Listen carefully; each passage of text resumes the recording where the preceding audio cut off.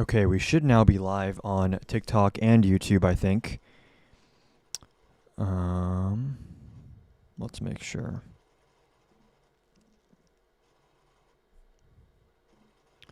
Okay, let me just drop this in the Discord. And if you are just hopping on right now, make sure you guys are double tapping the screen. What's the issue here? Okay, there we go. Now it's working.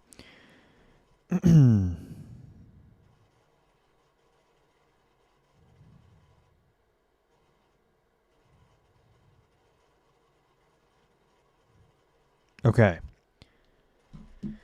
Hopefully we can get some debates today. What's up, Corey? Hold on. I know last time we didn't have the best of luck with debates, so we ended up just pivoting to some news stuff, but I'd prefer to do some debates today. I don't know if there's many people left in the MAGA coalition at this point who even want to talk, but if there's someone out there, let's try to find them today. The state of Virginia and New York City is making it easy for the GOP at midterms. You think the GOP is going to have an easy time in the midterms? Is that why they tried redistricting? Is that why Trump is desperately trying to interfere with the results? Is because they're going to have an easy time? He's not the most corrupt in modern history. He's the most corrupt in U.S. history. Yeah, Josh, I think you're probably right about that. The reason I say modern history is because some goofball is going to hop on here and be like, actually, in 1732, this one politician who you've never heard of did this one thing, and like adjusted for inflation, it was more than this. I think you probably are right that it's the most in history, but for the sake of simplicity, I just say modern history, like 21st century for sure, at least. Haven't the Dems redistricted too? Yes, they redistricted in response to Texas redistricting. So yes, we shouldn't tie our hands behind our back if one side wants to try to cheat. Worst so-called president ever. Why did anyone vote for him? Because prices were high. I mean, you could ask the same question of any MAGA person who thinks Biden is the worst president ever. Why people vote for Biden? I mean, I guess you guys never even accepted that he won the election, so that's probably why. Oh, what's up, Desiree? Because they drew it with... because they assumed they were going to get the same margin with Latino voters that they got in the 2024 election. Now, fast forward to today, and Trump's entire base of support is just atrophying. He's losing young black men, young Hispanic men. He's losing suburban voters. Pretty much every, low propensity voters. Anyone who was part of that coalition that carried him over the finish line in 2024 is no longer part of the equation, which is another reason his approval rating has fallen off a cliff. What part of his immigration policy is cruel? When people show up to a port of entry to seek asylum in the United States and they get shipped off to a foreign slave labor camp, maybe I'm crazy. That's kind of cruel in my opinion. That's just me though. I don't think we should be sending legal asylum seekers with no criminal record to foreign slave labor camps where they're going to be tortured. Not good in my opinion. All eyes on traffic over Iran. Yeah, something's going on in Iran. It's funny how he ripped up Obama's nuclear deal in the first term, and he was like, oh, we shouldn't be negotiating with these people. And now he's like, if they don't negotiate with us, we're going to start a war with them, which is like, why would Iran ever trust a deal with Donald Trump? Why would any country trust a deal with Donald Trump when he is known for, if he wakes up on the wrong side of the bed, the deal no longer exists? Whether it's like tariffs or trade, whether it's like the Iran deal, he just flips on a whim. There's no underlying logic. Hey, how old are you? 38. And do you support Trump? Absolutely. Okay, do you disagree with any of the prompts on the screen right now? The first one. You don't think that Trump is a threat to this country? Not at all. Okay. And you were incorrect on his approval rating.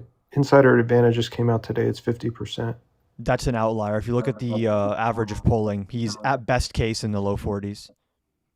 Averaging is incorrect when you do polling. No, you're supposed to average polls because you're going to have outliers based on differing methodology, right? That's why you have Real Clear Politics. That's why you used to have Nate Silver and 538's polling averages. You can cherry pick a poll for anyone that makes them look good. No, when you take the average of bad polls, you're going to have bad results. Just like the average polling averages weight them based on methodology. That's why they give them ratings from A+ all the way down to D. What's the rating for Insider Advantage? I wouldn't know off the top of my head. I'm sure you could It's look it up. It's an A. Okay, cool. It was the second most accurate poll in both the 20 Do and you want like 2024 a gold election. star or something? No, I mean, just you want to be found an factually outlier. correct. Well, No, no, it's you're cherry picking a poll that is something is more completely accurate is contrary not to an every outlier. other indicator we have on Trump's approval. There's a Actually, I reason agree these with you. people It's are an outlier panicking for being behind the the scenes. most accurate. There's a reason Trump wants to interfere with elections. If he was so popular, he wouldn't be worried in that way. So again, What do you mean he wants to interfere you with can pick elections? What are outlier you talking polls. about? You can pick outlier polls if you'd like, but it seems like you're in denial. That's an outlier with accuracy. You're right. On Because what basis? all the other polls on were what basis? incorrect. Okay, so the polls that you don't like are fake, and the one that you like is the only real one. Got it. Show me another more accurate poll that shows him like below. Go ahead. Below what? Below whatever. Like, show me a poll that was accurate that shows him below 45%. I'm gonna pull up the average of polling, which was accurate. Average of polls don't work. You understand? If you're incorrect, How do average of polls not work? because But one individual it's poll super- does work. What's the logic because there? because the logic is this: if Uh-huh. I say this poll was accurate in the last 4 elections, I'm going to weight that more than just a poll that's been inaccurate the whole time, i.e., Polling YouGov, averages were i.e., accurate last Ya- election. They showed Trump winning every swing state by 1 or 2 That's- points, which is it's- exactly what happened. It's just not. It's not correct, unfortunately. He didn't win every swing state Why by 1 would to 2 I? points. Why or he would I did? take? Why would I want to include an inaccurate poll? You only want to include polls that benefit your narrative and make Trump seem No, more popular than he I'm- actually is. I just told you I gave you the second most accurate poll. That's not how polling works. That because it was accurate one time, this means it's like the gold standard for the rest of I life. didn't say it was one time. What did I say? I said a 2020, 2024. Okay. So they have a track record of being accurate. Now, I don't Okay. want to include an inaccurate poll to Which now come up with inaccurate an poll are you average, referring because to? now I just have an average of Which bad inaccurate polls. poll are you referring to? Or you just don't like I just the mentioned average? YouGov is a perfect example of being inaccurate every Okay. single time. If you So just are look you here, saying that this Insider literally Advantage is weights the incorrect? Nate Silver polling average literally weights the Insider Advantage poll, which is 50-46, the Ipsos poll 38-60, the Rasmussen poll. Rasmussen is a right-wing pollster, which shows him with only 48% and 51% disapproval. You have YouGov, which is 39-56. Yeah, you have, YouGov. Veris- How accurate were they? Yeah, but notice how you're cherry picking one you don't like and one you do like and acting like No, nothing else I'm exists. not. So give me This the is called what was the most statistic- accurate poll? This is called statistical noise. The average of Trump's polling right now is 55% disapproval and 41.4% approval. You don't know anything about statistics, unfortunately. hate to I break literally the have an bad news to you. economics degree and have taken Okay, multiple so stats then if I classes. give you If shitty you data are and cherry I picking added that in, one so data let me point, give you it for just doesn't example. make sense. If I give you incorrect data, if I give you I'm not saying incorrect it's data, incorrect, is I'm that saying you're gonna cherry picking. Is that going to skew your average? Say it again. I'm just asking a question. If I give you incorrect data, What does then incorrect you- data mean? Define that. just it's not inaccurate. Just say it's been accurate. How would for you a know very long whether it's time. accurate or inaccurate? What are you comparing Based on it the to? history of that data's success? Okay, so if I give you inaccurate What's the data, history of approval rating data success?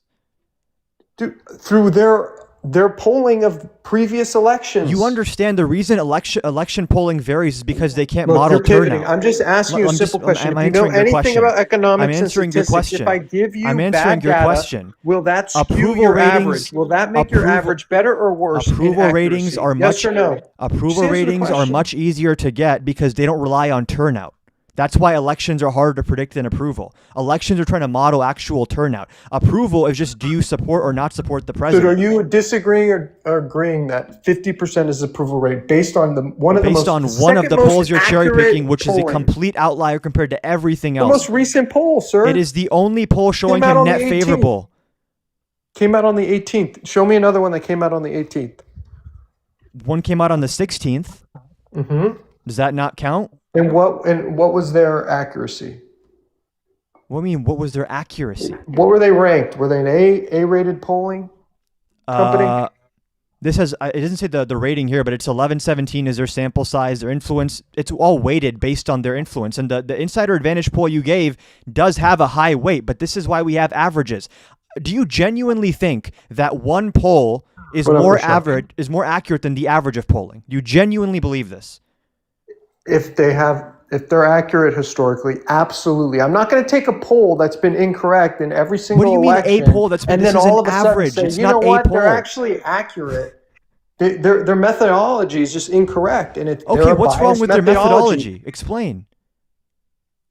However, they've been running polls previously. Their So you don't even have methodology an is actual issue with obviously the messed methodology. You up. just don't like polls that show Trump doing No, bad. no, no, no. Got it. No, Got it. I'm looking at their history. I never said I don't like a poll just based on Trump's You're approval saying rating. you have an What I'm issue with the saying is I have methodology. to look What at is your history. issue with the methodology? I have to look at history to determine if they've been What is your accurate issue with previously. the And if they haven't been methodology? accurate previously, I don't want to take bad data What and is put your an issue average. with the I'd rather take the methodology? top 3 accurate polls and then What come is up with your an average issue with the versus a methodology? top What is your issue versus with the taking methodology? 10 poll companies and averaging out bad data. What is your Do you issue know, with do you the know that? You understand methodology? what I'm saying, right? So if I have 3 accurate data points, right? I'd What is rather your take issue those with the 3 methodology of the over poll? 8 bad data points. Does that make sense? Just so I can say I have What an is your average. issue with the methodology of other polls that Insider Advantage is the only one that doesn't have those issues? You No, have no, to no. give me I something of don't have an substance. issue with their methodology. What I You do have literally an just issue, said they have bad methodology. People yes, watching on based YouTube can on rewind and hear you yes, say that. based on their results, they obviously have bad methodology. You're talking about election because result they've polling, been not approval incorrect. polling. So why would I You're assume talking that about they're better election at? polling, not approval polling. They're very, very Why different. would I assume if they're You bad hear at the words election coming out of polling my mouth. why would I assume if they're Bro. bad at election polling, Dude. they would be good at You don't need approval to have polling? such strong If they're TDS. bad You at don't, one poll, dude. they're probably bad at another. Can we just tone down the Trump devotion syndrome and you It's answer not a single devotion. It's just a silly single that question? you would take an average of someone that's A been single incorrect question. every day. Number It's like one, the weather, right? If a number weatherman's one, wrong number yesterday, one, you why would never I gave an believe him example, today? dude. Can you calm down? Are you here to give a speech or have a conversation? Just relax. It Okay? just doesn't make sense. Number when one, you're like, give me an issue with their methodology. There's margins of error. There's going to be variation. And then number two, explain to me how a approval poll is in any way similar to an election poll. Those are very different. Election polls have to model turnout. Approval polls have nothing to do with turnout. their methodology obviously doesn't work, or they would be accurate in their previous polls. Okay. Now, Insider Advantage It was the only has been accurate one, according to accurate you. for a very long time. So if it's 2 separate things versus one is election data polling and one is approval rating polling, Yes. I Can would you have to why would determine, one election because poll one be more is, accurate than the other? Let's see if you even I understand would how this have works. to say Why? the person that's accurate on voter turnout and voter approval would be more accurate on approval rating than the ones that have been incorrect about Explain voting. to me what's in common between approval polls and like election polls, where election polls are trying to model turnout across The best candidate. across different geographical areas, and the approval candidate ratings they are just looking at support. the sentiment of people in general about the The president. candidate they support. What? The candidate they support. So if they still support Trump, that's considered approval. If they support Trump over Harris, that shows that there's support for Trump. It's just they've been incorrect and their biased polls. Unfortunately, Who's have they? because Who are you saying that Insider I Advantage was gave the you a only perfect correct example. pollster? YouGov. YouGov has always skewed towards the left, and they have not been accurate. Okay, And Rasmussen and has Nate always Silver skewed has only towards been the right, accurate and they once. even show Trump with a net negative right now. You know Nate Rasmussen, Silver right? Rasmussen's been off. It's never accurate. It's a just right-wing because they're- pollster, though. My point It is, you doesn't can't just matter. characterize pollsters and write them off because you don't like the results they showed once. But that's why I didn't bring up Rasmussen, because I believe they're not an accurate polling. Well, they're one of the polls, and if you want to have an accurate idea, you Were have to they in the top average the 3? polls. Not if they're inaccurate. I don't want to You take have bad data. to, Why you would have to you want actually to take explain bad why data? they're inaccurate. You can't just stay as a matter of fact they're inaccurate. Based on their history. Just like I gave you a perfect example. If you're a weatherman and you're incorrect about the weather for the last week, why would It's I not assume that you're comparable correct at today? all. It's the same thing. Weather patterns are not comparable to polling. I don't know what you're... I'm just giving trying to you an argue here. analogy. I'm just giving you a point that if you're inaccurate for the last 8 years, I just why looked it would up. I assume that Ipsos you're was gonna one be of the most accurate? accurate pollsters in 2024 as well. It was only off by like 1 point on average in the swing Who was states. the most accurate? Not the most, one of the most accurate. Many pollsters were pretty accurate, actually. If you looked at the polling averages before the 2024 election, all of them showed Trump up by 1 or 2 points in all the swing states, which is virtually exactly what happened. This narrative that all the pollsters showed Kamala winning by a landslide the day of the election I never is said not landslide. true. Is Did not I true. say landslide? When I'm did I say addressing the landslide? narrative. Is your name Narrative? Well, you're talking to me, right? Or are you talking to the It feels chat? like I'm talking to an avatar for Trump devotion syndrome because you It has refuse to nothing to engage. do with that. You're just you refuse to what- engage with anything I I've said in brought this up a conversation. simple. I just brought up a simple poll where Trump is leading, the second most accurate poll over the last 8 elections. And I just brought up the polling And average, which takes he's that at poll into account, and that 50%. poll is an outlier. And you're taking That and you're poll is an talking about outlier. an average That poll of is an outlier. polls that have historically That horrible poll is an outlier. success. That poll That's is an the outlier. difference. That poll is an outlier. Second most accurate poll, bro. It's an outlier. And Trump is not a threat to the country. He's doing a is. great job. He is. 2%, 2.4% inflation. Oh, I Stock was market's waiting doing for great. someone to bring up this Wages point. are I was outpacing waiting for inflation. someone to bring up this point. The 2.4 number, that's year over year, right? It's not the month over month number. That's a good No, how inflation is that number. calculated though? What's missing from that calculation? If you want to talk about the CPI, let's talk about it. So where do you think it should be Can right you answer now? that question? Where should you So you should it can't be? answer that question. I'm not going to answer Is yours that then. better than what we had in the previous 4 I'm years? asking you, what is the I'm issue? just asking you, is what it is the better issue? than the previous 4 What is years? the issue with how this CPI was calculated versus other ones? This is a unique number we got recently for a very specific reason having to do with Trump. Why is this CPI like a little bit less accurate? Do you know? It's not inaccurate. I said less accurate. Why do you go to Oh, extremes with everything how I say? less accurate is? Go ahead. How less No, you accurate brought do you it think up, so is? tell me. No, you brought it up. I said 2.4 No, is a you good brought up inflation number, 2.4%. and then you said it's less accurate. So prove why. So tell me why it's less accurate. You should know the data you're I referring didn't. to I if didn't you say it bring was it less up. accurate. No, but you said it brought was up the less data. accurate. So Yeah, you and I said consistently 2.4 bring up data inflation points is a and you good have number, no and idea you're what they mean or how to disagreeing. You're analyze saying it's them. less accurate. So You consistently show me dude, evidence that it's just- less accurate. First of all, relax. That's Second your of all, claim, First of not all, relax. mine. Okay, just take a deep breath. You keep bringing up data points, but then you have no ground to stand on when I ask you one clarifying question of what does this show and what does this actually mean? How do they get this number? You understand the CPI numbers we have right now, we're not able to take into account any of the increase in the price level in the entire month of October and half of November. So we have why an is that? improper, because of the government shutdown. Yeah, but we already got January's numbers. Okay. The year over year is Yes, not you're just about talking about the January. year. You understand Yes, that, right? But the You Democrats shut understand down we're the looking at government. like 10 and a half months of price level increases over a denominator of 12 months. And if you actually look at the month over month and the increase in the rate of month over month inflation, it indicates we're probably closer to 3%. Especially if you take that's into inaccurate. account, that panel 4 of the housing price level that they analyzed was not even measured since last February or last March, actually. Rental So that prices wasn't are even down. taken into account. Sir, rental prices are down nationwide. Based on what? There's 6 panels for that, right? So what do they do for panel 4? CoStar. You can look at CoStar. Can you answer a that single data. question I asked you? I just answered it. It's rent prices are going down, and it's based on CoStar data. One of the most accurate data. They're You're the not largest pivoting from the government numbers to some multifamily. private That's organization? data. It's a private I'm just asking, company. are you not pivoting from the government numbers from the BLS to like a private estimate? Well, you're saying that we don't have all Are the most you accurate able data. to answer so CoStar questions? does Do you have the speak most English? accurate- Hello. I'm giving you a data point. CoStar has a You're report. just spewing random stuff. You're not addressing a Do you single know point what I've made in this CoStar is? entire conversation. Wait, no, I'm asking you a question. Do you I'm know not going what to CoStar answer is? any of your So questions don't because know you what haven't answered any CoStar of is. mine. You don't know. I'm what not it going to is. answer any of your questions if you So don't then answer you- mine. You never answered us. Okay, he left. He ran away. What is this, bro? What is this? Maybe I missed it, okay? All my stats classes were probably just liberal brainwashing. Apparently, to everyone here in MAGA, apparently one poll is more accurate than a polling average. This is news to me. This is news to me. Wow.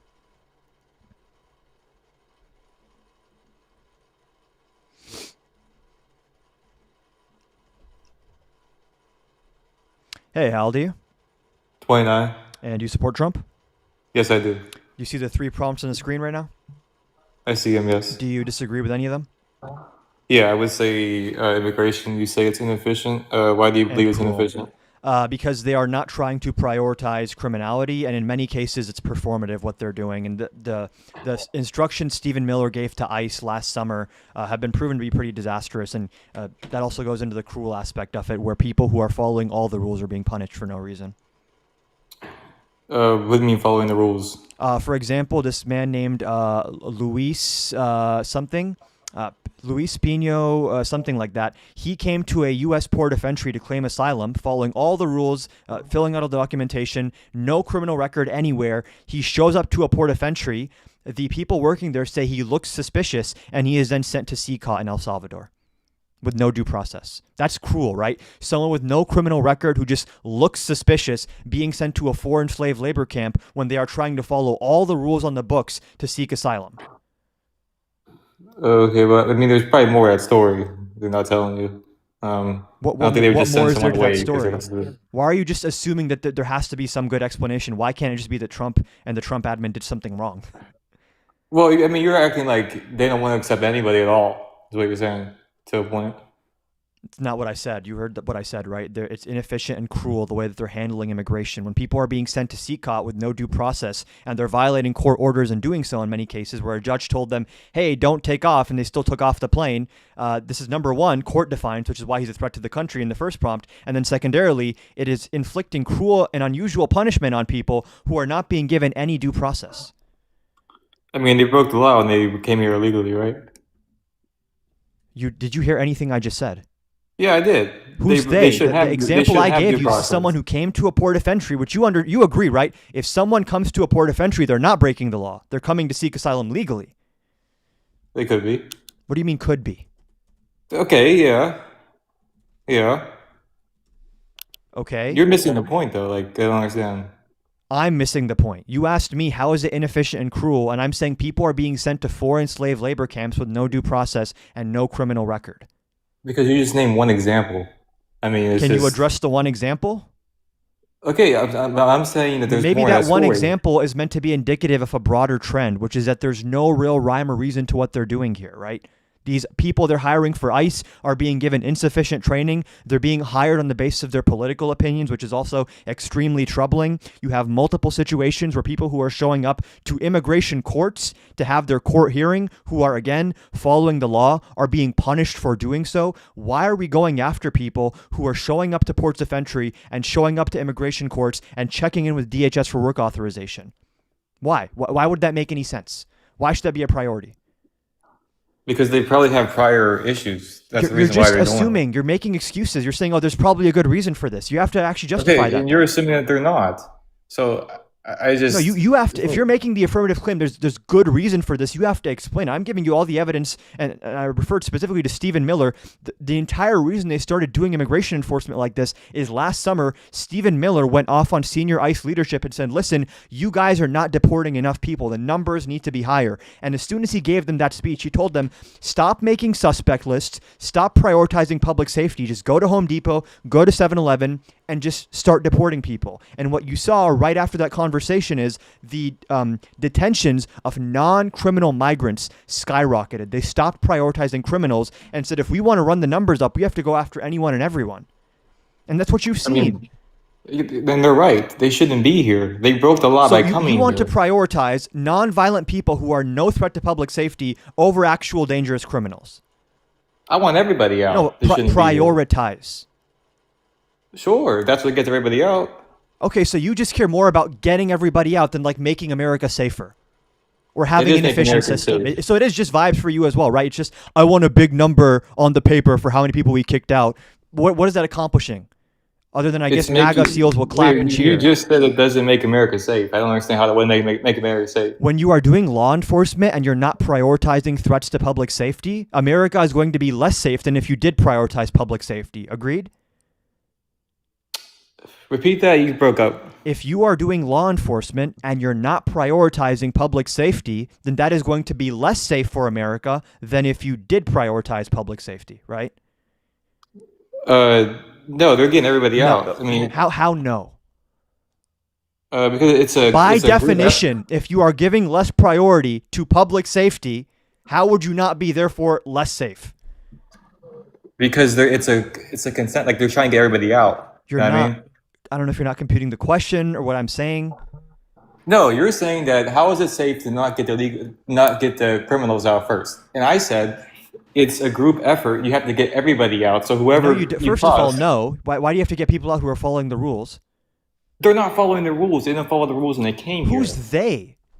The people who I cross gave the you border. examples. People who show up to immigration courts and ports of entry. You agree, Okay. someone who is showing up to an immigration courthouse or a United States port of entry at the border, they are, for all intents and purposes, following the given pathway for legally working within our immigration system, right? They're not hiding. They're presenting themselves and filling out paperwork. Oh my, you're missing the point. The reason why I think because you're missing everything here. they should- Why can't you don't address have that? this? Okay, why don't you have this type of rhetoric Why towards can't you Americans address who are that? treated unfairly? Why can't 'Cause you that's why address that? That's why your party lose elections. Why can't because you guys address stick up- that? You haven't addressed a address single what? thing I've said. I have the whole time. You're missing the No, main you've point. just They said shouldn't like, have been here haha, in the bro, first you don't place, get right? it. You don't get it, bro. Haha. Like, can you actually Because- say something of substance?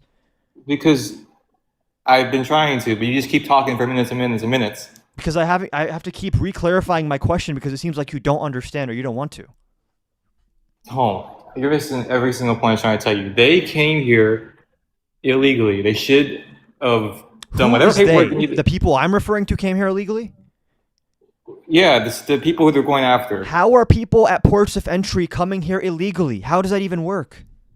We don't care about the ports of entry Then why are they sending people from ports of entry to CCOT? because they shouldn't In be there. violation of court orders, defying our judges and doing so. Why? The judges don't matter. The president makes all the rules. Okay, so you don't believe in the U.S. Constitution. You actually hate the United States.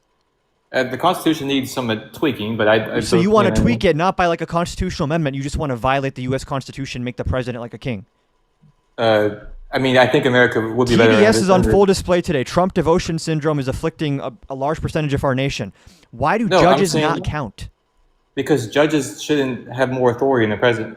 What do you mean more authority? They have judicial authority. They can interpret the law. If the president's breaking the law, they can put an injunction or a TRO on that, right? Right. That shouldn't be allowed. It shouldn't be allowed for judges to do their job. It shouldn't be. They shouldn't be allowed to overrule presidents' wishes. What if the president does something illegal? Who's going to stop him? Such as what? Such as violating people's due process rights? I mean, he's the leader of the country. He can do what he wants. Right, so you're saying people's constitutional rights can be violated if the president feels like it, right? They're not American citizens. Who cares? I'm going to ask you again, it doesn't matter if you're an American citizen. It's not what the Constitution's even about. It regulates the behavior of the U.S. government in relation to citizens and non-citizens. Then fine, yeah. Because like I said, if you try to do this in Okay, any so other country, you just want Trump to be basically like an authoritarian leader and you don't want the courts to have any power. Just admit that. I'm glad you're at least somewhat honest because most Trump supporters agree with you. They don't want the courts, they don't want the Congress to have any legitimacy. They just want Trump to be the God Emperor of the United States. Just admit that. Constitutional rights, who cares? Courts, who cares? If Trump wants to ship you off to CCOT, despite you following every rule on the book, then he gets to do so. Just admit it. I think it'd be better under authoritarianism. Yes. Okay. Why do you not believe constitutional rights are important? I guess I'll ask you, why do you hate the United States and what it was founded on? I don't, but You do. It was not founded. Hold on, the- you do. Just said you already said America's not meant to be an authoritarian country. So by saying you want authoritarianism, you hate the United States. Now, explain why you hate the United States in that way. Why do you not like people having freedoms and rights? We do have freedoms and rights for No, Americans. but you don't want that, right? You want authoritarianism, which is going to necessitate like illiberal governance and like stepping on people's rights to advance the political agenda of the authoritarian leader. Because the Constitution was written 200 some years ago. You know what I mean? You're just giving me like a duration of time. It's not an argument. I'm going to ask you again. Why is authoritarianism superior Can I to finish having what I was like, going to rights? say? I was going to answer the question. Please. The Constitution was founded 200 some years ago, right? It needs tweaks and justification and whatever. But you didn't want to set the Constitution on fire. You don't want to tweak it. Oh. You're saying authoritarianism would get rid of the entire Bill of Rights, right? Yes, but it also made the country safer. Except not safer from government tyranny. Yeah. So you don't mind government tyranny. Define tyranny. You'll deep throat the boot. You'll lick it. You'll do whatever as long as we get rid of constitutional rights. Like, what is the end here? What is the goal? A safe America? How do you define safe? Because you're saying safe has nothing to do with like people's rights being violated. I think if someone's a U.S. citizen or resident or whatever, and they're expressing their right to free speech, for example, and they're then put in handcuffs for expressing their opinion, I think that's not safe. I mean, it happens in other countries like Russia. Is that a good thing? Russia's a great country. And their suppression of free speech is great as well? Yes. Why? Because not everybody should be able to say some crazy things that they say. So if my guy wins the next election and I say, hey, you should indict, what's your name, Chris? Is that your name? Chris Michaels, yeah. Yeah, Chris Michaels, you're going to jail because I don't like what you said on my TikTok live. That's cool with you? Lit? Fun? Yeah. So you wouldn't mind if you were jailed for expressing your opinion. So you know what? This is based. I love this. Yes. Okay. I mean, if you have some kind of weird, I don't know if it's like a fetish or you want to be humiliated or dominated or what, I think most people believe that some semblance of constitutional rights should be protected by our government. You should have the right to free speech and free assembly and due process. Right to bear arms as well is important. If you think none of that is important, then you have to admit the reason I support Donald Trump is because I hate the founding principles of this country. You don't have to hide from I'm gonna be that. honest. I'm gonna be honest with you. I'm from Russia. I don't live in America. I'm just trolling, bro. Are you just trolling or you just don't have anything else left to say? No, I'm really from Moscow. I don't live in America. Okay. Is there anyone out there who would like to just have a calm, good faith conversation where they are able to address any point at all?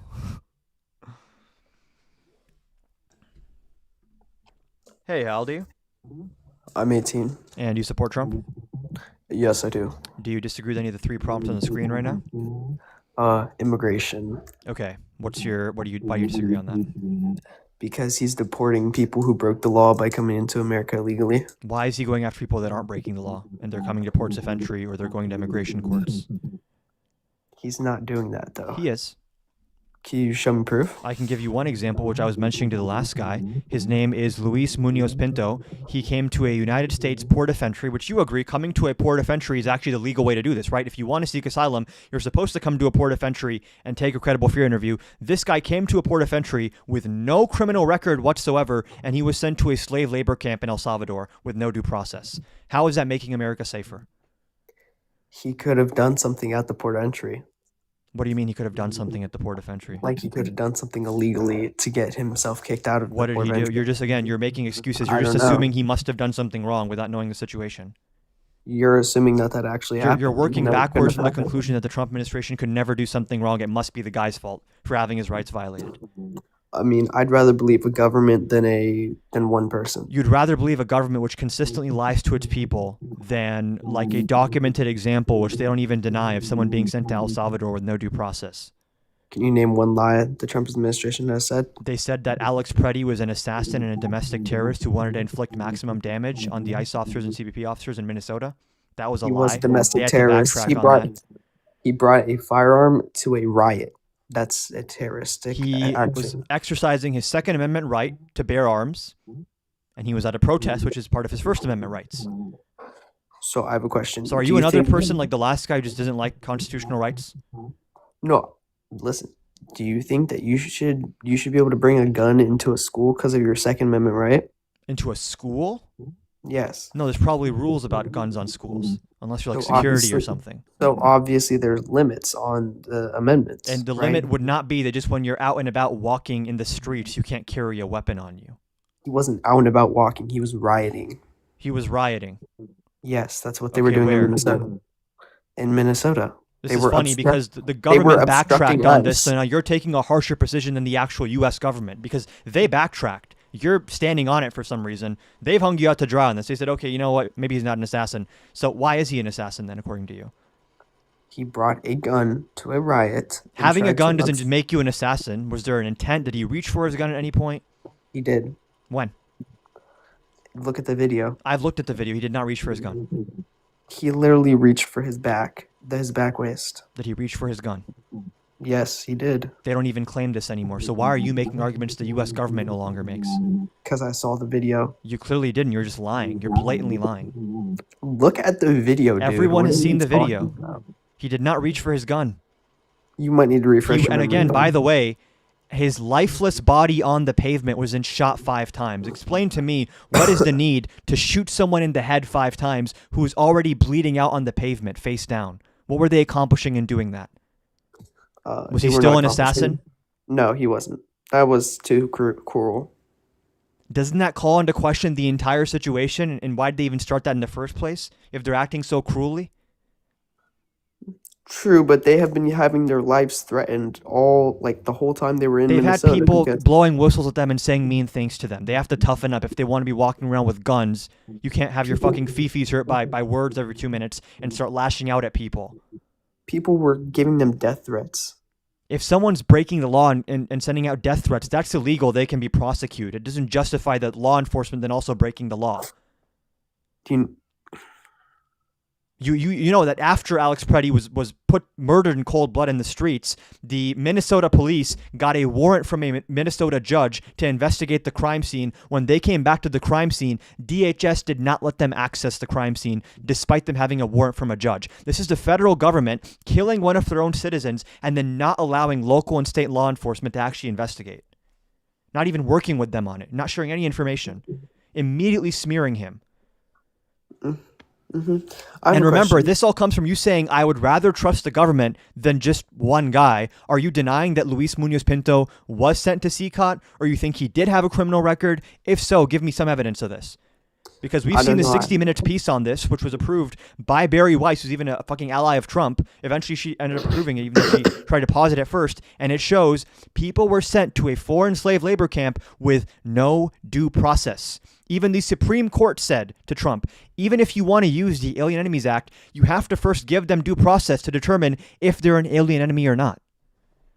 It's not a slave labor camp. It is a criminal holding It's immigration. a literal torture camp.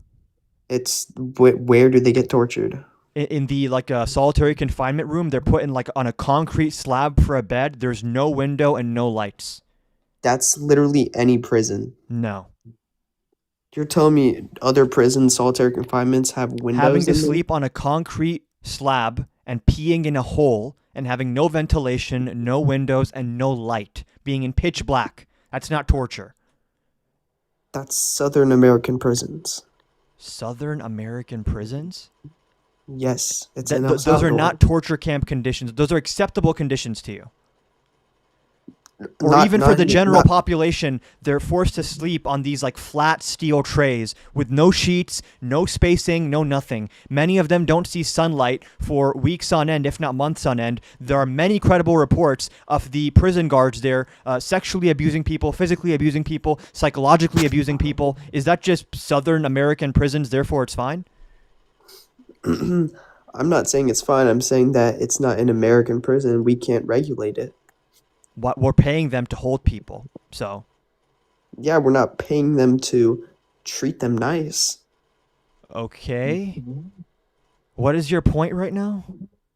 They don't need to treat them right. That's not Okay, what so we're just to be paying them clear, for. you're saying to me, someone with no criminal record who is trying to follow all the rules, coming to a U.S. port of entry, you're okay with that person being sent to CCOT with no explanation and no due process? Well, still, you haven't shown any Yes or proof of no? this. You haven't shown any proof of this. Just look up Luis Munoz Pinto. This was covered in the 60 Minutes episode that came out a couple weeks ago as well. This is not like some hidden secret. You still watch 60 Minutes. Yeah?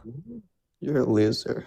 That's your argument now? You have nothing else? You're a loser. I don't like that show, actually. No. That's it? That's all you have left? No, it's Nothing not. of substance? Can we talk about Renee Good? Nothing of substance? Yes, I do. You just I'm want about to tell you pivot now to something. something else?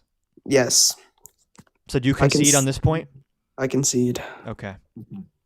Now let's talk about Renee Good. Come Okay. on. What do you have to say about Renee Good? So, do you think she was rightfully killed? No.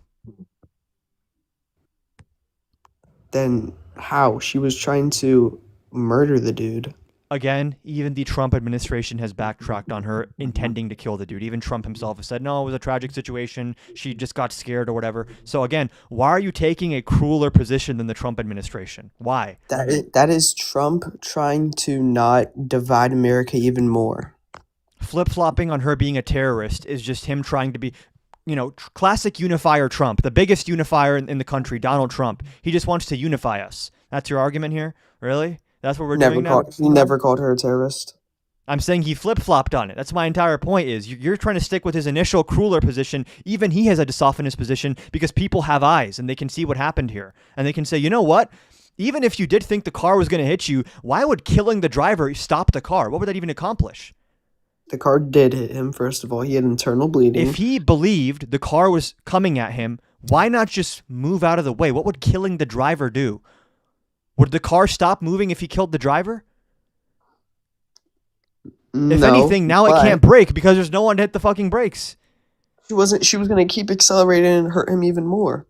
You're just making up assumptions you have no evidence for. You're just lying. No, it's me saying if he didn't kill her, she would have kept accelerating and maybe She was trying would've to hit- leave. She was trying to hit him. You First have of no all, evidence of that. look at the video. Look at the video the dude recorded. After he got hit, he literally got like First, she flung back. reverses. What does he do while she's reversing? Do you know? Tries to make her stop so that they can pull her What out does of the he car do and while arrest she's her. reversing? He positions himself more in front of the car, continues Mhm. recording, and switches the hand he's recording in to free up the hand to reach for the gun in his holster before she's even shifted into drive. It was premeditated. He was looking for an excuse to shoot her. The shot that killed her, by the way, is not the shot that came in through the windshield. It was one of the two shots that came in through the driver's side window from the side. Now, if someone wants to make a ludicrous argument defending this, even that ludicrous argument would only justify this first shot through the windshield. What on earth would that officer be accomplishing shooting through her driver's side window? Because those are the shots that killed her. She was. What trying was the to- threat when he was shooting the second and third time when he was fully perpendicular to the car? What was the threat there? She was trying to leave a crime scene. I thought you said she was trying to kill him. Yeah, she was trying to kill She was him. trying to do both. And then after the attempted murder, it's a crime scene, and she was trying to leave. She was trying to flee. This is a cute fan fiction. I need some evidence for literally any of this. You think that this like Look soccer at mom the- with stuffed animals in her car was like, today's the day. I'm a fucking domestic terrorist now. Really? That's what those crazy people in Minnesota are like. So you just like generalizing people that disagree with you politically as all being terrorists as some kind of excuse to kill them. No. You're very much in line No, with I'm MAGA. I'll saying- give you that. I I'm wish not, we had I'm not this even MAGA. thought process on January 6th. I'm not even MAGA. I'm just a Republican. You're a MAGA apologist. I don't care if you're a Republican, but you call yourself independent. You're apologizing and making excuses for the U.S. government killing its own citizens twice now. She, as I said, she was trying to leave the scene in which she tried to kill somebody. So of course he's gonna try and neutralize her. Okay, where's the proof that she intended to kill him? Because She you're not literally even went making the. into the- It's funny. You Oh could my have made God. the stronger argument, which is still a weak argument. You could have made the stronger argument saying, well, the police officer thought his life was at risk. I don't think that's even true. But you're going one step beyond that, saying, no, forget the police officer's interpretation. Renee Good intended to kill him. You need some evidence for did. this. Literally, bro, look at the video. She tried to ram her car into him, and she Hold on. succeeded. We saw the car move. You're inferring intent. I need some evidence for this intent you've inferred. She hit him. That's the. I'm not that's asking the you what evidence took place in the video. What's your proof of the intent? How do you know she wanted to kill him? that Where are you she- getting this from? That she pressed down on accelerate in her car. That's not proof of intent. Yes, when she put her foot down on Do you the know what intent accelerator, means? I'm not asking you the action she took. How do you know Intent what her means- intent is in taking the action? Intent means the want to do something. What Okay, they were and you're saying trying she to do. wanted to kill him. Yes. Where's your evidence of this? She rammed I'm not 1,000 asking about the 3,000 movement pound pattern of her car car. Where is your intent that she wanted to kill him and not just run away? Why would this oh my random God. soccer mom with stuffed animals in her car randomly decide, time to catch a homicide charge, LOL, after dropping she my was kids off at obvious- school? She obviously had mental health issues. Look at her in the video. She looks like a crazy person. The guy who killed her is not a crazy person, though. For standing like a doofus, haha, liberal, I'm recording you in front of her car. Oh, the car's moving. Like, that's not the crazy person. The woman who is panicking and scared because a bunch of men with guns are walking up to her, she's the crazy person. The government look goons scared. with guns, those guys are just law and order. They're fighting hard. They're really good guys. Is that the argument here? They are, but she didn't look scared in the video at all. So you can't just make that You think up. she wasn't scared? Look, so look in the far, video. Did she look scared this to you? mother who just came back from dropping her kids off, this guy expects us to believe it is more reasonable to assume that on a whim she decides I'm now a terrorist rather than, oh my God, I'm scared, I'm going to drive away quickly. You unironically believe that's the more likely outcome or explanation rather. Really. Yes. She didn't look scared Okay, at all. again, she was this is our obviously third case of thinking that TDS, out. Trump devotion syndrome. They will Oh my contort God. themselves into the twistiest pretzel you've ever seen to make excuses for this administration. It's so sick and pathetic. And by the way, Why were they not cooperating in the investigation afterwards? You know how we could prove which one of us was right? Investigating it. Why in both the death of Renee Good and Alex Preddy is the federal government refusing to cooperate with local law enforcement in investigating these deaths? Because That is not normal. They don't have to. It's not a matter of if they have to. Is it okay to do that? It's unlike these Because even if you think circumstances. that she was in the wrong, why the fuck not investigate it? What are they going to investigate? They already have the videos. They Speak already to know what witnesses, happened. evaluate the crime scene, look at her autopsy, see like the entry angle of the bullets, interview the perpetrator and surrounding officers and witnesses. There's a process to investigating, and same thing with Alex Preddy. Why are they, instead of investigating the officers that pulled the trigger, why were they investigating her wife? If you don't see that that's gross and disgusting, I don't know what planet you're living on. It's like you want our Listen. government to oppress people. You're like, yes, I love it. Listen, I think that the cop who shot her to save his life was justified. How would it But- have saved his life? If I grant your stupid premise that he wanted to save his life, which I don't, but for the sake of argument, I'll grant it, how would shooting her stop the car? Okay, tell me, if there's a Can you answer that? 3,000 How is he saving his What? life by shooting her? by making once he shot her, her foot got off of the accelerator because there was no power going down there, which means Once he shot her, she couldn't take her foot off the accelerator, which is why she ran into a car. she didn't run into a car, she ran into a lamppost. No, she hit a car. She hit She the hit back a of a car that was lamppost. parked on the curb. Hit a lamppost, but it's okay. Why do you insist on just, first of all, being so bad faith, and second of all, making stuff up? I look at the video. I have looked at the video. Everyone here has looked at the video, and everyone can see that you're either lying or have no clue what's going on. So I'm going to ask you again, if you admit, at least, that her foot stayed on the accelerator because she was shot, how would that have saved the officer's life? And furthermore, why would the officer put himself in the line of the vehicle? Can you tell me where federal officers, local officers are taught that while a car is reversing to do a 3-point turn, stand in front of the car recording on your phone like a fucking vlogger? I'll tell you why he did it. If he was did it. concerned for his life, why not just fucking move and take 2 steps to the right? I will answer both your questions. Please, yes, go ahead.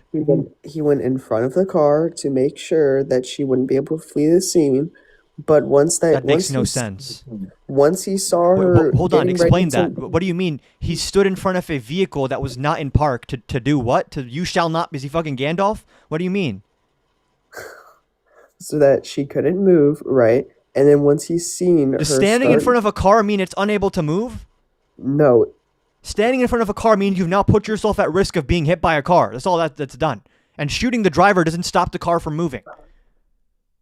you're not like It's just not a it's good. coherent argument. You're so That's good. desperate to make excuses for this personal police force of the president who are a joke. They're not being trained enough. We have leaked memos from DHS. They are hiring people who are conservative men. They're specifically hiring people based on whether or not they like Trump. If you don't see an issue with a paramilitary force that is hiring political supporters of the president and then sending them almost exclusively to wreak havoc on blue cities and states as a fear tactic and oppressing our citizens, violating their constitutional rights, a judge recently said that in the month of January alone, ICE has violated more court orders than some agencies have in their entire existence. It is a lawless, oppressive organization. And all you can say is, oh, well, I think he was trying to kill her so the car would stop moving instead of just moving out of the way of the car.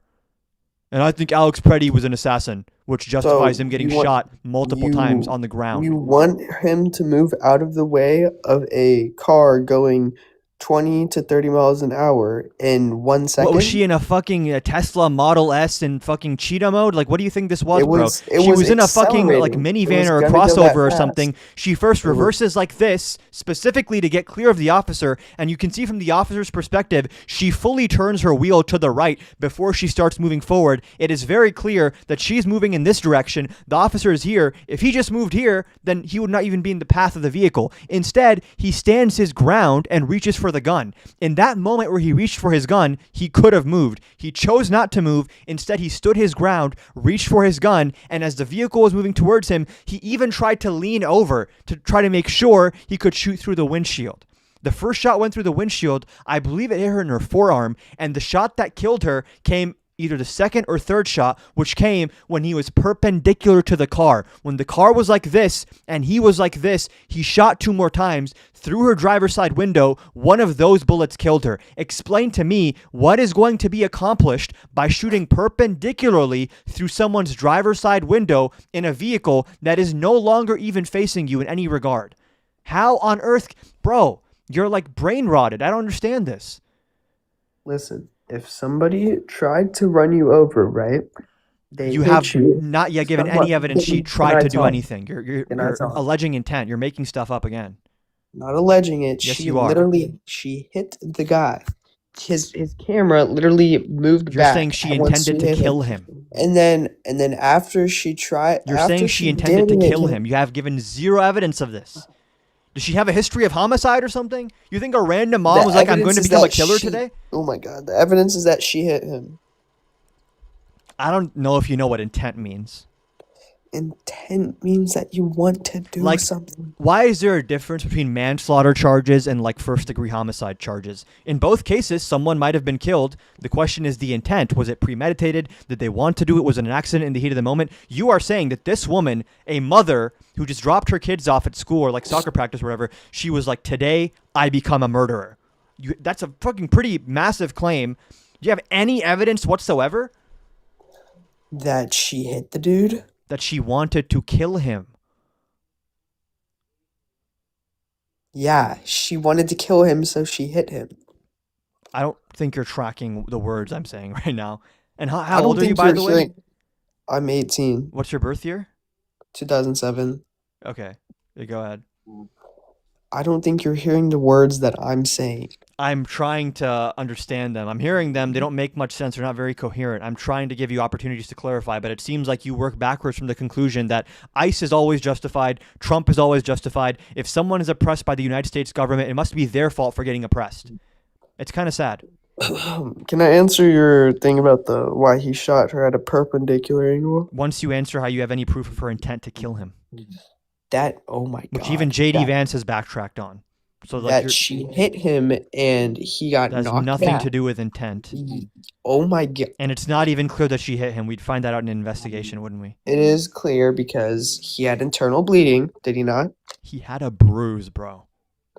He was internally These bleeding. people are such snowflakes. This mother, she gave me internal bleeding. What actually happened? I wanted to kill her. I kind of stood in front of her car to get a good shot on her, and now I have a slight bruise, allegedly. Bro was walking around hunky-dory after the shooting happened. This idea that he's like, oh, the agony, I survived this terrorist attempt on my life by this random mother who was just scared trying to get away. You live in fucking La La Land. You're making stuff up, and you can't substantiate any of it. And I by can. the way, again, all these claims you're making, what was her intent? Did she or did she not hit him? That would be determined in an investigation. And the federal government refused to cooperate with local and state authorities on an investigation.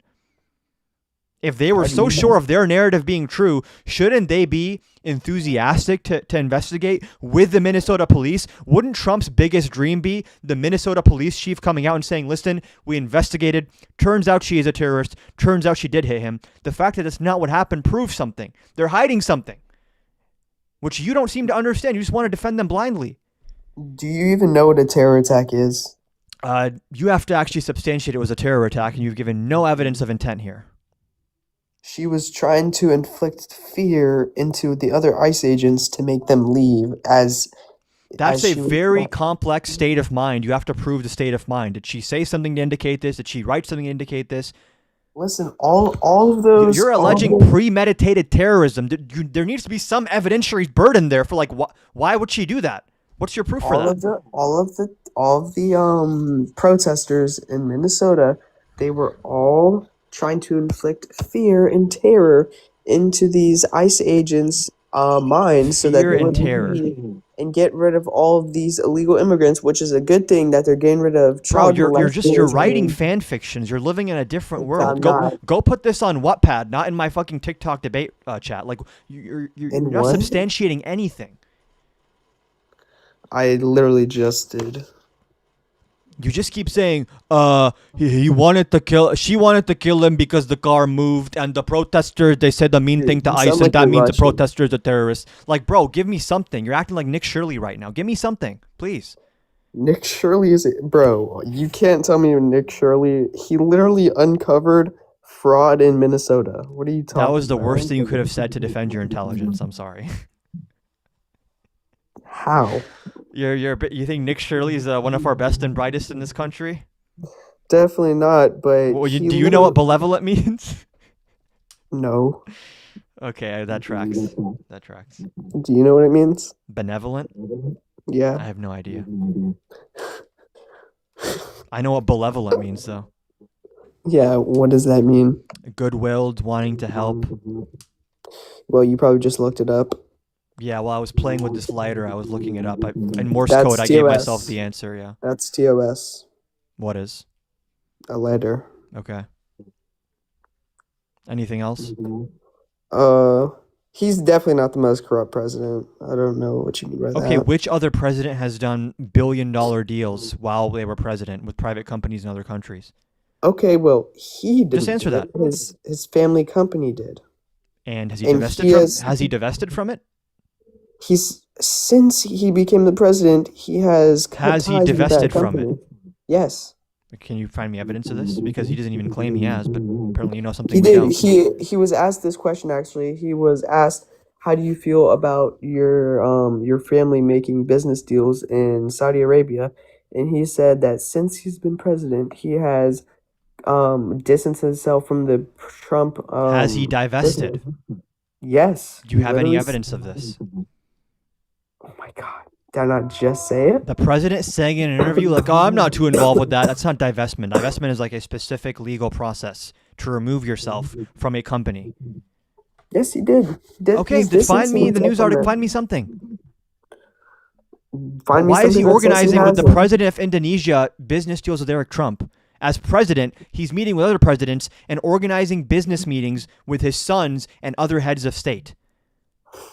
There's definitely been worse presidents than Trump. Give me another president who engaged in billion-dollar corruption schemes using the power of the presidency. Just give me one.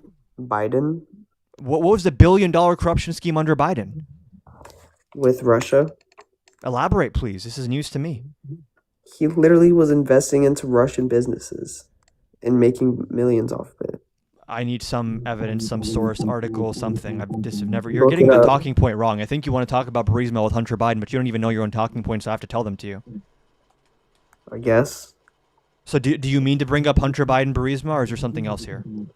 Oh yeah, did Trump's Yes or no? son was what? Yes or no? Is that what you meant to bring up? Was that supposed to be the talking point, Hunter Biden Burisma? Yeah, that's what I meant. You understand that has nothing to do with Joe Biden investing millions into Russia? So then, Do you understand Trump's- So listen then. Do then you or do Trump's you not business- understand that? Then Trump's business Do you or do buying you not stuff in understand Saudi that? Arabia has nothing to do Do with you him. or do you not understand that? Yes, so that means that Okay, so then Trump's- why are you making So- shit up? I didn't. You meant to bring up the Hunter Biden Burisma story, which is the common talking point from the right on Joe Biden being corrupt. And you described it by saying Joe Biden was investing millions into Russia while he was president. The same Joe Biden who put sanctions on Russia was also somehow engaging in financial transaction with Russia. This is news to me. I don't even know how it's possible. It is. Okay, show me. How do you want me to show you? Give me an article, something I can Google. I have my computer in front of me. Look up Biden in Russia. You're trolling.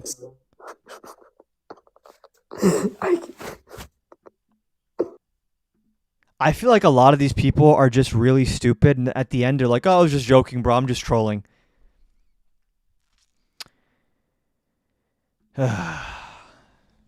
How fun. Make sure you guys are double tapping the screen. I'm also live on YouTube if you guys want to watch on YouTube. Hey, how old are you? Hey man, can you hear me? I can hear you just fine. How old are you? 33. Do you disagree with any of the prompts on the screen? I guess just mainly like the one that says, I guess Trump is a threat. Just because like I see a lot of like more. I guess I see more like a bigger thing than just Trump. Well, he's But not the only thing, but it's him and his administration. yeah, there you go. Yeah. But yeah, no, that's definitely what I was gonna say was that Trump is for sure just taking off the mask of what like the United States is typically are, like the way it typically is with Trump the rest is of the like world. violating our constitution and behaving it like an authoritarian. That's my issue. That's why he's a threat. Yeah. So like for me, authoritarianism. I mean, authoritarianism is just a tool. You know, like it's a tool of whatever like government is currently in power. Well, no, And this authoritarianism one, is a specific illiberal form of governance which seeks to crack down on civil liberties to promulgate like some kind of obedience to central power. So this is going to include like clamping down on free speech, protests, dissidents. that's right. Yeah, but it definitely it depends on who's the one that's wielding it. So like in this case, we have oligarchs, right? Because Trump is an oligarch. He's part of the what we call the Epstein class and whatnot. But my thing is that regarding his immigration, it's only partly that I agree with it, only because it discourages people to come here. In You're many ways, terrifying that's them. usually Yeah, dangerous for showing them if you right? come here, we're going to like fuck you up. Yeah, I mean, it's one way. I mean, you could just, I mean, for sure. It's we know one that way. I don't know if immigration- it's the best way or the way the U.S. government ought to be doing when it has to be bound by the constraints of the U.S. Constitution. And like you're saying that Trump is just exposing what everyone else did before. Which previous president was like having people detained for expressing their opinion? Well, that's almost every single president. man. Okay, who did Biden do that to? Biden did it to. I mean, you don't want to say it's actually Biden, but I don't know if you heard about Steven Donziger. I'm just gonna ask you, He's like, the one who that- did Biden have arrested for expressing their opinion? We had protesters that were also arrested, even the ones that were against like BLM and stuff. It doesn't have to I'm be just like asking for an this- example if like Biden told his DHS or whoever to go arrest this person because they expressed an opinion that he didn't like. Yeah, obviously not that. I Okay, mean, I so could then talk it is about unique for policy. Trump to put Yeah, people in handcuffs for expressing their opinion and violate their First Amendment rights. Yeah, it's for sure unique. What I mean is that what I'm trying to like bring up more is that you're saying that the immigration is for sure, and I agree with it. It's definitely cruel and inefficient. But what I wanted to know is like, what is your angle as far as like, why is there immigration in the first place coming in? There's a 'Cause, whole I host mean- of reasons. Other countries have been destabilized by our foreign policy. There's going to be better economic opportunity here. There could be issues with crime and criminality. They want better rule of law, which that's not exactly strong in the U.S. right now either. I mean, it's multifaceted why people come to the U.S. and the methods in which they come. There's not one answer to that. Yes.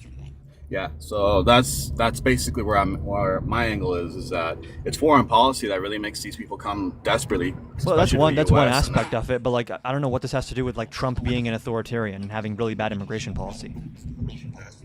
Yeah, I'm not saying that he's not an authoritarian. But I'm it telling seems you like that you were just trying to author- downplay it and say like, oh, he's just as much of an authoritarian as previous presidents. Yeah. But that's just not true. I mean, it's though. because like, okay. So Which other when president has Obama- openly said, I want to terminate the Constitution, and then has violated multiple articles and amendments? It's been violated. Obama, on his drone strike that happened on a U.S. citizen, even though it was a terrorist that was being plotted, he took away his due rights. That's the problem that I have with your guest or whoever's calling in is that they Hold on. keep talking that was about. approved by the White House counsel at the DOJ. So I also disagree with many of Obama's drone strikes, but that wasn't Obama breaking the law. That was the law allowing him to do something bad. Yeah, and that took away due process from that U.S. citizen. That's the whole point But that again, you keep bringing up. due process applies when there's an opportunity to afford it. When there's some kind of imminent threat, it becomes a lot legally murkier, which is why Which he is was now- given authorization by his White House legal counsel. Yeah, he was given. The only reason he had that was because he had vested powers from the Patriot Act that's already violating our Constitution. The Patriot Act is the Yeah. act that authorized use of military force on foreign soil. Yeah, foreign terrorists. is Isn't the reason Patriot that Act for like domestic intelligence collection? They became that because during the Biden administration is when it expanded down to domestic. It used to be just foreign, foreign adversaries, but then Okay. domestic terrorism. Why are we drawing a parallel between a president doing something he believed he had the lawful authority to do and a president who openly says, I do not like the Constitution should be terminated, and then has multiple times violated constitutional amendments, people's rights, and the articles of the Constitution, which has been adjudicated by multiple judges? How is it the same to any previous president? You're saying that basically that other presidents were just that had the right lawyers to say they were fine to do this. It's not what but I'm then you're saying. also negating the fact That's that not what I'm saying. I mean that's You're it straw manning sounds my like position. you're saying that basically. Well, you're saying that he was behind legal status to do it, and then you're also saying that the due process was taken away without this person's trial. Did they even get a chance to have a trial? I know what you're saying about Trump, and I disagree with it. And you know what I'm saying I about due definitely- process, which is the process that is due to someone is going to vary based on the circumstances. For example, this is an extreme example. If someone charges at a police officer with a gun saying, I'm going to kill you, the police officer does not have to give them due process in that moment. They can kill that person, right? Yeah. Okay. So due process protections are legally murky, especially with foreign policy. Now, I happen to think Obama's drone program was usually way too excessive in the civilian deaths it accepted. But what you're talking about is the killing of Anwar al-Awlaki, I believe, who was, part of either Al-Qaeda or ISIS, who was planning an imminent attack on the U.S., from what I'm aware of. And again, I'm not a fan of Obama's drone program or how Trump expanded it. Biden tried to roll it back, got no credit for that, separate conversation. The point I'm making here is Trump has an open disregard and contempt for rule of law and has said openly, I want to terminate the U.S. Constitution. I want to steal elections. This is not just like bad American foreign policy, which we might agree on part of it. This is someone who openly wants to be an authoritarian and centralize power and get rid of courts and get rid of the Congress.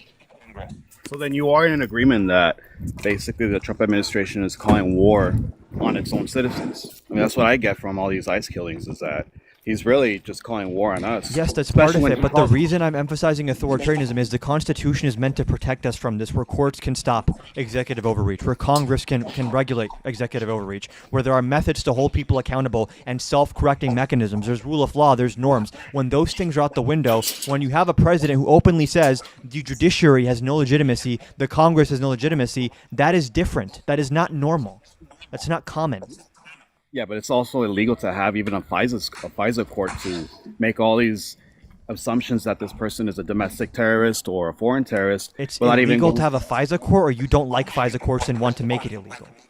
It violates our due process to even have any kind of chance to fight it in court. I mean, don't you think that would be clearly, like the first hold step? on.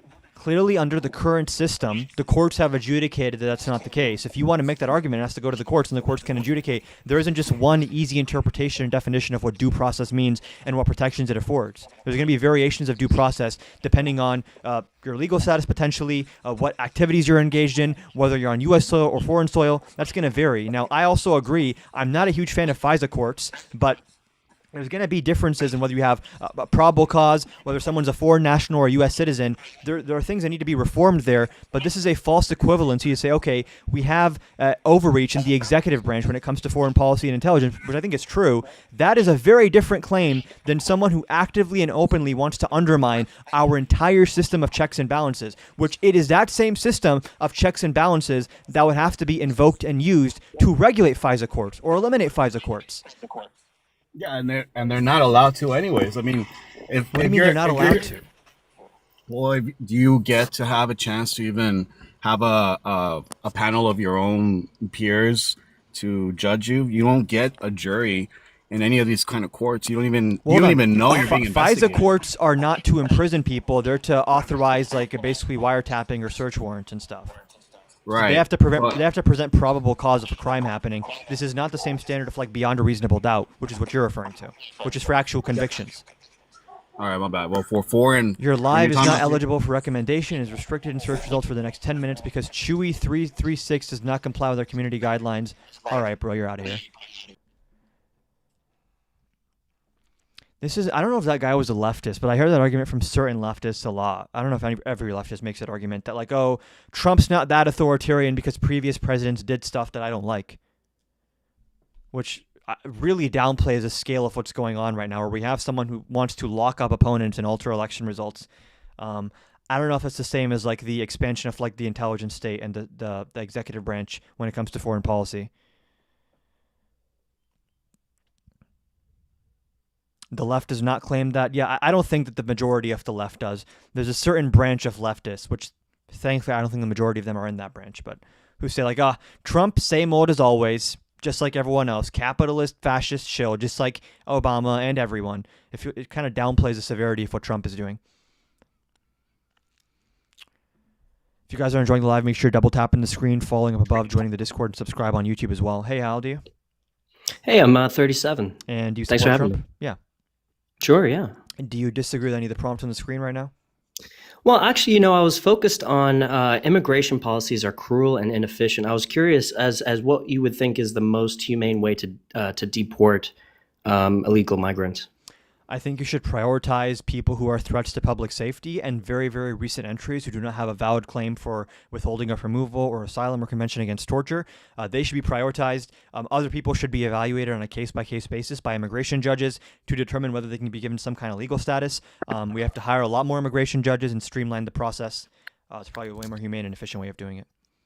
So my position is the most humane program that we have is Project Homecoming, which offers migrants $2,600 to deport at their leisure and a free ticket to where they came from. Okay. And that's been going on for now over a year. Okay. How does that address like anything I just said? Well, because the migrants know that they're not allowed to be in here. Because They're you're intentionally addressing breaking the law. deportation. It's not comprehensive immigration reform, which is why do people come That in is- here? How do they come in? Yep, I'm just looking at deportation here. Okay. So that is the context where somebody is here illegally. For a year now, they've known this is coming. And instead of making their plans, saving Someone's some saying money, it's taking only the for fee. temporary protected status. Is that true? No, it's not true. It's anybody. And in fact, the administration is claiming 2.2 million people have already taken this option, which I think is the best option. Do you agree that this would be the best option to This deport? is not what I'm referring to when I say cruel and inefficient. Right. And Yeah. This is the most this is not the humane bulk program. of what ICE's spending is on and what that government's doing right now. This is like a thing on the side, which I guess I'm fine with, sure, but it's kind of like an No, aside. it's the main way to deport. It's the main way. 2.2 million have deported through this process. It is the main show. Now, do you encourage migrants to actually take advantage of this program? It depends on the migrant. Why wouldn't you encourage migrants to take Because take if someone's this program? coming here to seek asylum, they have a valid asylum claim, and they're just waiting for a judge to hear it, I'd like them to have their case heard, actually. So is this the majority of migrants? I'm not saying it's the majority of migrants. Would you encourage the majority of it's one of migrants the to most take significant advantage of groups, this right? You have program? people who are seeking asylum at a port of entry, and then you have people who are gotaways, and then you have visa overstays. Those are like the three main categories. Okay, so aside the asylum seekers, Well, Do you- those are the do main you people who are encourage- bearing the brunt of the cruelty I'm referring to. So we're putting aside one of my main arguments here, which I don't know why we put that aside. well, is self-deportating a way to avoid that cruelty? Depends on the person, sure, yeah. What do you Self-deporting. mean? Yeah. You don't think, like, depending on what situation? The argument I'm making here is like not all these people should be deported. Some of them should probably stay and get work authorization. Okay, so Because the way that we do that, people are- hold on. usually is Are legal these migration. people correct? self-deporting like free of any kind of implied compulsion? No, they are absolutely compulsed by law to leave. That is absolutely valid. It's totally legitimate. Now, also, if you No, deport in hold this on. way, Not necessarily true though. You're generalizing. so Are it you is referring illegal. to like recent entries or people that are part of like section is it 240 or 340 removal proceedings? I am saying it's illegal to be an undocumented migrant within the United States, that there is an established process in order to come necessarily true. legally. There is an established process, this is true, to come here legally. And while you're in is that the process, you primary can technically mechanism. be undocumented. So the legal Right? process is the primary mechanism in you which we address that filter point? out who we want in and who we don't want in. I'd love if you could just address my point. So, the I'm trying the to point have that like I'm a making- reasonable back and forth with you, but if you just You don't said- address anything I've said, it's not going to work. No, I'm literally that point is addressing what you're saying, that some How so? people should stay because we want them to stay. They No. should I'm be able saying to get status, not right? everyone who's undocumented is inherently someone who's like a criminal that has to be deported. If they came to a port of entry, that's not the case. Yeah, they are inherently a criminal because they are breaking the law by being here because If they we have come to a port of established- entry, what law are they breaking? So we have established a You're supposed to come primary to a port of mechanism. entry. Do you agree that we've established a Why aren't you mechanism to addressing filter? I'm addressing it by saying we already have a primary mechanism that's well established of how to get into the United States and to work in the United States Well, there's not through there's various many ways to means. come into the United States. You can have a work visa, Yes, you through can have a green various card, you can official apply for means. citizenship. That's right. Yes. So we why have aren't you all these addressing official ports of primary entry? means. Why aren't you addressing that? So what do you mean about port of entry? I'm saying kind of confused if of what you're someone bringing comes up. to a United States port of entry and wants to seek asylum or convention against torture or withholding of removal, in the interim period where they're seeking a credible fear interview, on paper, they're not a documented immigrant, but they're not breaking any laws because they're at a port of entry. They're not a gotaway or a visa overstay. Yeah. So is it official policy in which you state Why that can't yes, you I'm an address that? asylum You asked seeker? me a question in response to what I'm saying. Can you address that substantively? So if it is a no, I'm not an expert on asylum seeking. Now, if you're saying I'm there not is saying an you have to be an official, expert. The legitimate point that way- I'm making is someone being undocumented does not mean that they're subject to deportation. What am off I saying rip. here? What am I saying here? You're saying everyone who's undocumented is subject to deportation. No, I'm saying when it comes to the That's at not the what border, you're saying then. at the port of entry. Just to clarify, it's not What what, am I you're saying saying? then. I'm saying if there is a valid, Can we just legitimate agree on the way point? for an asylum seeker to seek that asylum, they should take that valid official way, Yeah, right? but the adjudication process comes months, Yeah, if but not wait. years down the line. In the interim period, are they documented? Look, if this is a valid way to do it, then they should do it.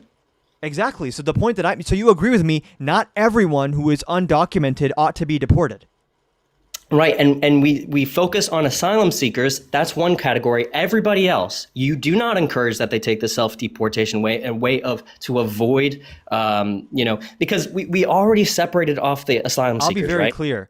The people who should be deported are the ones who are refusing to comply. Because if someone comes in undocumented, but they're going to a port of entry or their ongoing adjudication in immigration court, those people are following the legal process, right? Yeah, sure. Okay. And what so percentage of asylum seekers are there? to the extent that ICE is targeting those people, that's cruel and inefficient, right? Yeah, I suppose. Yeah, maybe. Okay. I'd have to look into it. However, Okay, that's my argument. So you agree with me? when it comes to asylum seekers, what's the percentage of immigrants here, undocumented immigrants? That's a good question. Probably something like 30 or 40%. I can look it up if you want. That's crazy. Are you kidding me? What percentage of undocumented people in the U.S. are asylum seekers? Let's see. Okay, so it says 18% of the total population. Okay, so I believe it's closer to not- 40% of the people that came in under Biden. Okay, so 18%. Mm-hmm. So the majority. So the majority of immigrants, Mm-hmm. okay, would you advocate for them to take a self-deportation process rather If than they're wait to be gotaways, deported? then yeah. If their What- visa if a overstays, gotaways? not necessarily. Why not? Because if your visa expires, like for example with the work visa, if you're in an interim period where you're looking for a sponsor and you can't find one to extend the visa, I don't think it's like a bad faith violation of the law. I think it's like a processing issue. You know it's the law, right? Okay, so it's like a speeding ticket, You know your visa is expiring. and there's different types of laws of different severity, right? So why not just go Can you back just- to your can you just country acknowledge and that? actually apply You just legitimately? acknowledge that. Then not every violation of the law is like some dangerous, evil person, right? No, I actually do not acknowledge that because we want immigrants who follow the law here. Wait, if so you're if you intentionally don't breaking the acknowledge law, that, you you do not believe- want these people. I want to clarify your position. Correct me if I'm wrong. You're saying any violation of the law is because the person doing it is a bad and evil person. No, I want migrants do who agree. follow the law. It's a yes I or no. Only want, my position is we only want migrants who Why want to can't you follow address the law. what I'm saying? It's like it's in one ear out the other. And I'm Because trying to I have can I'm trying to have a want- good faith debate with you, but it seems like you don't want to engage.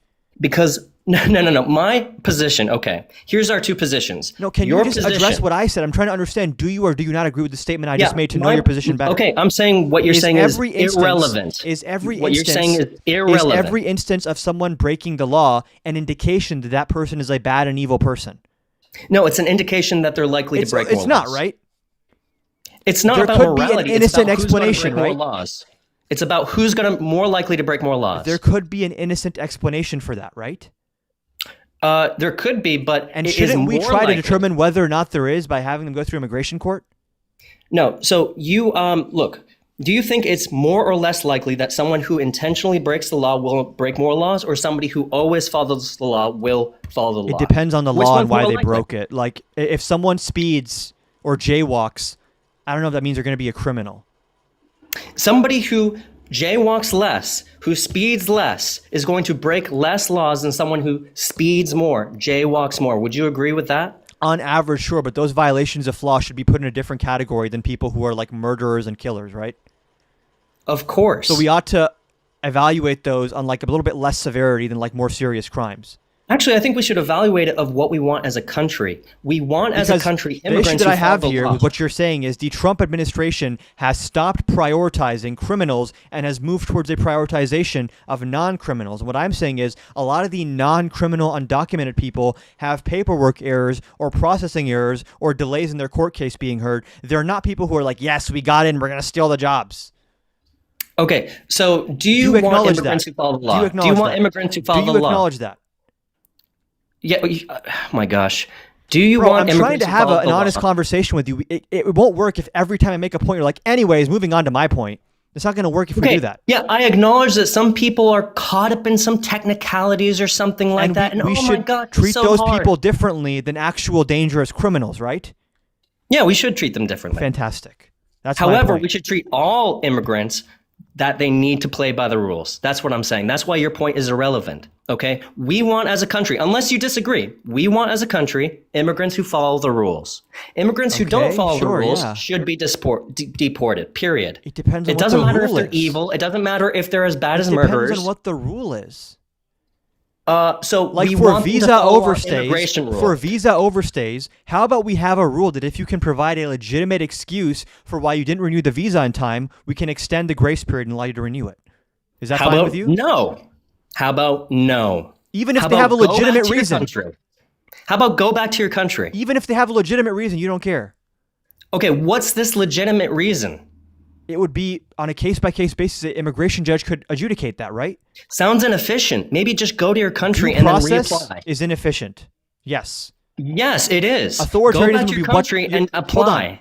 Having an authoritarian dictatorship would technically be the most efficient way to do things because there's no courts, there's no Congress, there's no checks and balances. Everything is very quick and very absolute. But obviously, we're not talking we have about we have to balance efficiency with fairness and rights, right? It's absolutely fair to ask Right? somebody to go to their country if their visa expires. It's absolutely fair Bro, to why ask can't somebody to you go to their address what I'm country. saying? I am addressing. It is I feel totally like fair. you're pretending to be good Completely faith, but then your fair. actual substance is extremely bad faith. And I'm trying to Okay. have a good faith conversation. No. I'm starting to question whether you are. It is bad faith to equate asking someone to go to their country if their visa expires with authoritarianism. Okay, I'm not That's equating you. good You understand faith. my point that means. You're relating it. You're saying absolutely relating you're it. You're saying comparing it and you're you're relating saying that judging visa overstays on a case-by-case basis is inefficient. I'm saying Correct. efficiency is not the only question because we live in the United States where we have to balance efficiency with constitutional rights and fairness, right? It is not someone's constitutional right to stay in America without a visa. To get due process, it is. No, it is not their constitutional Due right. process applies to stay. everyone, right? Not just All you're citizens. saying is their constitutional right? right to stay in the United States if their visa not at all is what I'm not saying. there. No, Okay, so I'm saying due process is a constitutional they should right. leave. They should deport themselves, self-deporting. They That should is be the most deported. efficient and They humane should be way. deported if they intentionally and in bad faith tried to avoid immigration law. If it's someone who can provide documentation of a legitimate excuse for why they overstayed the visa, I think an immigration judge ought to look at that and say, okay, either it's valid or it's not. Do you think it's more humane Why to can't you self-deport? address that? Do you think it's more You haven't- humane? you haven't you're once taking, addressed that no, point. No. I am addressing your main point, which is No, that you're, it is you're avoiding inhumane. the point. You're addressing the main point that it is inhumane to not get a court navigated reason for actually breaking the law. I'm saying it's more humane instead of going into the court and settling that, rather to self-deport. That is actually a more humane method because going into court Rather and than getting allowing someone the opportunity to extend their visa? look, being think in they'd court call that more is less humane? humane. Being in court is less humane than self-deportation. Being in court to extend your visa is less humane than being compelled to Yeah, leave? it's way more humane to self-deport. You're doing it at your own agency. No one is making the decision for Hold you. You are going yourself on. in the way that you want to go. You'd have agency if your visa expires and DHS comes to you and says, hey, man, your visa's expired. If you don't have a valid reason, you're going to get deported. But here's your opportunity to submit a valid reason. How is that not Yeah, like and the that's obvious, less common humane. sense, rational thing to do? And that is less humane than someone self-deporting.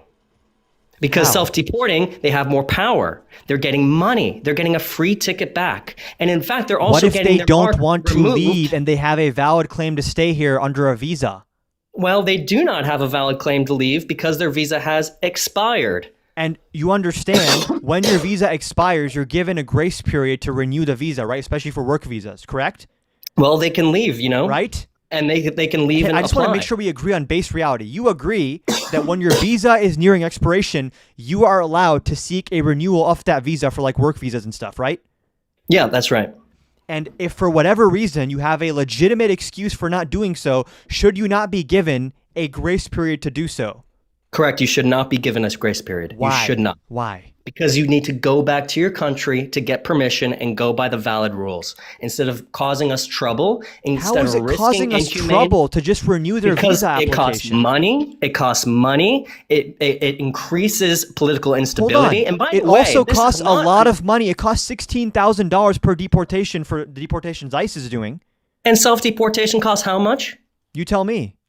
Well, they pay them $2,600 plus their plane ticket. And you So think that giving them the opportunity to submit paperwork to extend their visa is more expensive than that?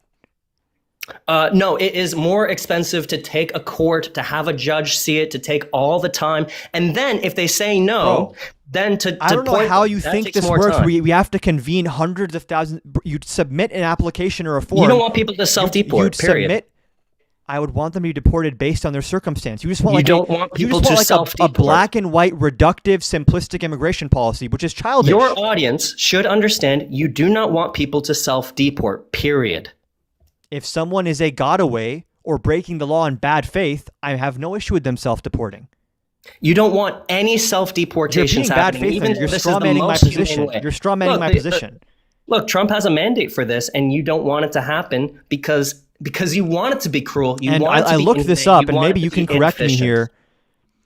According to the 14% of the total estimated number of undocumented immigrants in the U.S., hold on, Center for Immigration Studies, I'm seeing that the number the Trump administration is reporting of 2 million is an overcount. I can look more into this Okay. if you'd like. What do you think? It's actually more closer like to 1 million? 200,000 is what I'm seeing. But let me look into that. 200,000? Let me Oh look my into that. lord. I mean, they lie a lot about numbers, so it wouldn't be that surprising, right? Well, you know, that's even worse for the Yeah, Center immigrants, for to be honest. Migration Studies estimates the true number of self-deportations to be around 200,000 in the past year, roughly 1/10 of what the federal government claims. Do you want it to be higher or lower? WCGO reached out to DHS to understand how its data is sourced, but has yet to hear back. Weird. With Do the you new want it to be higher or $2,600 lower? stipend, DHS said the cost of a single self-deportation is $5,100. So you were wrong on the cost. Even DHS says, okay, it costs $5,100 for each self-deportation. In what world is $5,100 cheaper than just saying, hey, you have 2 weeks to fill out this form. If your form is not valid, then you're going to get deported. How is that like not fairer and cheaper? So you are assuming that, Why can't you address that, bro? dude, to be honest, to solve all these, you know, for instance, if your visa is overstayed and you have to submit, oh, I have an actual reason, and you need a judge, an actual judge, you got to go to court in order to make your case, to have this due process. I don't know, the cost is probably more than $5,100, but even if it wasn't, do you want the number of self-deportations? Per person cost. I don't know where Even that if it's 5,100 would come from. 200,000, even if it's 200,000 Okay. to self-deport, okay? Do you want that number to be higher or lower? That's such a simplistic. Is this how you engage with public policy, like black and white, reductive, I'm just trying to analysis? suss out your position, and it's kind of hard to suss it out. That's No, pretty you have suspect. a very reductive argument on immigration. You have no room for nuance here, which is weird. You don't want it higher or lower, do you? You want it lower. Why can't you engage with nuance? I don't understand that. Okay, self-deportation is the best way to deport. Yes or no? If it's cheaper, then probably yeah, sure. Only if it's cheaper. You don't think it's more humane? You don't think it's better for the if I'm migrants? picking between self-deportation and DHS deporting someone, I'd pick self-deportation. Obviously, the question is, Okay. The question is who? Great. Hold on. The question we're debating is who ought to be subject to deportation in the first place. That's the question. Everybody who's here illegally. Define here illegally. Against the rules, undocumented, shouldn't have happened on the Okay. books. They know it. We So, know it. Hold on. So let's go by the three main categories, unless you want to add one. People who are seeking credible free interviews, people who are visa overstays, and gotaways, right? So out of those three groups, for gotaways, What's gotaways? what's What's gotaway? people who sneak past the border and never check in with anyone. Okay. Yeah. Gotaways, I think deport all gotaways because they are trying to hide. They're not following the rules. When it comes to visa overstays and people who are seeking asylum or convention against torture or withholding of removal, these are people who are attempting to engage with the government and say, hey, I'm not trying to hide. I want to be here. I want to follow a process. We should give those people probably more respect than someone who sneaks past our border, no? No, I think it's easier just to blanket rule. Don't do it. Go So back to you your want to country. treat apply people for a equally. visa. You understand that this disincentivizes following the law. If you go after people at ports of entry and immigration courts, that incentivizes people who otherwise would want to follow the rule to then hide because they think, No, it okay, incentivizes- there's no yeah. benefit for me showing up to immigration court, showing up to DHS to check in because I'm going to be punished for following the rules. What kind of perverse incentive structure is that? It incentivizes negotiating with the laws. It doesn't incentivize following the laws. do you mean? If you are incentivizing Every going back time to your someone country to violates then- the law, they negotiate with the law when law enforcement comes in, whether it's a plea deal or like a deference of like a adjudication or indictment. Like that's, I think you have a very black and white view of public policy and you have no room for nuance in your thoughts here, which is the annoying thing about Trump is they want everything to be black and white and binary, and anything where there's nuanced, a third category, adjudication processes, any kind of process, the Trump administration is like allergic to process. Our entire system of government is built on process, which is if you want to dispute what the government is doing to you, you ought to have some kind of forum to dispute that. Maybe you're still wrong, maybe you still get deported, that's fine, but people ought to have that forum to contest these things, especially if they're engaging in good faith. If someone is, especially under the Trump administration, if someone is of the upstanding character to say, you know what, even though I might get deported, I want to go to immigration court because I was scheduled to do so, I have to follow the rules. In my mind, that is someone who is of upstanding character, not to be punished. No, because if somebody's an upstanding character and they know where the American people are at, they're going to know that they need to. Where are the to American people at? They hate that Trump's immigration policy. That deportation. And by the way, this is not just on. an The American American people phenomenon. agree This with is me. worldwide phenomenon. The that American everybody people is agree with saying- me and disagree with you. Trump's Look, average. Hillary Hold on. Clinton Hold herself on. is No. saying this is No. a We're not going to get problem. off this because you're acting like, oh, Trump's appealing to like the masses. No. Trump's average disapproval on immigration is 53.7%. His average approval is 41.6%. The majority of Americans do not like this immigration policy. Then how do you win? He won because they used to like it. What he ran on is not what he's Oh, doing. okay. What Okay. he ran on is So- not what he's doing. Great question, actually. In January of 2025, when Trump first came in, his average approval on immigration policy was 52.7%. Very good. Now it's at 41.6%. It has fallen by 11 points because the way Trump spoke on the campaign, we're only going to go after the criminals. We're going to do all this stuff. We're going to be fair. That's not what he's actually doing. So a lot of the normies that voted for him to just go after criminals are realizing, wait a second, this is a lot more extreme and a lot more black and white and a lot less nuanced than what I thought he was going to do. Well, that's a comfortable narrative for progressives, but It's to what be the honest, data shows. well, it's what polling shows, and you just made Which a is narrative. data. Well, you just created a narrative around Polling it. is data. Hillary Clinton herself is saying It's not a mass narrative. immigration. It's not a narrative. Is a The problem. question being This is asked in the polling- mainstream idea. The question being asked in the polling is, do you or do you not approve of the way they're doing immigration policy? It's not a narrative. Less people So, approve of how his you just immigration create a policy narrative looks in of practice. how or why. You could easily say they feel that way because they've been propagandized by people like you. You could easily say that. We're You'd have talking to about a pro- narrative here. You have to prove that. You're making the claim then. You have to prove that they are feeling that way because they don't like the policy. I'm just rather than being referencing the data that they propagandized to you. are as a matter of fact feeling that way. If you think there's some nefarious reason why, you have to prove that. Yeah, so I'm saying that you're narrativizing over this poll. You're giving me these No, reasons. the Did poll test is: those do reasons? you or do you not support the Trump administration's immigration policy? That's right. And you said the reason why is because now they're seeing the results of these policies and they don't like it. However, that Yes, poll because did the not actually American measure that, the did they? American public, their support for immigration right now is at an all-time high. Their support for what? For immigration overall is at an all-time high. That's hilarious. Yeah, so It's we'll true. have another round of It's mass true. migration, even as It's Democrats, true. Hold on. prominent Democrats. Do you know how much it's up? Oh, yeah, please tell me. Jeez. It's up 15 points since 2024. Wow, great. So why do you think You don't want to engage all with these- data. You don't want to engage with nuance or law. You have your black and white simplistic talking points, and you want to engage in bad faith. You don't want to engage with any nuance, any idea of process. How does the law work? Are there different tiers of law? Is there different severity for different types of violations of the law? What does the American public think? You have your talking points, black and white. If someone is not documented, we kick them out. End of story. It's like fucking caveman brain. Why can't you engage with the nuance and the public sentiment? Why? Because nuance is absolutely inefficient, and honestly, mass migration is bad, and we want immigrants. And this is, Okay, by the so way, this isn't it just doesn't about need to be undocumented. You want nuanced. all immigration down, right? This does not need to be Yes or no? nuanced. Yes or no?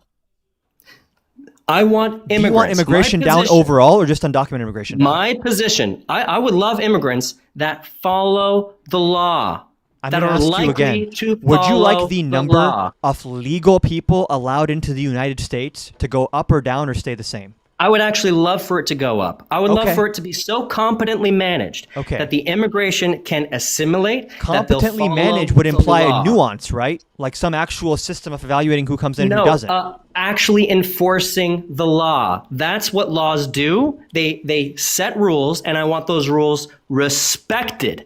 Okay. So are you That isn't critical of the computing. Trump administration You that is think- violating the law No, in regards to You immigration? think that a position where you want your laws Are you respected consistent is with that application caveman. of the law, or You are is it only for immigrants? uncivilized for that, sir. Uncivilized is a weird word to use, but I'll let that slide. You do I'm gonna not ask want you our laws again. respected. That is uncivilized.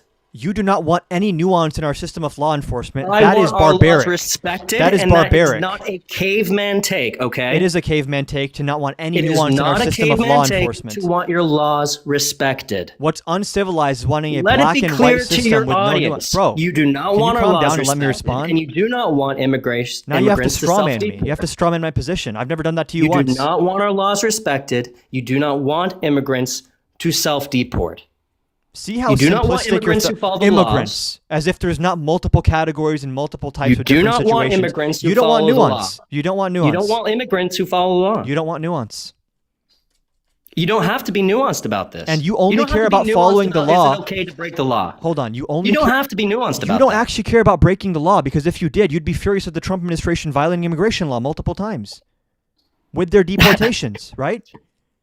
Yeah, I'm furious about it. Absolutely you pick crazy. and choose when you care about immigration law. No, I'm equally furious about it. I want immigrants to follow the law. You pick and choose when you care about You do not immigration need law. nuance for your audience. Let it be clear. You do not need nuance when it comes to should guys. people follow In the a law. country of 350 million people where hundreds of thousands of people are trying to come in, nuance is not needed. It's black and white. It's super simple, actually. Especially We can use a magic only 8 ball to for solve these cases. whether the law is optional. The law is not optional, okay? The If law is you not optional. genuinely believed in rule of law, you would want Donald Trump in jail, so don't give me that, first of all, just to be clear. Oh, I want him so in jail. Are you kidding me? Do you actually? Yeah, he should go to jail Why? with the amount of crimes that he's committed. Including his violation of immigrant rights, Oh, right? yeah, of course. You got to follow the law. Okay. It's so, not a nuance. Hold on. You don't need a I nuanced just want to be position, sure right? you agree with me that when the Trump administration deports these people in violation of the law, they should be brought back, and the Trump administration should face consequences, right? Well, is it in Hold on. violation Yes of or the law no? to Yes or no? deport Yes or no? Yes or no? citizens? Hold on. Oh, if he's in violation of the law, absolutely. Fantastic. But I mean, Fantastic. I think actually you can negotiate with the law if you're, the government. Right, but you right? can't violate court orders. So, okay, wait. Right. Who's You more can't responsible violate for court orders. negotiating the law? you the can't government? violate court orders. Who is more responsible for negotiating law? The government or illegal migrants? Well, the courts would do that. So the government. Okay. The government great. has 3 branches, right? which are So the independent. government right? has more of a right, Right. to negotiate laws than illegal migrants. The correct? government is three branches. Again, you're being reductive. Yes. Well, we're just taking a generalist look. What's happening here is the executive branch is violating immigration law, and then the judicial branch has to step in to correct them. Do you think a generalist Why do you address is nothing I say, unnuanced? bro? Why are you Do you doing think this? a You don't have to do this. generalist take is unnuanced? We can have a productive, interesting conversation if you don't debate in bad faith and misrepresent my position so much. You don't have to do what you're doing right now. Do you think a generalist Oh my god, perspective bro! on Why things? can't you address the words coming out of my mouth right now? Why are you doing Because this they're weird performance for MAGA? irrelevant. Why can't you engage in good faith? Because they are irrelevant. What's irrelevant? Nuance? Yes, because a generalist view, a generalist principle, okay, That's is silly. not de facto That's silly. It's unnuanced. childish. Why do you want like a not nuanced A system of law? generalist view is not childish. It's It is what's reductive. necessary It's reductive. in interaction with the specifics It's reductive. in order to govern. It's reductive. Okay? It's reductive. A generalist view Is is not reductive. reductive. It is. It's a big picture. Do you think the big picture is reductive? If you're ignoring the big picture and application of specific law, Do you think the sum of all parts is more than every specific part? this is not how we talk about law. You're giving me like bumper stickers and cat poster. No, it's quotes. how we talk about thinking in general. We're talking about the application of the law by the executive branch and the interpretation by the We're courts. talking That's about very the big specific picture stuff. ideals of whether we want an immigrant who follows the law or an immigrant who doesn't follow And this is the law. reductive because what is immigrant and what is the law are very important questions. Yeah, right. So an immigrant, anybody who comes into the country, okay? We want people. We can Are agree. you going to We address want anything I people. say or just keep giving a speech? We want people. I'd love to have a productive conversation with you, but Can you're we being agree? extremely bad faith. Look, we can agree on this. Or maybe we can't agree on this. You're saying that we can't agree on this, that we want immigrants who follow the law. Broadly speaking, yes, but what that means and how it's enforced. Okay, great. So you can understand where I'm coming from. No, but right? that's not the claim you're making. You're making a claim going from that to how it ought to be enforced, which is a specific claim, right? Yeah, it ought to be Right? enforced by like enforcing it. Through deportation is what you're arguing, right? Through self-deportation. Do you understand the application of immigration law is going to be nuanced, right? The Immigration Nationality Act has like dozens of clauses under it, right? Yeah, I understand that it's going to be nuanced, and I understand the But you context. don't want that nuance. No, I understand the context. But you don't of want that this nuance. application. Why don't you want that nuance? No, so here's the thing. My understanding of the nuance is always in contextualizing that these people have not self-deported when they've had a year to do so. So all of a Because sudden, not everyone I ought to actually don't care. self-deport. What's that? Not everyone who's an immigrant ought to self-deport. That's the They disagreement. absolutely should self-deport. Regardless of the specifics of their case. They 100% should, And yes. that's not reductive to you. No, that is completely logical to me. Well, the Immigration and Nationality Act the law disagrees with you. Well, let's take any specific example. Hold on. Why do we have immigration courts? The existence have of immigration courts courts to facilitate the existence of negotiation immigration of courts, those laws. the Yeah. existence of immigration courts is antithetical to the argument you're making. So we have these Can you immigration acknowledge laws. We have those courts to facilitate the negotiation with those laws. I'm just going to ask you again. Go on. Why do we have Section 240 of the Immigration and Nationality Act? That the existence of that section makes the argument that I'm making, which is that when you are doing deportations, you ought to evaluate on a case-by-case basis in accordance with like some sort of rubric, which is what immigration judges do. You're saying, no, if immigrant don't have papers, immigrant must leave. It's uncivilized. It's barbaric. When it comes to law, the application of the law, it bears, some sort of Why relevance can't you on that engage law. with right? that, bro? No, I absolutely am. So So law, you agree that deportation has to be nuanced? do you agree that Right? the practicality of the Right? enforcement of the law bears on to the creation and the governance of that law? Why are you Yes or changing no? the topic now? It's the same exact topic. Do you think Why that can't the you address feasibility, the law on the feasibility books? and the Why can't you practicability- address the law on the books, which you were just arguing for 2 seconds ago? Yeah, so the The feasibility law on the of law books, enforcement. the law on the books literally says if someone seeks a credible fear interview and they pass it, then you ought to consider the specifics of their case in an immigration court. That is what Section 240 is. That is why we have Article 2 immigration courts in the first place. The entire purpose there being that the Immigration and Nationality Act says when doing deportations, there has to be a rhyme and reason and some nuance to how you do it. You are arguing against the laws on the books. No, I'm saying specifically it is completely impractical. And that To follow actually the law. does Now bear you switched your relevance to the position from law. following the law to let's break the law because it's impractical to follow the law. No, I'm saying we need to create laws that are actually feasible and practical. That's which, a different by the argument, way, which you were is just true. making 5 minutes ago. Look, a law has to be feasible and practical to enforce. No, You were just saying everyone has to follow the law, and now you're saying the law does is a kind of law whack. have to be practical to enforce? Yes or no? What? Does a law have to be practical to enforce? Yes or no? That's a very open-ended question that could mean a million different things.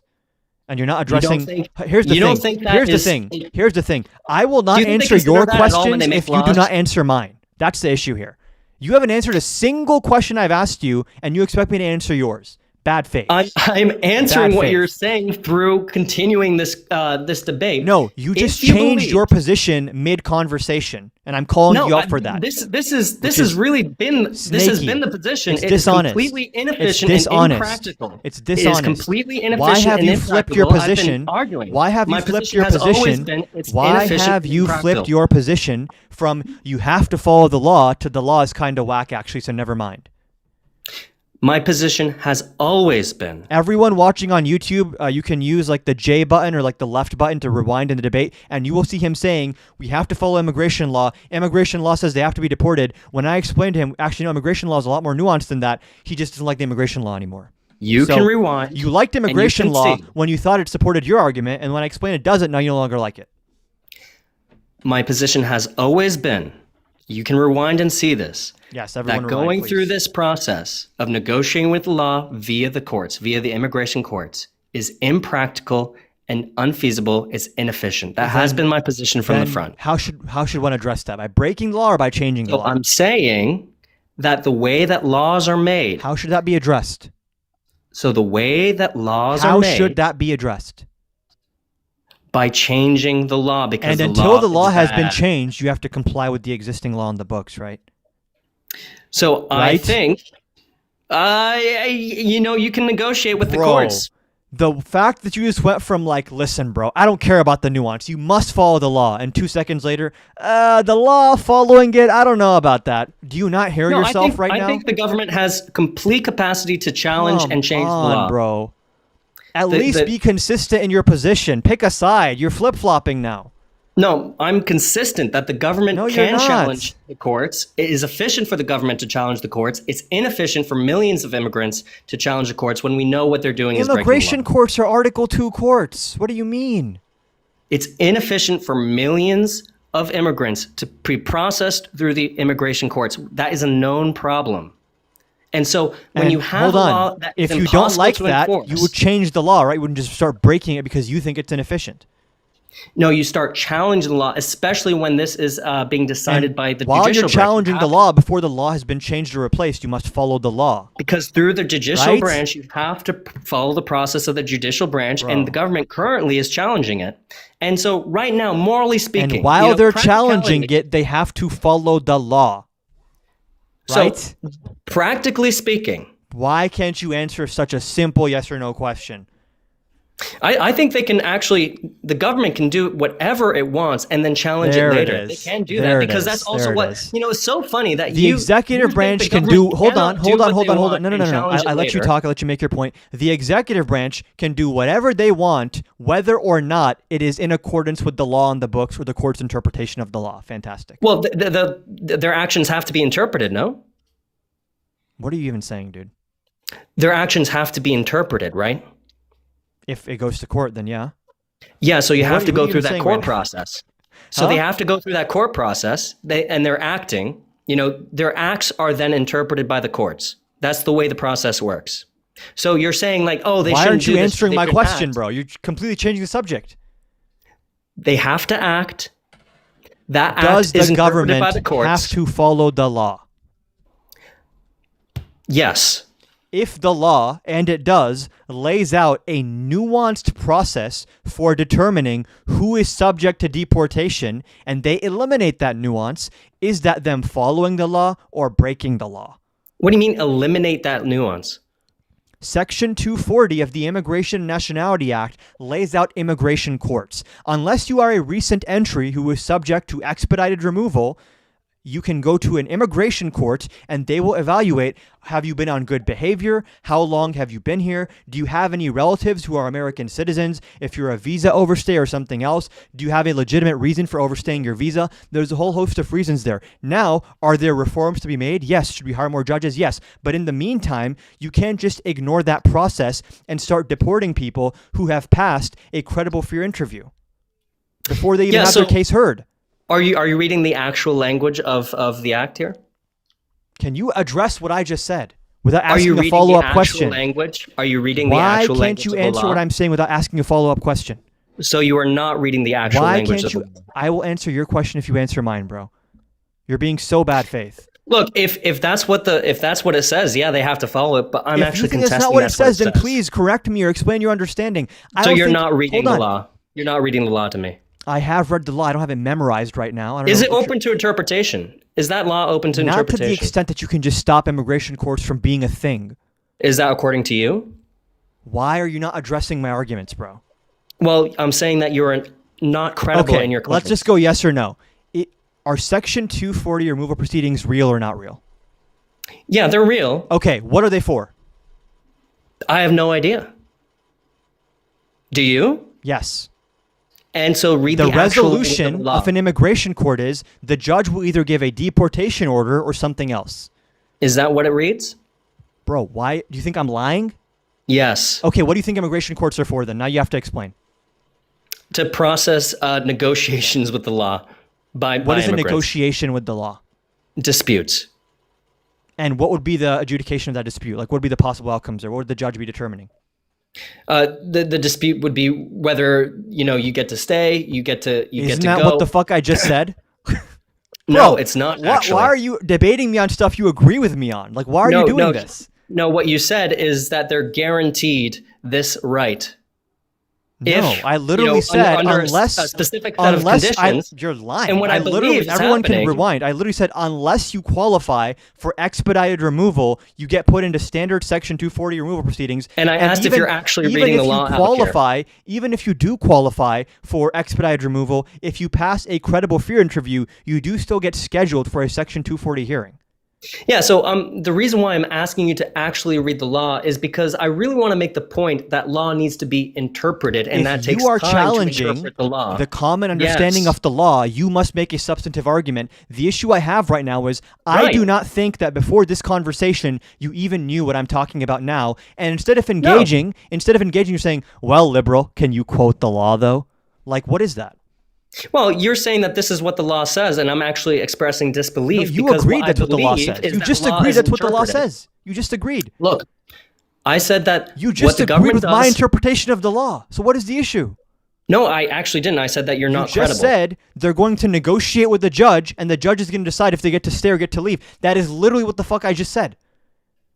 So, so I said that you're not credible. That you're Why not. are reading you the law, not and addressing that, bro? If there are, Why are you if- doing this to yourself? You don't need to embarrass. You could just engage in good faith I'm and not have a good embarrassing conversation. myself, actually. Do you think the law needs to be interpreted? Bro, you're short circuiting now. You said that like 10 times. Can you just acknowledge that you agreed with what I said? Is that a yes or no? I'm not going to answer your questions if you don't answer mine. Interesting. Oh, you Yeah. answered mine with a question. Interesting. You've You dodged answered my every question with a question I've question. asked you, and you only ask You're questions dodging in my response question. because you're Do you think a law should allergic be to interpreted or not? engaging Do you- with the substance. Are laws interpreted or not? Do they need to be Bro, interpreted? you agreed with my interpretation of the law. Stop pivoting. No. So You do you agreed believe, with my interpretation of the law. again, my position from the get-go, these laws need to be interpreted. What The are government is immigration courts negotiating for? the interpretation of these laws. Yes or no? What are immigration courts for? You agreed with me. The judge decides whether you get to leave or stay. You agreed that's with me. the purpose. You agreed That's with the me. purpose. Yes. Now, And there's a we've already process to established- determine that. That is what I'm saying. here are the two things that Bro. we've established. The Why two things are that you we've doing this? established. I don't understand. Why are you debating me on something you agree with me on? What is even the point of that? What are you trying to accomplish? I don't agree with you on this. You The literally two agreed points that immigration we've courts established. are for judges to determine whether or not you get deported. You don't want me to Right? actually establish these points, do you? Right? It'd be too devastating to you. Right? You can cope now. I've been making the same you're argument for coping. 5 minutes. You don't want to hear these 2 points because it's too. Are you now going to change your position again? Actually, I haven't changed my position. You in already any changed way. it once, and I'm asking you if you've changed it twice. Is You're your gonna stick to this interpretation one. of my rhetoric the Bro. same interpretation you Bro. have of the law? You notice how you've not addressed a single argument I've made for the past 15 minutes? You just keep asking me questions. I am actually. No. Yes, I am. The Okay. reason, as you So know hold on, this, is hold on, because hold you on, won't hold let on. me talk. So you You're not agree letting me with talk me? because it's too You threatening agree to you. with me then that No, immigration I courts? disagree with you fundamentally. I think that you were Okay. dishonest. I think that you were So you immoral, and I lied? don't think that you are good governance for this country. When you said I'm not I, like, fucking I'm not fundamentally in disagree governance with for you. this country. I'm fucking 24 I years think old. the Thank people you. like you are terrible, absolutely And terrible. now you have to resort to ad hominem attacks when from the get-go. I've been trying to have No, a, your I've been ideology trying, itself is people can destructive. see, It's un-American. I have been and trying it's to have bad. a good faith conversation with you. No, but you're you are not. so bad faith where you No, refuse you're to not. engage with any You point are I've bad made. faith. People are You right. are so bad You faith. have TDS. You have Trump devotion syndrome. I'm going to ask you again. No, I do you not. agreed with me that immigration courts determine whether or not someone gets to stay or they get deported. You I said that agreed. was their You agreed. that was their apparent function. Okay. Yes. Now Hold on. This is where Hold I go on. with that. Hold You on. don't want me to go there. Let's okay, pause. sure. Let's Yeah, just it's pause. It's too damaging to you. Let's it's pause. too damaging. We can go there We next. gotta pause. Let's Take your pause breath. Take on your this breather. point. Why do you want to run away from the We've heard point? you yap for now like 5 Why minutes. do you want to run away from the point? You're like, anyways, moving on I'm to my next actually point. running right to the point, but you're not going to let me talk about it. So Why so can't there we you go Keep point by going. point? You want to run to a different point now. Why can't I address the Well- argument you just made? It's not a different point. This is actually the logical framework of which we're talking No, about this. you agreed. You don't want to establish it. Bro, you can write it down. I'll let You're you make your. scared. You can write it down. I'll let you make your point after I Stop address being what you scared, just bro. said. Stop being scared. Everyone can see he said something and he won't let me address it. He wants to move on to something else before I can address it. It makes no sense. Write Yeah, it down. What did I say? You agreed with me that immigration courts serve the function of determining whether or not someone gets deported. You agreed with that. What you just agreed with, by definition, means that we have to take a nuanced interpretation of the law to decide whether or not someone gets to stay. That has been my argument from the beginning, and an argument that you disagreed with, now agree with. I'm confused. Why do you switch on that?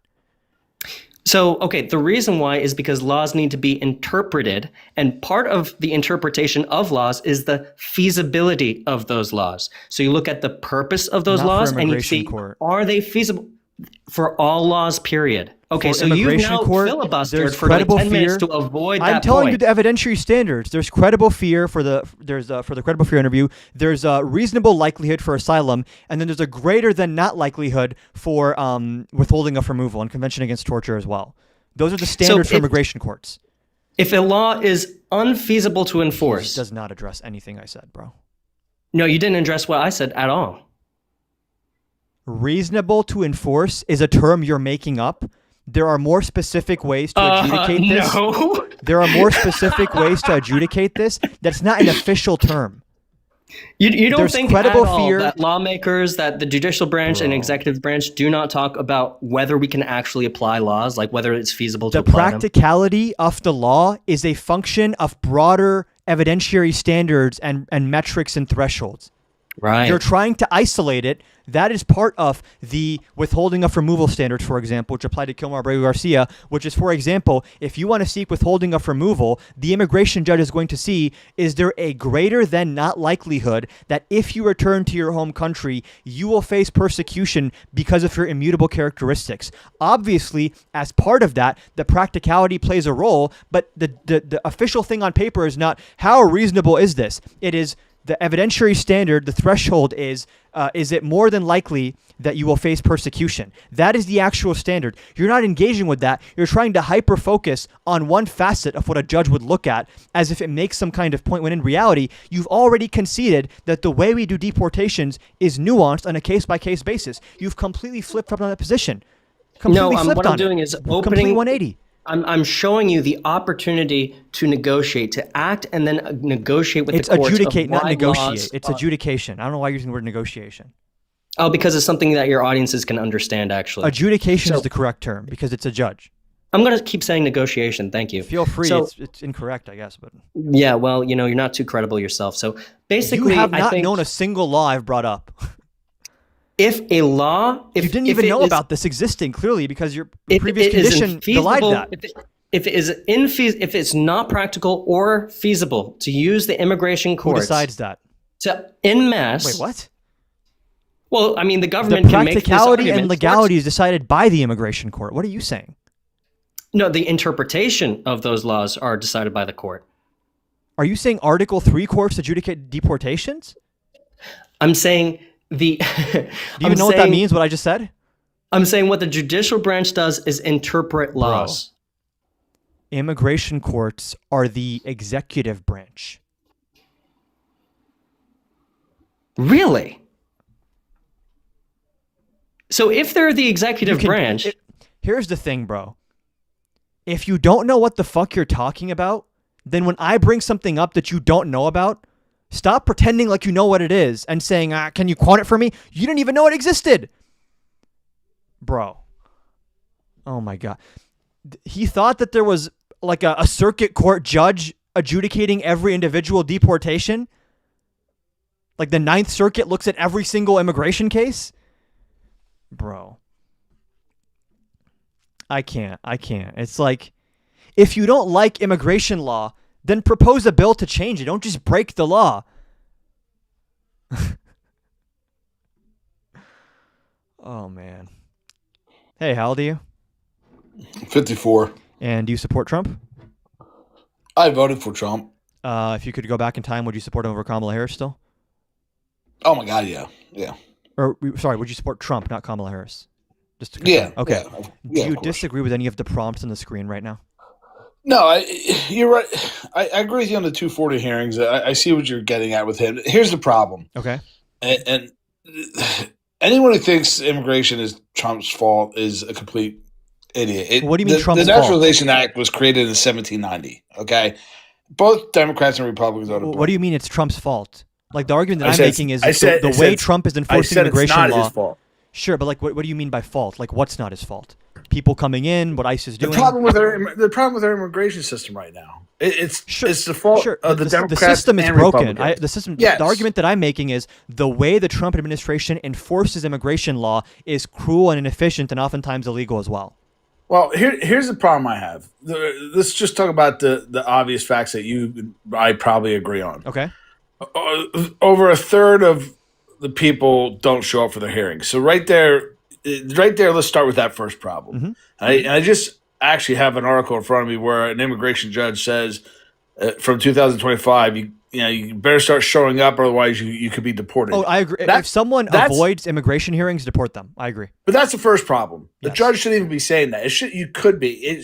There's will bipartisan support on that, though. Okay, Democrats so- agree as well on that.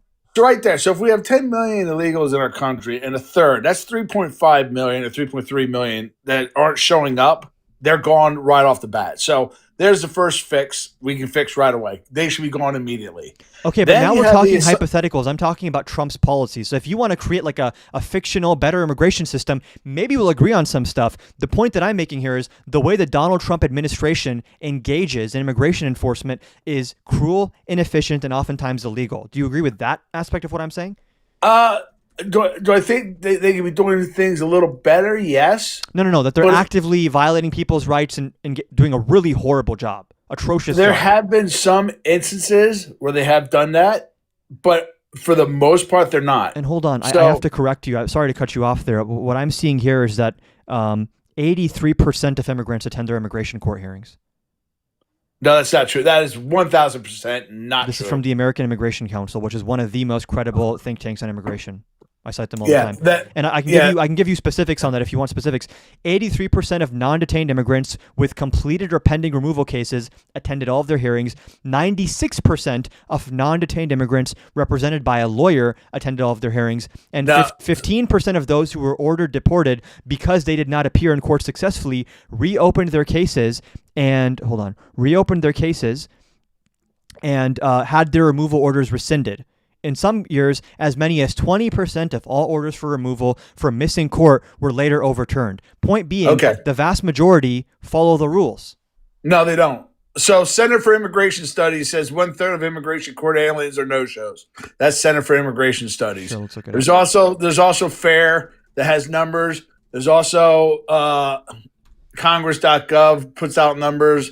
The American Immigration Council has Oh, numbers. is this the There's is this the here's our- CIS? and here's NPR Dude, analysis. the Center for Immigration Studies has faced a lot of criticism for having extremely biased like data. Okay, well, I'm giving you not just one. I'm giving you multiple. You're only giving one. Here's an article. NPR. There's an article. NPR analysis shows skyrocketing number of no-shows in immigration court. This is from 2025. Skyrocketing number of no-shows for immigration court. You said NPR? NPR analysis shows skyrocketing numbers of no-shows in immigration court. It's just there. I can go on and on. I have article after article after article. Oh, you're saying source the one after in source December of after source. 2025? That's when this article is from. Right. Wait, hold on. Isn't that obvious? People who show up are being punished and deported? Hold on. I have article after article dating back years. Wait, can you just acknowledge that though? Sources dating back years. So your numbers are wrong. Hold on. Can you just a acknowledge? third. Hold on. Can you just acknowledge Okay. that under Donald Trump, obviously? No. Can I I'm going to finish? acknowledge that you put out false information. No, it's just from the now. American Immigration Council. You can look it up. Can I just finish my sentence? Okay, go ahead. Can you acknowledge that obviously once Donald Trump came into office and they started targeting people at immigration court, that a lot of people who otherwise would have gone are now hiding? Because Okay, it's so what's become a hotbed of deportation. Okay, so what's your point? The incentive structure now has ruined data collection for who actually wants to comply with immigration law because people are punished for complying with immigration law. So obviously compliance is going to go down. That's because of Trump. Like I'm sure Yeah, you they can don't wanna- agree, ICE They- now will yeah, ambush 'cause they don't people. wanna Hold be on, dep- let me just 'cause finish. they don't wanna I'm be sure you can deported. agree, ICE now will ambush people Because they at don't want to be immigration courts. deported. Because they don't want to be deported. Of course, they're not going to Hold on. comply. They don't want to be deported. If someone has a scheduled immigration court date, let's say they came to a port of entry, they passed a credible fear interview, they have a court date scheduled, and they're seeing that at their local immigration court, every single day, ICE is ambushing people and putting them in for expedited removal, having their cases dropped for no reason without cause, aren't they going to think, shit, I no longer want to follow the law because I'm going to be punished for following the law? That's No, on Trump. I understand what you're saying. That's on Trump. I do And prior understand. to Trump, it was like 80 to 90%. That's my point. He's Okay, the well, reason that it's going down. It's not 80. Again, it's not 89%. You're giving one source. I'm giving multiple. The American sources. Immigration Council is one of the most credible think tanks on immigration policy. Okay, it says you. Says every expert in the field. No, Dude, not true. with all due respect, only MAGA uses the CIS. Okay, so here's another stat that you're not putting out. The asylum seekers. We all know 80% of asylum cases are denied because they're bullshit. We know this. This has Dude, been. I this have been proven- here an it's been entire. proven since I the have here beginning an of time. entire list of studies where the CIS either lied or falsified data or misrepresented data. This is like what they are known for. Okay. Is they're very hawkish on immigration and oftentimes will twist the numbers. For example, in March 2003 CIS report said that between 1996 and 2001, welfare used by immigrant-headed households had increased and that welfare use rates for immigrants and natives are essentially back to where they were in 1996. The Center on Budget and Policy Priorities said this was misleading because the U.S. children of non-citizens were counted by the CIS. So, for example, they will count citizen children of non-citizen immigrants in their calculations of like immigrant welfare usage, even though that'd be citizen welfare usage. They always play fast and loose with the numbers because they're working backwards from like an anti-immigrant agenda. Okay, and you're using American Immigration Council, Yes. which is a radical open border organization. They're not open An border. absolute radical open border organization. Does the American Immigration Council advocate for open borders? Yes, it's a radical open border organization. The American Immigration Council does not advocate for open borders. Instead, it Hold on. advocates for a, let me just finish. Instead, it advocates for a flexible, orderly, and safe immigration system, No. emphasizing improved management of border processing, increased legal immigration pathways, and the protection of asylum rights, rather than the elimination of border enforcement. Okay. It aggressively campaigns for eliminating essentially all measures that combat illegal immigration. Like what? That's what it does. What measures, Everything. like, what is a it's an policy o- that they push that it's you a- think is open borders? It's a radical left-wing organization, just as you're claiming the other. Yeah, but side. I gave you an example you of the got a CIS. radical- I gave you the example of the CIS facing controversy for over a decade now, where they are misleading with their results. I'm asking you, give me an example of the AIC pushing for open borders policy. What's a policy they're pushing for? That's open borders. The multiple policies. Can you just give me one? I gave you one. You can go look it up if you Okay. want. Again, you avoided my other point I put out about asylum What's the other seekers. point? 80% of asylum seekers are denied, which we know asylum seekers, they're full of shit. 80% are denied and that's been going on for decades. That's been going on for decades. I've seen like That's- 65%. No, anywhere you're from 65 to lucky- 80%. I Okay, think it now varies based on the you're study. completely being disingenuous now. Hold on, no. This has been going Hold on. on. This has been going on Do you for understand? decades. Do you understand that the acceptance rate for asylum claims is disputed and it varies anywhere from like 60 to 80%? Okay. You're just being Am I disingenuous. lying by If you saying the know number is? anything- Hold on. Am I lying by saying the number is disputed? How's it a lie? Can I ask you a question? How old are you? 24. That's why you don't. You That's have why no I'm clue. referencing like the variation No, you have in data. no clue. That's why you have no clue. Notice It's been well notice known how you've for had to dec- devolve for from data to decades, insults. dating back That says to a the lot 70s. when you have to devolve from referencing data to insults. It says a lot about the strength of your argument, bro. Asylum approval rates in the U.S. I'm going to tell you again. The lower rate you're referencing, just like you did with people showing up for court dates, is lower because of Trump. So asylum approval rates in the U.S. have dropped significantly, with only 19.2% of cases granted in August of 2025, down from 38.2% in August of 2024, meaning we went from almost 40% to 20%, again, because of Trump. And no shit, when you go from 40% to 20%, because a lot of those cases were rejected not on the merits, they were dropped procedurally by the executive branch, and people who were showing up for their cases following the rules were ambushed and deported. Let's just zoom out and see what's happening here. Okay, people who are lawfully applying for asylum are seeing that even if I follow all the rules and I show up to immigration court, what's going to happen is DHS is going to tell the judge, just drop the case for no good reason. Now I'm in legal limbo, and when I walk out of the courtroom, ICE is waiting for me to put me in for expedited removal, even though up until now I've been following all the rules. What is that going to result in? Number one, less people complying and showing up to immigration court, and number two, the acceptance rate for those people going down. So what you're doing here is saying that the way Trump is governing is causing a less orderly and a less fair immigration system, which is what I'm saying. We agree.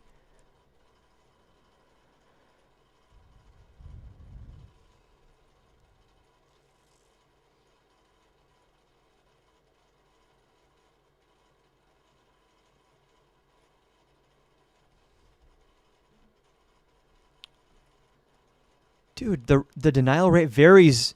The denial rate varies, like from administration to administration, and based on how like CBP and ICE and like the immigration judges are being hired and the standards are given. Yes, but I think we have different reasons for thinking that.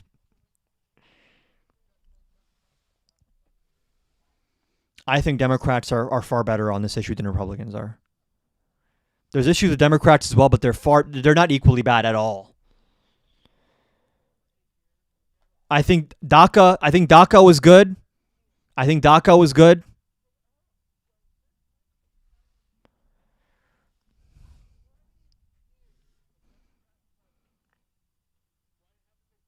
Well, hold on. Clinton and Obama were pretty hawkish on undocumented immigration. Biden was like less hawkish than them, which is kind of a shift. What is the question? Mm-hmm. Oh, okay. So I think I understand what you're asking. Hold on. They didn't prioritize it. Well, hold on. They did DACA. Hold on. Obama did DACA, right? Hold on. Obama did DACA, right? Deferred Action for Childhood Arrivals. That was done by Obama. Again, if your claim is that politicians on both sides of the aisle have not prioritized immigration reform over the past couple decades, I will agree with you on that. The question is, what did they prioritize? Hold on.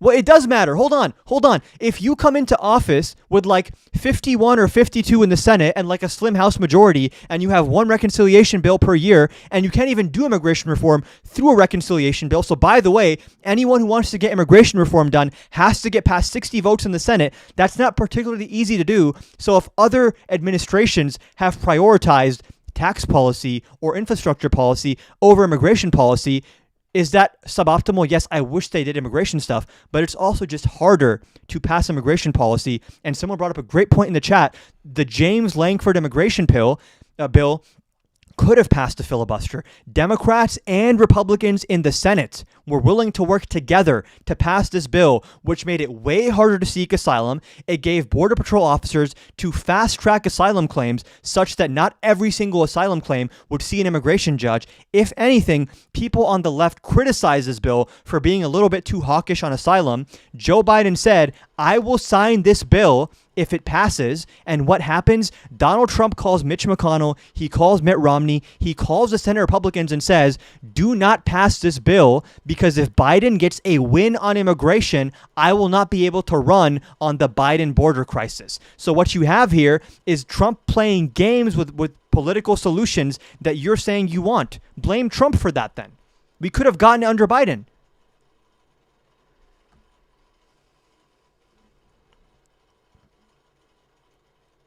So then blame Trump for sabotaging the bill.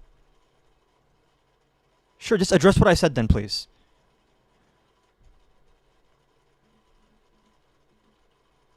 Republicans is, oh, we're going to replace Obamacare. That was their priority for how many years?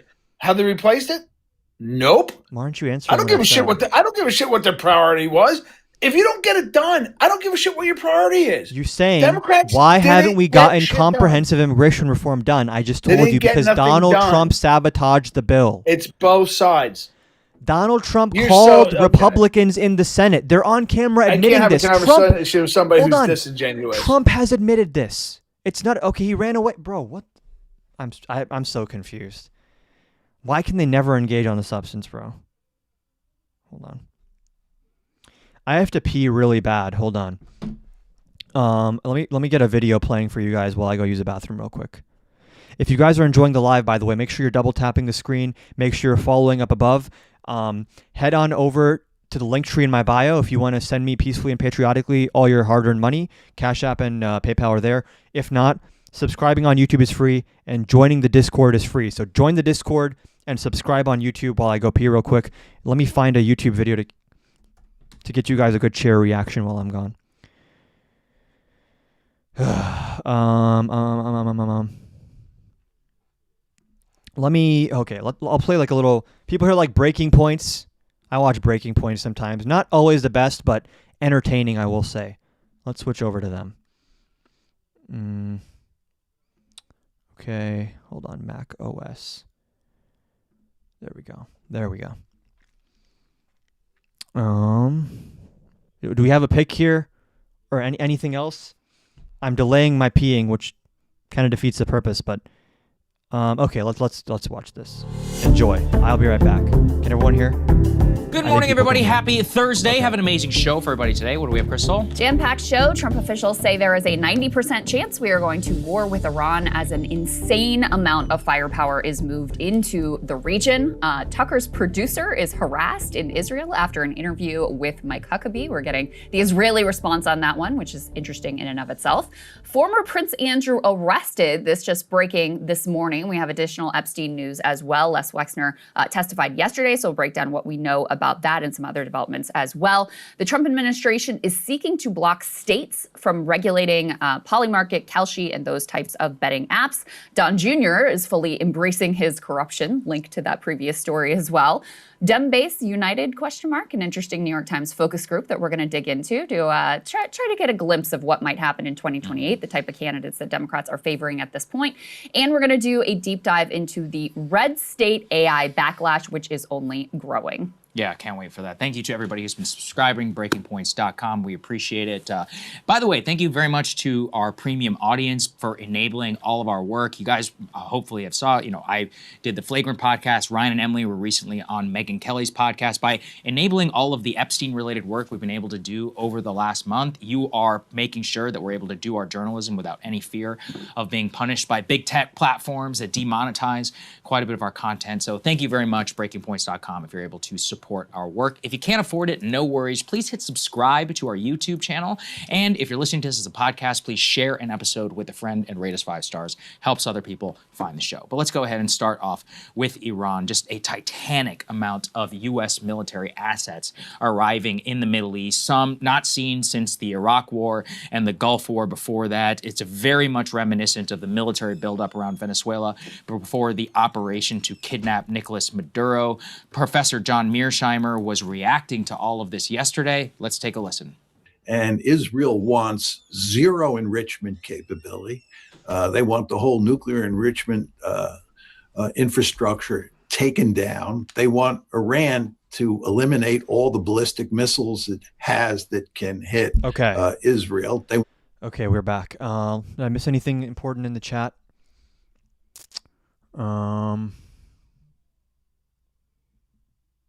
Yeah, the Iran stuff is crazy. I've been seeing that I think we're moving a bunch of our air capabilities to right off the coast of, or towards the Middle East rather. Is it the Strait of Hormuz? Maybe I'm mixing it up. Anyways, big military buildup near Iran, which I think is being used to apply pressure to get them to negotiate. You know what's crazy, and someone can correct me if I'm wrong, did the Obama administration have to threaten war to get them to sign the nuclear deal under his term? What happened to the master negotiator, art of the deal businessman who apparently is so bad at negotiating that he has to just say, we're going to fucking kill you if you don't listen to us? What a genius he is. What a way with words he has. And by the way, I said this earlier, why would any foreign country ever take any kind of international agreement with Donald Trump seriously when he flip-flops on tariffs, he flip-flops on security guarantees to countries like NATO, or rather to organizations like NATO, he flip-flops on whether Putin or Zelensky is at blame for the war. I don't blame Iran for saying we don't want to make a deal with you, because if you wake up on the wrong side of the bed tomorrow, there's no more deal anymore, especially when you're in Netanyahu's back pocket. Which, by the way, how much pressure is Netanyahu applying right now on Trump to be like, hey, man, don't make a deal with them. You got to bomb them. You got to bomb them. You got to start a war. This is the guy they're defending. They defend him so vigorously. It's like, I would be a little bit embarrassed if I was running from TikTok Live to TikTok Live, defending another grown man with this much fervor and this much conviction. He's not going to let you hit. He's not going to let you visit the White House. They're going to hang you out to dry. In many cases, these people will make more extreme claims than even the Trump administration has made, or they'll make an extreme claim the Trump administration made, but the Trump administration backtracked. And now these people are left out to dry. Great example of this, right?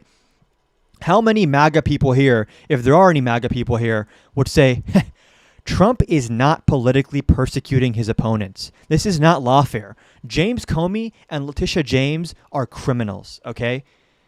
People have made this argument, and I feel really bad for them because, you know what my response is? That's not even what the Trump administration claims. Susie Wiles, Trump's chief of staff, has admitted that the DOJ investigations and prosecutions against Trump's political opponents are revenge by Donald Trump. She said it. It's not hidden. So anyone who comes on here and is like, listen, these are just good faith civil servants and they're following the rules and they just have their own way of doing things. These people have told us they're breaking the law on purpose.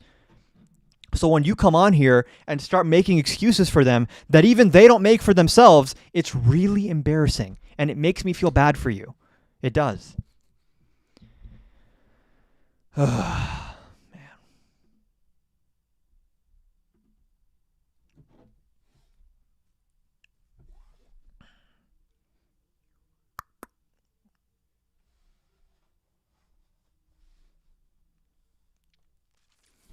see if this guy loads up.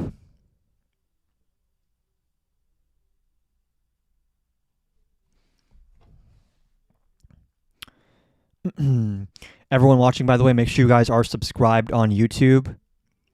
and that you're following on TikTok, and that you join the Discord. If you want to know about upcoming content or events or anything along those lines, join the Discord. You'll be the first to hear a lot of important stuff. I don't know if this guy's going to load, so let's try to accept the other guy as well.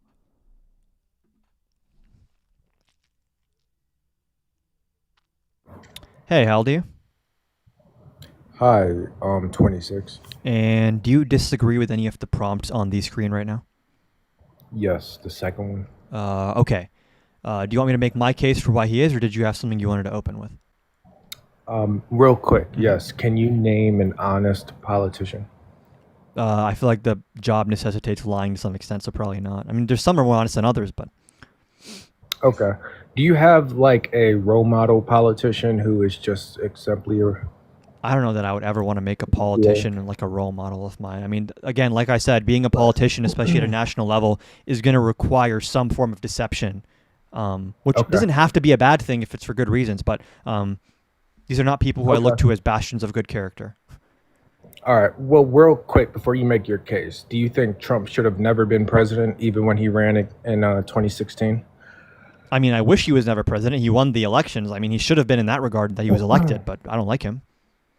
Okay. So 2016, would you have rather Hillary? Yes, absolutely. And have you heard of Frizzle Drip? Say it again. Frizzle You've Drip? heard about Frizzle Drip? You've heard about that, right? Can you spell that? What are you saying? Frazzle Drip? Can someone in the chat tell me what he's saying? Frazzle Drip is a debunked bizarre conspiracy theory that circulated primarily in 2018, alleging the existence of a video showing Hillary Clinton and her top aide Huma Abedin committing a violent act. The claim, proponents of the theory falsely claimed the video existed on a laptop belonging to Anthony Weiner, showing Clinton and Abedin murdering a child and drinking her blood. The theory originated in dark corners of the internet and gained traction amongst proponents of QAnon and far-right conspiracy group. There is absolutely no evidence to support this claim. Investigations, including the FBI's review of the content on Anthony Weiner's laptop, found no such video or event.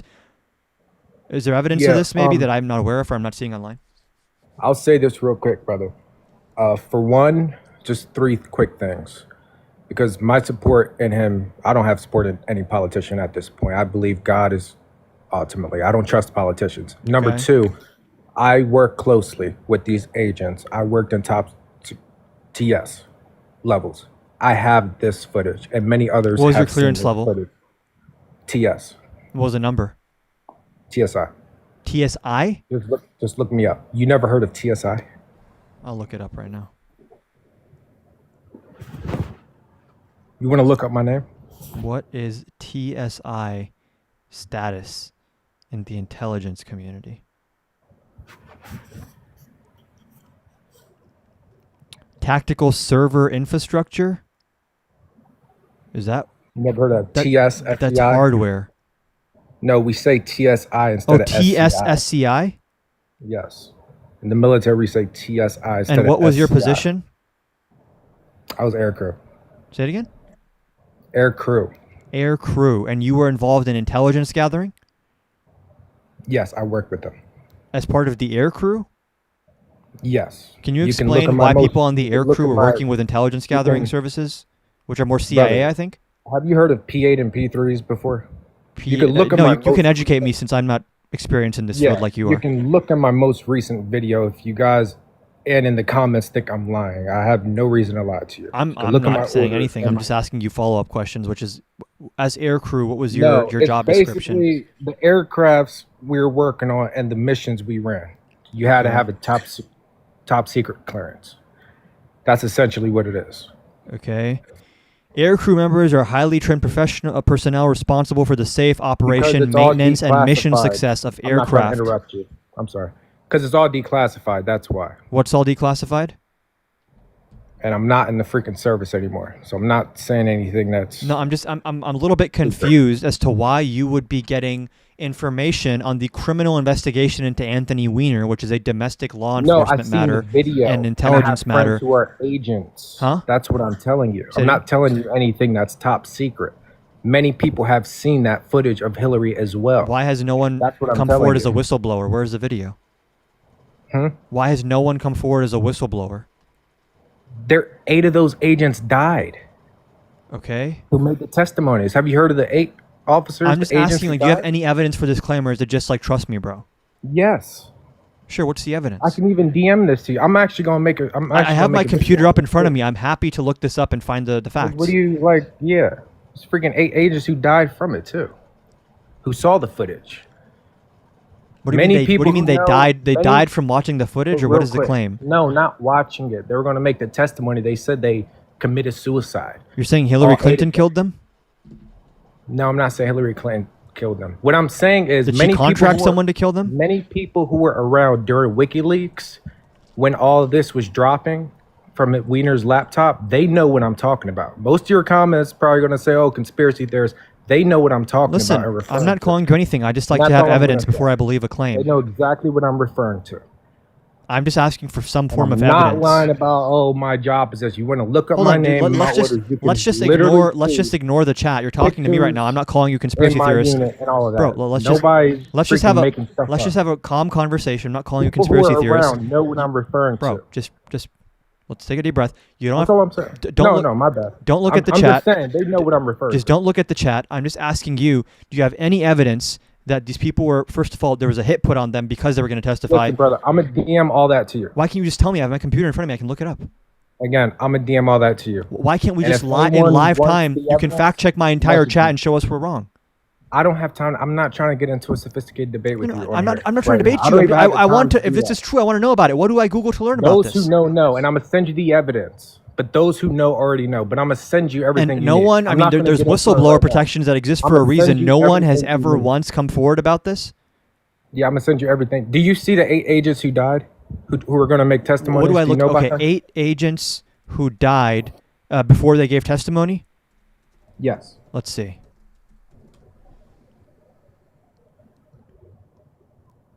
Oh, this just brought up a bunch of people that ISIS killed. So, let me see. I need. Were these CIA agents? No. What was their position? Were they CIA? Were they FBI? Pentagon? You don't see anything about the agents who were going to testify about If you look up agents and died right now on Google, it's going to show the Trump administration's personal police Listen, force I'm killing gonna send that Americans. to you, So brother. it's not I'm going to be gonna the send most that to you, recent brother. if this happened a while ago. Or I'm going to just come back up with everything if you want me to go Can you over just it. tell me But what right they- now, what- I hold on. cannot at this exact. I'm going to come back All up. I'm asking you is what I'ma was come their back position? up Because you and were do that air crew, right? Were these CIA agents, intelligence officers, FBI investigators? No, brother. What I said was I am close friends with these agents who know more than No, me. I on understand this. that. I'm But saying I what see were the footage. agents? What were the agents I'm of? not saying I'm friends with people who I'm were not saying agents in anything Hillary about your Clinton's relationship case. with them. I'm saying No, what was their because position?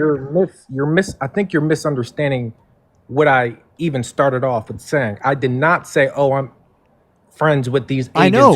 who I'm not involved with saying this- anything about your involved, Hold on, bro. Can you with this case hold on. specifically. Can we just be chill for a second? I'm saying I'm friends with those who are in connection to these people who Okay. know more about this Okay. case. That's Okay. what I was saying. I understand. I'm not So saying just anything. Do not miscategorize what I'm saying, Bro, please. relax. I'm not saying anything about your relationship with And these I'm saying people. I could DM all that information to you, brother. All I'm asking you is those 8 people, however you know them indirectly, directly, I don't care. Those 8 people, what was their position in government? Were they investigators on the Anthony Weiner case? How did they get They were information they were that was agents. part of the They were evidence just against agents. Anthony Weiner in the criminal They were case? just look at them as agents working on the case. I'm gonna send all that. to you. Agents of what? The DOJ? Brother, Like FBI Again, agents, CIA I cannot agents? get into this right now. I don't have the time. That's why I'm raising my voice How because I much already time said does it take to say 5, CIA 6 or times. FBI? I'd rather send it to you or come back. You can up. send me the details. Let me I'm come asking back you up. what types of agents Let were me they? come back up and get it and share all that with No, you. but The what types of where they agents worked were they? at, let me pull all that up for you. Okay, I don't have it on me right now. Let me come back up and do that. Why are you pressing me right now when I already said about 6, It's 7 just a times? Let me confusing come claim. back I'm up trying to understand better and what it share is. that with you, brother. Let me do that for you and come back up. All right, thank you. Okay. I'll be right back. Okay.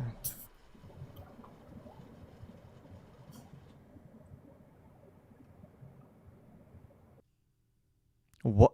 Live may contain AI generated content? Bro, where? This is so stupid. What? AI generated content. Okay. TikTok knows I'm telling the truth. Bro, I don't even know what you're telling me in the first place. I can't tell you whether it's true or false because your claim is not even clear.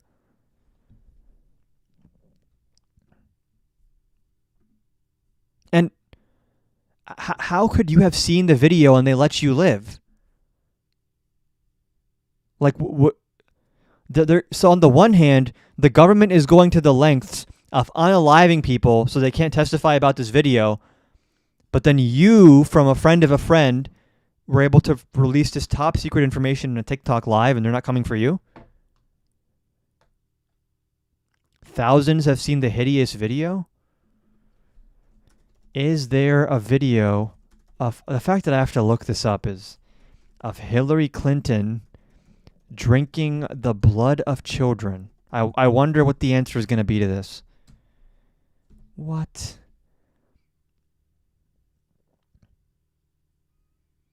There's a deep fake video that I'm seeing here. I don't know if this is the same thing he's referring to. This is from 2023. What else is there? And actually, yeah, I thought you had to go. So you're still in the chat. All I asked is, were they in the CIA or the FBI? And yeah.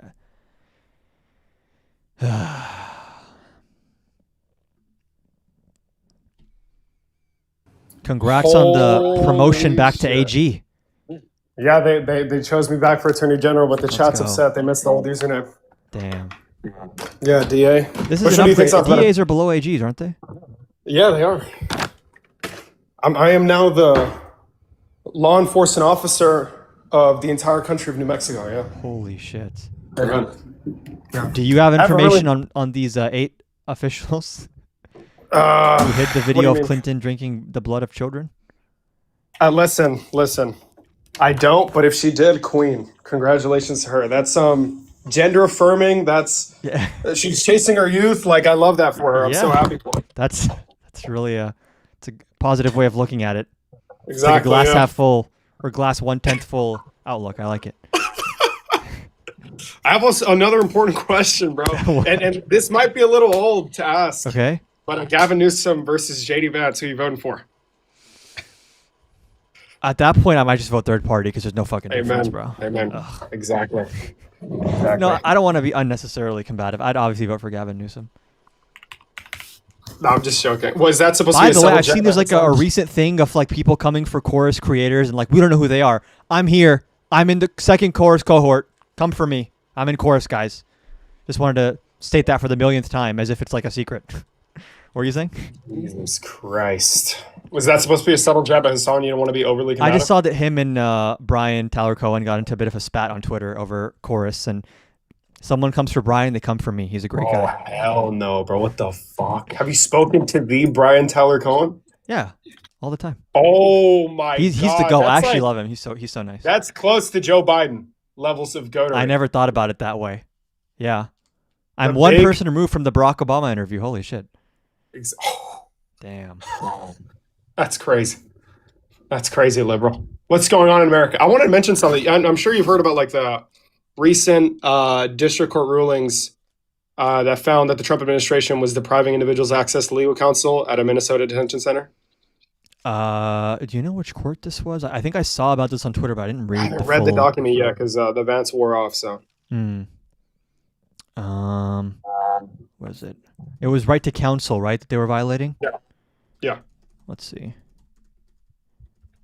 it's like a super long name. to the It's detention so center. hard I to keep think it was track a of Trump all appointed the rights violations. And That's what I was gonna mention. Not only when I heard this, I was like, I don't even know if I should read the document. Does it even really fucking matter?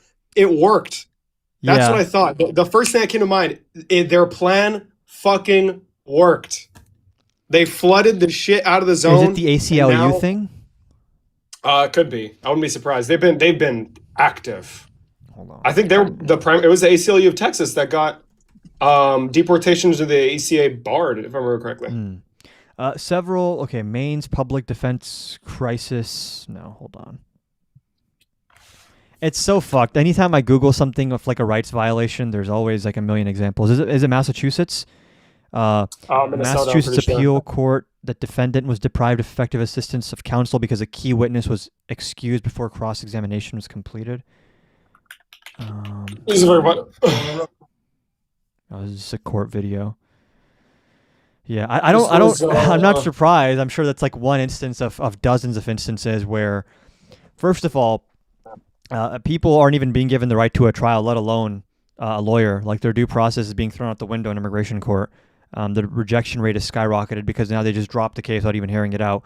But yeah, it's like, it's fucked up to say denying someone's right to their lawyer is like not even the worst constitutional rights violation that's taken place.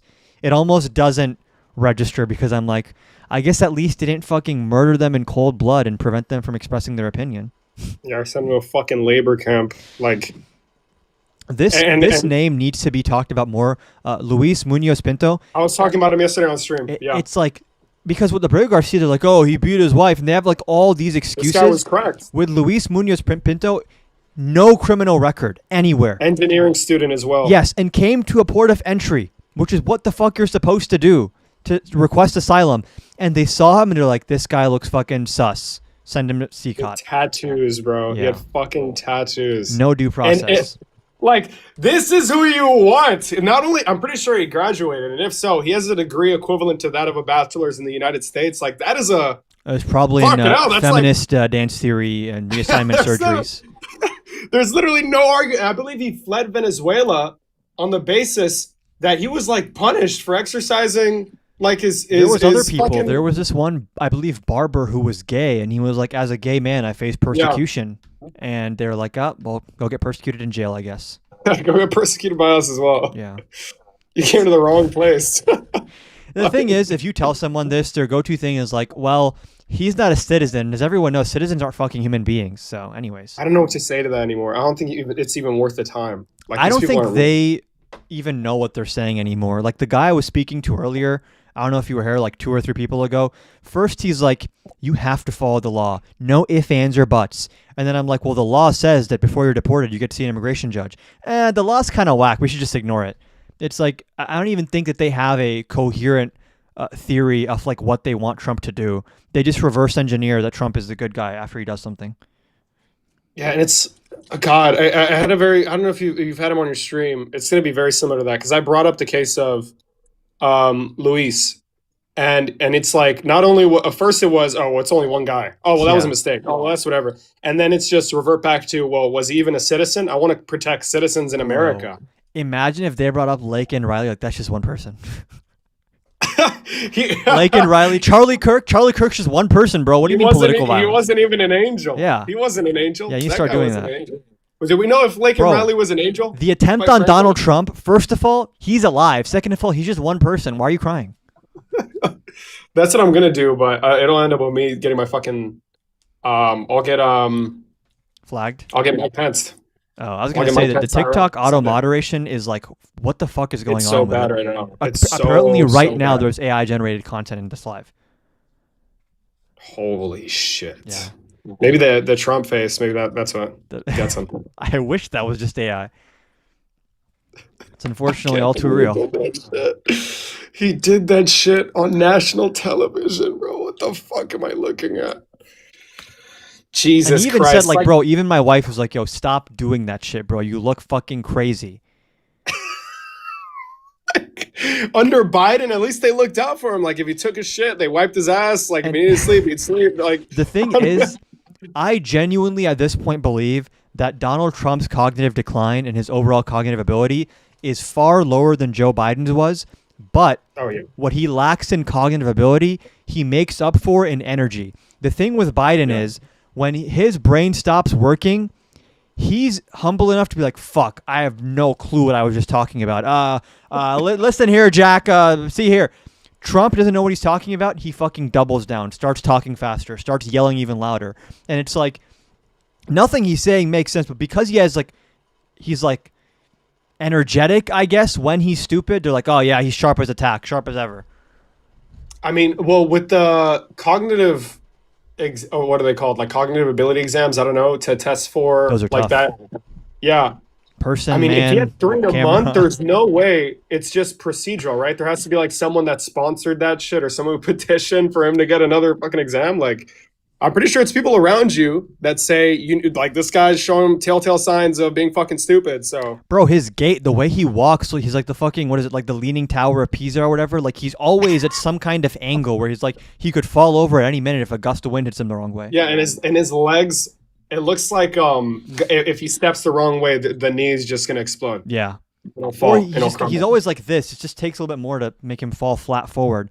And he's how many meetings has he fallen asleep for at this point? Every single one, I guess. I mean, does the sleeping even matter? He's not fucking paying attention. Bro, the way that foreign leaders just play him like a fiddle. The interview he recently did with that one fucking sellout scumbag who didn't ask him any hard questions. Something I forgot his name. Tom Yamas or something. Trump was like, President Xi just called me and he told me our country is hot as a pistol, best it's ever been. He said, Trump, I'm so impressed with you. And the fact that like all these world leaders can so easily pacify him and glaze him, and he's like, yep, she said I was super fucking cool. Must mean I'm super cool. Meanwhile, she's like, okay, that just took care of Trump for the next month. He's off my dick now. He can just fucking go glaze himself on TV.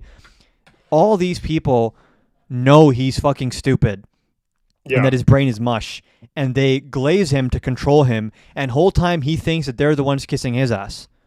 When they're actually just trying to manipulate him. Obvious, too. Yeah. But it's so annoying because I feel like the most egregious, I'd say the weaknesses of Trump, especially when it comes to foreign policy, they don't get talked about enough.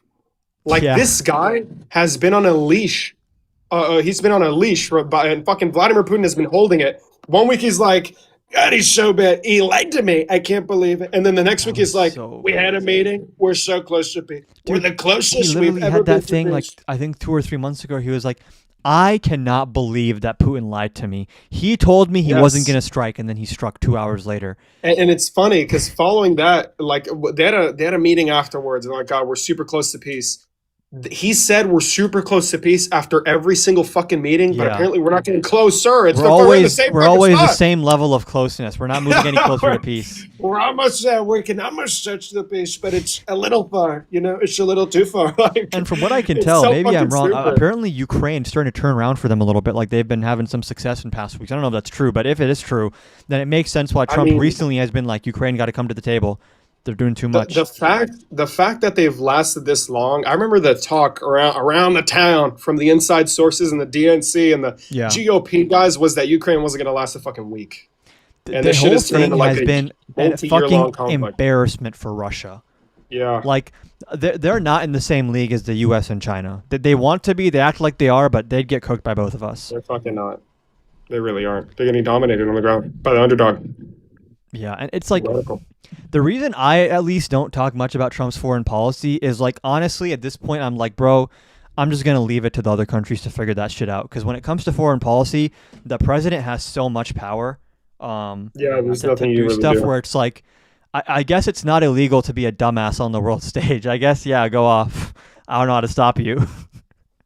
And even then, like the actions that are illegal, like fucking invading Venezuela, what even happened with that? Like we just did it. Yeah, just not apparently. We just did it. Apparently, they couldn't do law enforcement to bring Garcia back from CCOT, but they can execute a warrant on a foreign head of state. How does that work? And what the fuck? Like, bro, it just shit went back to normal. They did a regime change for the vice president of the dictator they fucking hate so much. Like nothing changed. And where's the oil company infrastructure? Literally nothing. Nothing has happened. Not a fucking peep. The thing from that the sucks administration. is he set up the next president. If it's a Democrat, if we have free and fair elections, which holy fuck, are we going to have free and fair elections? He set them up for failure because the entire world, including all of our allies, are just now saying like, okay, let's just move on from the U.S. being important. Like all the European countries are building up their own militaries. Canada's making trade deals with China.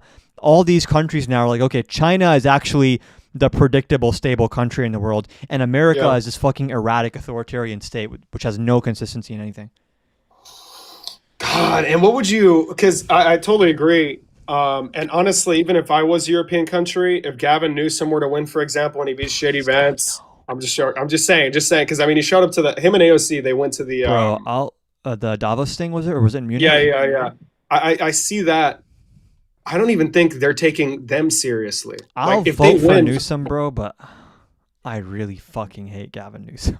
We're gonna have we're gonna become the fucking strongest economy in the world, bro. Come on now, Bro, California. he's literally, I mean, Kevin not literally, Trillion but he's economy. very much just like fucking silver hair Trump, like reverse Trump. I he's obviously policy-wise gonna be way better than Vance on economic policy and all that stuff in general, but Yeah. I do not think he'll win a primary, and I don't want him to win a primary. I pray to I God. don't he does I don't not think win he'll the win a primary either. Yeah. You made a lot of criticisms about him being opportunistic. Yeah. And the more that I've thought about it, like, where was this activity in the past? Where was this? Bro, like, I'm saying, passion like, for first he politics? starts this podcast, and he's like, let me have on right-wing commentators to talk about how the trans people have gone too far and how we need to toughen up a little bit. And then he realizes he gets bullshit for it, and people hate Trump, and then he's like, I'm going to sell knee pads and call Trump fat on Twitter, which, like, I love it. Don't get me wrong. I love insulting Trump on his appearance. I absolutely love it, 10 out of 10. But it's like when Ben Shapiro's on his show and says, Governor, can you explain why you called ICE the Gestapo and said they're fascists? All of a sudden, yeah, you're right. I shouldn't have said that. Too far. He fucking crumbled. It was so embarrassing. Yeah. He folded That's under so zero embarrassing. pressure, bro. As if Ben Shapiro is some kind of imposing figure. And he's like, "Are you trying to say that Israel should be a pariah state? Is that what you're trying to say?" Like, Bro. that's the point. We should all like. It was so. Even fucking Gavin stupid. Newsom's half-assed, like, well, it's not a genocide, but also it's not great, and like I love everyone, but I also love Israel. Even that half-assed position, which is insufficient, even that Ben Shapiro was like, Governor, you're not sufficiently pro-Israel right now. And he fucking made him fold even more in Israel. Yeah, I don't think it's a genocide. Do you see the segment where he's like, yeah, some on my own side, they call it a genocide. They're going way too far, honestly. I don't think that's right. It's like, bro, stop.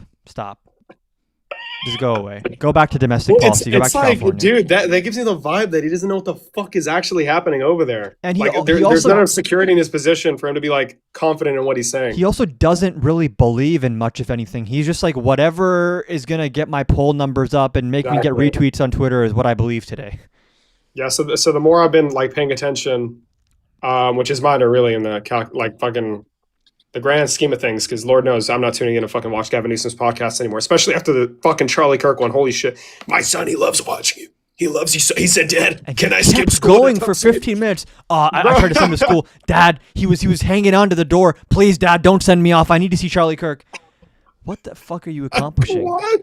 And he had Steve Bannon on, bro. Steve Bannon is an enemy of the state who should actually be fucking charged for like espionage or something. And he's not like combative whatsoever, and he has these people on. He treats them like they're Bro, normal fucking human Steve beings. Bannon, by the way, I don't know why he's not like enemy number one in the United States right now. He's the guy who's been saying, send ICE to polling places, seize the voting machines, and arrest the brown people before they can vote. He's the one who was emailing back and forth with Jeffrey Epstein. Hey man, we got to fix your image. Let me help you with a PR makeover. Same guy who as well was advising Trump on stealing the 2020 election. It's like we have Satan himself living amongst us, and just no one's talking about him for some reason. He's like the most prominent person in It's the 'cause of that files. damn fucking, what's he call it? Muzzle velocity? Yeah, muzzle velocity, flood the zone. That was all him. And it worked. He's like the architect of a lot of the fascism right now, and it's like, I thought that the fucking mirror selfie with Jeffrey Epstein would have been, the end The for him, nail but apparently biter. not. I think they're going to Prince Andrew, right? They fucking arrested him, I think. Yeah, because like, that the fucking accountability's creepy happening. ass picture of him like hunched over someone's body. That was weird as fuck. Yeah. The accountability's happening all over the globe except for in fucking America where Yep, this shit and now was... what did we learn? I think today or yesterday that they deleted 3 FBI interviews with Trump accusers. I don't know if you saw this. No, I haven't seen it. There were apparently the FBI followed up on one of the accusations of like a 14-year-old girl accusing Trump of hurting her in numerous types of ways, and that those follow-up interviews that were done after the tip were deleted by the DOJ. Why the fuck would you delete that if it's not true? Genuinely, why? That's like the most suspicious thing you could ever fucking do. If let's just say for a second, which is not true, that Trump did nothing wrong. This is not how you would act if you had done nothing wrong. That you're constantly deleting stuff and it's so lying under infuriating. oath. Bro, it makes me want to fucking scream because that's how Michael Knowles talking about this bullshit too. They're like, oh well, fucking Jeffrey Epstein was prosecuted under Trump's first term, right? Dude, He also died. This guy delayed this shit for a year, and then he asked Congress to ask him to do something he can already do, and once they did it, he's still fucking dying. Like, Speaking what of, the fuck? not to be a tinfoil hat guy, because I'm not, and I'm not making any claims here, but did you see that they had filled out the documentation for Jeffrey Epstein's death, and the date on the piece of paper is the day before he killed himself? I did not see that. I need to look more. I need to look more into this to verify it, but that's TikTok. That's interesting. I'm not a conspiratorial individual. It's interesting. But all I know is that if there was any president that would unalive somebody to clear his image, that's all I'm gonna say. That's all I'm gonna say. The only president I can think of in recent history who has had federal prison workers unalive someone in secret and then try to lie about the cause of death, haven't ICE people and DHS people been doing that in immigration detention centers? Where like how many have died so far? Like fucking 33? Something around a dozen, over a dozen, but there was it's record breaking. There was one specific case of this guy who they ruled, I think they ruled it a suicide, and the actual story was that he was strangled to death by one of the prison guards.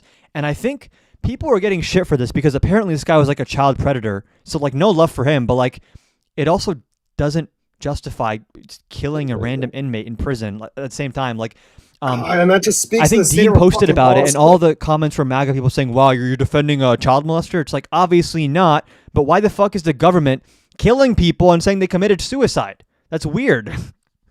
I'm saying, I mean, who is trying to exercise their social and political capital to do violent shit? Yeah. Trump.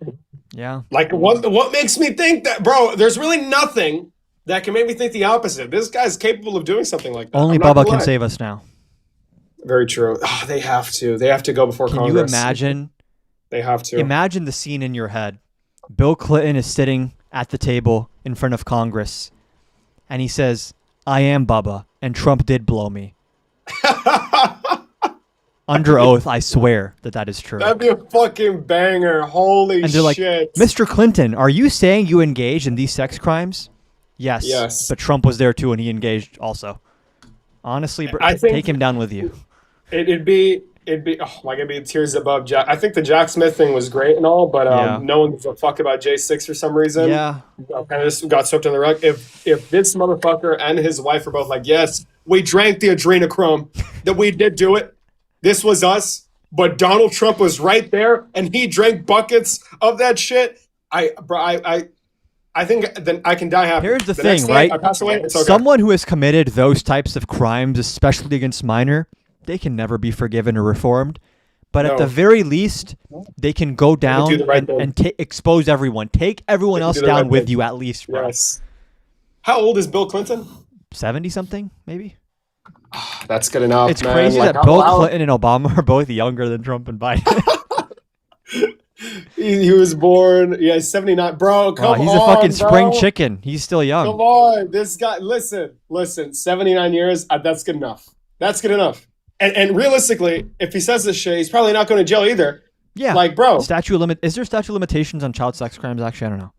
There's no way. Not. I don't think there is. Is there a statute of limitation on violent crimes in general? I know for some crimes there isn't a statute of limitations, and I feel like some of those crimes would apply to the Epstein stuff, but... Limitations on misconduct. Oh, we're about to find out, brother. Have eliminated or significantly extended statutes of limitations for child sexual misconduct. Let's go. Yeah. And yeah, it would be state by state as well. So it's non-existent. Actually, even if Trump pardons himself and all these people when he leaves office, charges, I'm sure that either the Florida Attorney General or the New York Attorney General, wherever Trump and Clinton and Epstein allegedly may have committed such crimes, those attorney generals can still pursue state charges. I think they should. Let me see the of limitations on. Hold on. Misconduct, Florida. There's no statute of limitations. Let's fucking go. Although I don't know how much I trust the Florida state government.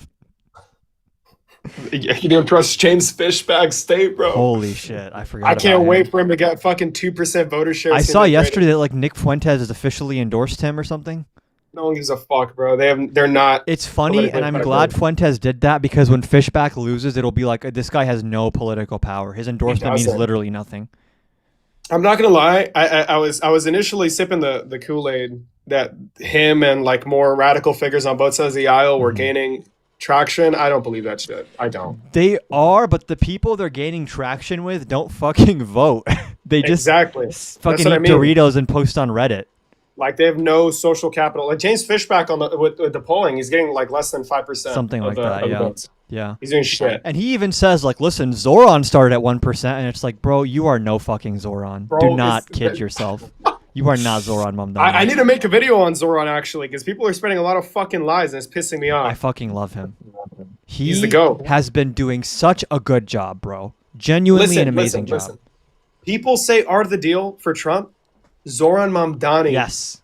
He's He was a living ghostwriter. art of the deal. With the property tax shit, he's like Smart. threatening bro. It's the bank. He's not saying I'm gonna raise him. I'm just saying that this most likely will happen. He's being unless- very pragmatic and saying, these Yes. are the options I have, and I'm consulting the public on how to move forward. And people are saying now, like, typical Zoran, the problem with socialism is eventually you run out of other people's money, as if all these budgetary problems were created by Mamdani in the span of like 2 months, and there weren't pre-existing budget problems that Don't he fucking inherited. see it.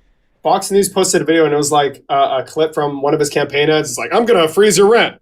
And then it switches to them and he's like, we're gonna have to raise property taxes. Like, Which is funny because it's like that's going to hurt disproportionately, ideally, like wealthier people as well who have more expensive homes. and you know what's funny? Even if he does raise property taxes, that shit's base, bro. I'm not gonna lie. I love property taxes. I agree. Bro. I love that shit. I agree. I love property taxes so fucking I much. agree. And there is a negative externality, obviously, that it'll impact people that are living in a house way above their means. But low key, bro, I'm willing to eat it. I'm And willing also, to pause. you can tailor property taxes to have exemptions for like poorer working class people and renters and stuff. Because a lot of the revenue you want to capture anyways is going to be these fucking extremely expensive high rises and luxury homes and stuff. Exactly. Property taxes are one of the most efficient ways for localities to bring in revenue. Although in general, the way he's dealing with Hochul is so, bro, the universal childcare thing, I feel like he does not get enough credit for what he did there. Where, like, How quick was that? 2 weeks? Say it again? That was like 2 weeks into his fucking term, right? Yeah, something like that. It was maybe It's around a fast as month or fuck. half a month into his term, where Hochul is meeting up with him saying, not only universal childcare for 2-year-olds, but this is the first step in like a phase-by-phase plan to have universal childcare. And I brought up this video. I brought up this point in my video where I was talking about the J.D. Vance versus Gavin Newsom point, where I was like, listen, first of all, no one wants Newsom. I don't think Newsom will win. But even if worst case scenario, Newsom is a nominee and we vote for him, these more moderate establishment Democrats, they can be controlled and influenced and pushed. Kathy Hochul is not exactly a bastion of Marxism or something, right? But Mamdani was able to build a relationship, a friendship with her and say, okay, let's work together. This is good for you and good for me. And like, here's how we can fund it. Let's make a plan. And she works with him. Imagine if on day one, Mamdani's like, Kathy Hochul, that establishment shill bitch. Like, okay, now good luck getting anything through Albany.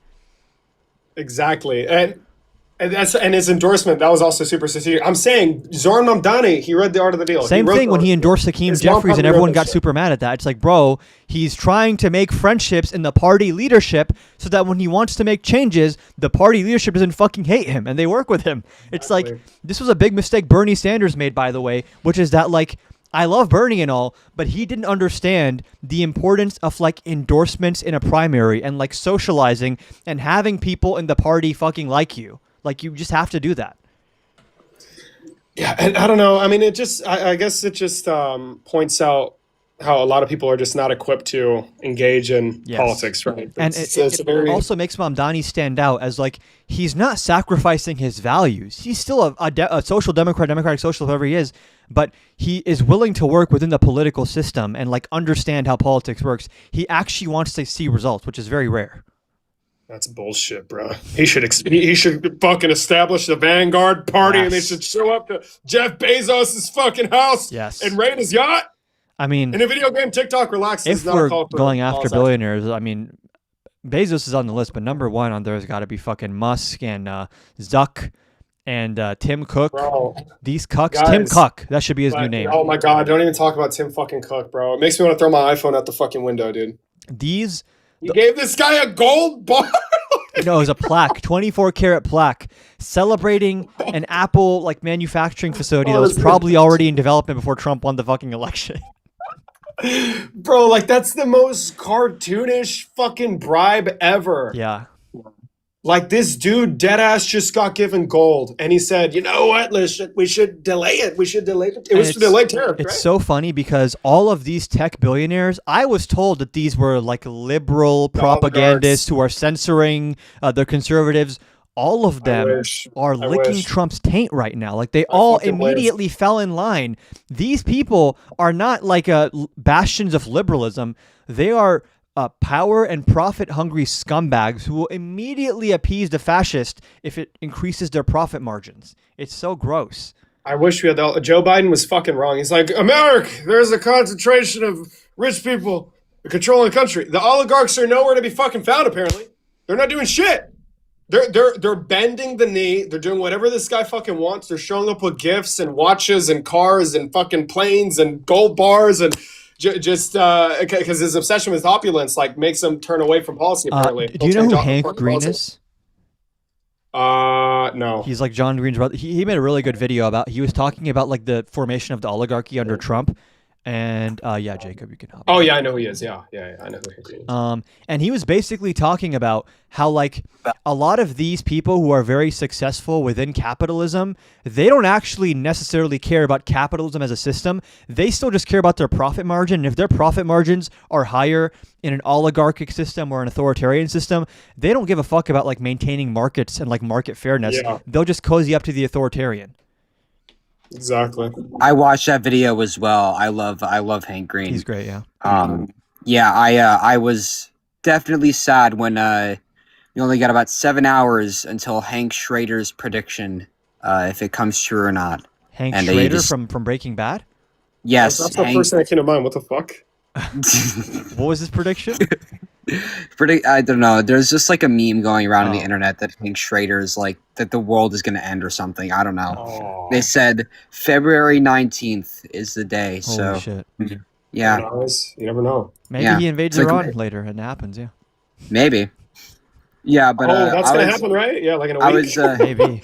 My father has made the patronage to New Mamdanistan. Let's go. I'll be making my patronage to New Mamdanistan in the next few months. Mashallah.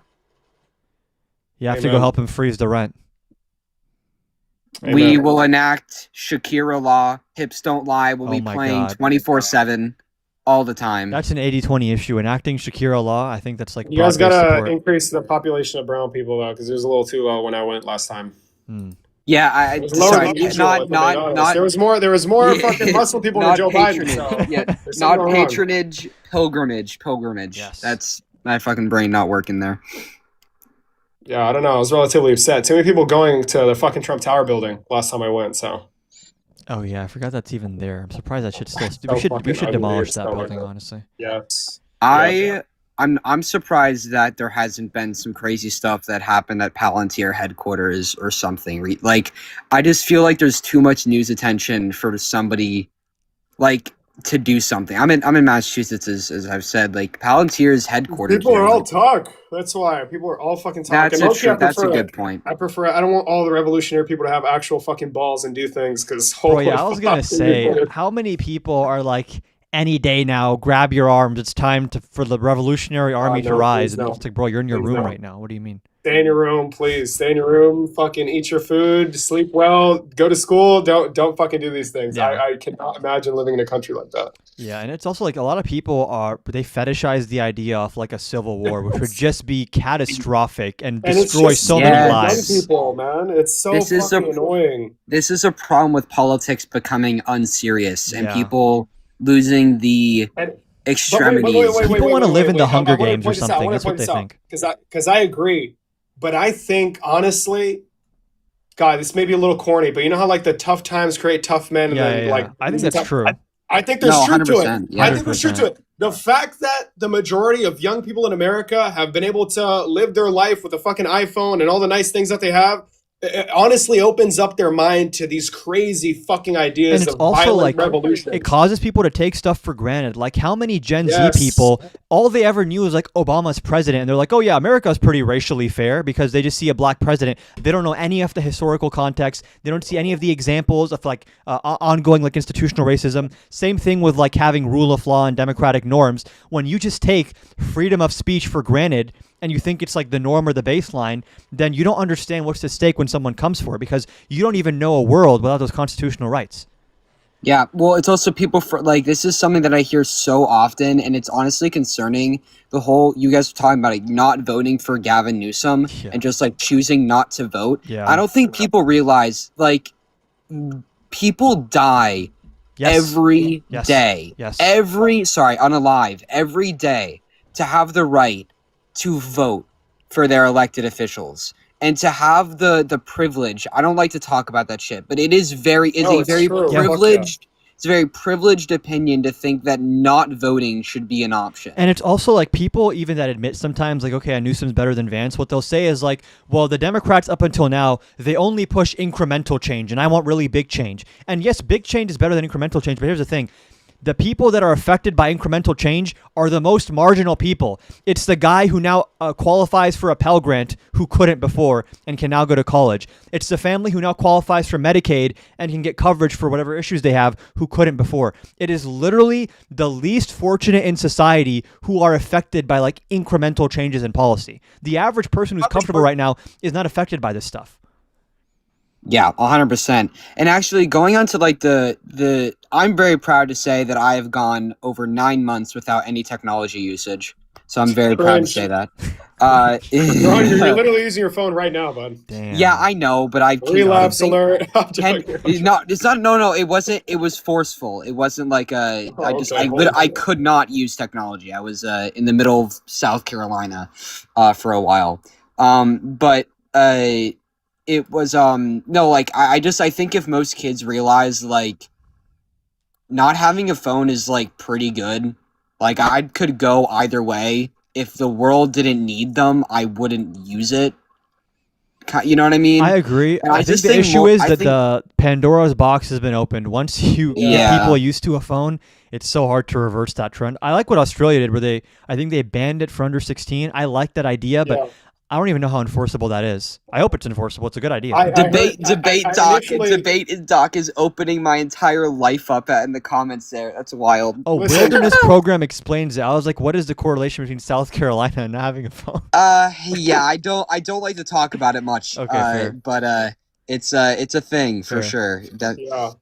I actually when I initially heard about that law, and I believe there was a video what is it? It's not a surround. What is the table where it's like 2v2 on Jubilee? Round table? Yeah, round table. It was Dean, this other guy, and these two other fucking people. Jesus Christ, they were so insufferable. Oh, and it was Dean and Oliver, I think. Versus there you go. Idiots, I fucking follow him too, which is so stupid. Yeah, I don't know his fucking name. Yeah. But they spoke about the legality of these things, and from what I heard, because the first thing that came to mind was like a bill of attainder issue where you're pointing out like people of an identifiable group and you're depriving them of something.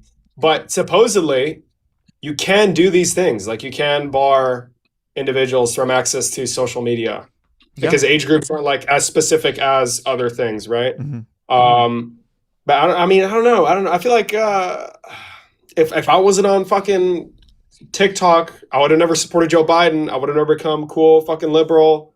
You know, I would have stayed like not politically engaged.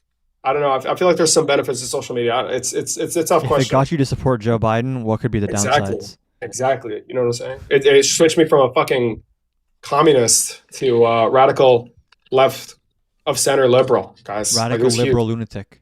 And exactly. thug. Exactly. Yeah. Man. So maybe amassing thousands of hours of TikTok dream scrolling at night in 2020 was worth it. It's really good for your brain. Exactly. That's Your, what I heard. your Yeah. dopamine receptors get overclocked, which is like super good for your long-term cognitive health. Exactly. And guys, it was so great that I don't have to be on fucking medication. You know what I mean? So it's Yeah. it's based. It's fire. So true. It's fire. What is Isalius? I don't. Isis is saying CCP rise. What the fuck? That's a good nickname for Isaiah. Yeah, to circle back, I think dumb, fringe, fucking extremists on both sides of the aisle are negative externalities of a civilized society. That's my position. Yeah, and then the next step to that is that those people joining group chats together and meeting up with each other is an externality of the internet existing, because at least before, the crazy people were kept siloed off. There was like one or two in each community. Now they can form their own community of just crazy people. It's so fucking bad, yeah. And I think social media, I don't know if I'm pretty sure you did talk about this. Like, these algorithms fucking suck. And I know they don't have any political fucking power, because these people don't go out to vote. They don't show up in the voter rolls. They don't do shit. Yeah. So, but on social media, Hassan and his group of fucking followers, and then Nick Fuentes and his group of fucking crazy people, they seem like they're going to win the next election, but they fucking can't, because they have no political capital. But social media and the fucking algorithm makes you believe otherwise, because shit's so stupid, and it pushes the most insane and inflammatory content, and it's so obnoxious. It pisses me off. If we add up you, me, Adam, and Santana, like, and all these other kind of like debate guys, we have more followers and more viewers than Fuentes does. Like, I think that's what some people forget, is like, he, across all his platforms, he has a maximum of like 3 million followers, which in the long run is honestly not that much. And like, he's not palatable at all. That's a lot. Yeah, I was gonna say 3 million isn't exactly No, put me sound asleep. No, like that's really, I feel like in the long run, when it comes to actual political capital, that really isn't that much.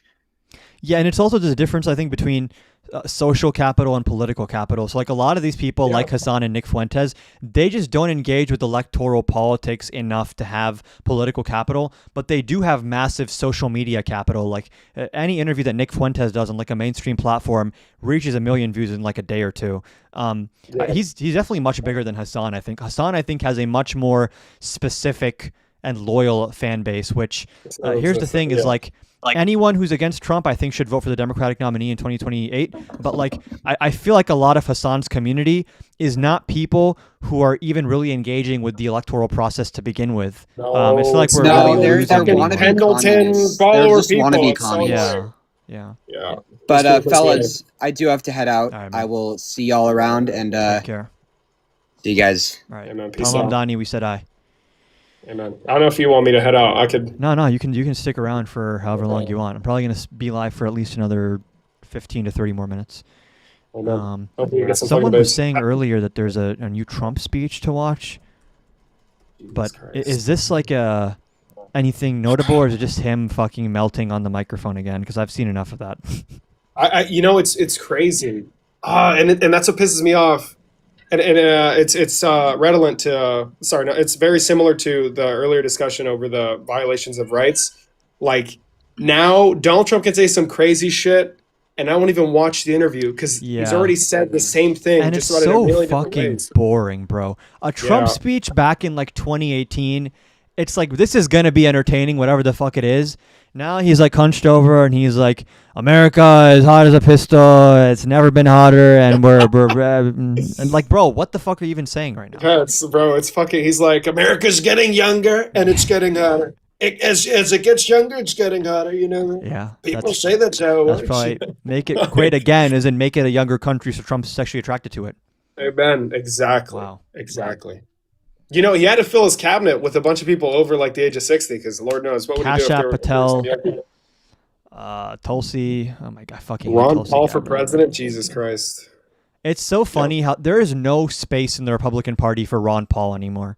I was saying this the other day. An actual small government conservative is like politically homeless right now. There's zero appetite for small government. Rhino alert. Yeah. I'm surprised Thomas Massey is like still alive. Like, it's fucking He crazy. tweeted like, "Hey guys, just want you to know I'm not suicidal," which is interesting. He's probably getting threats from MAGA. I'm He assuming. definitely. He's probably getting threats from Trump, bro.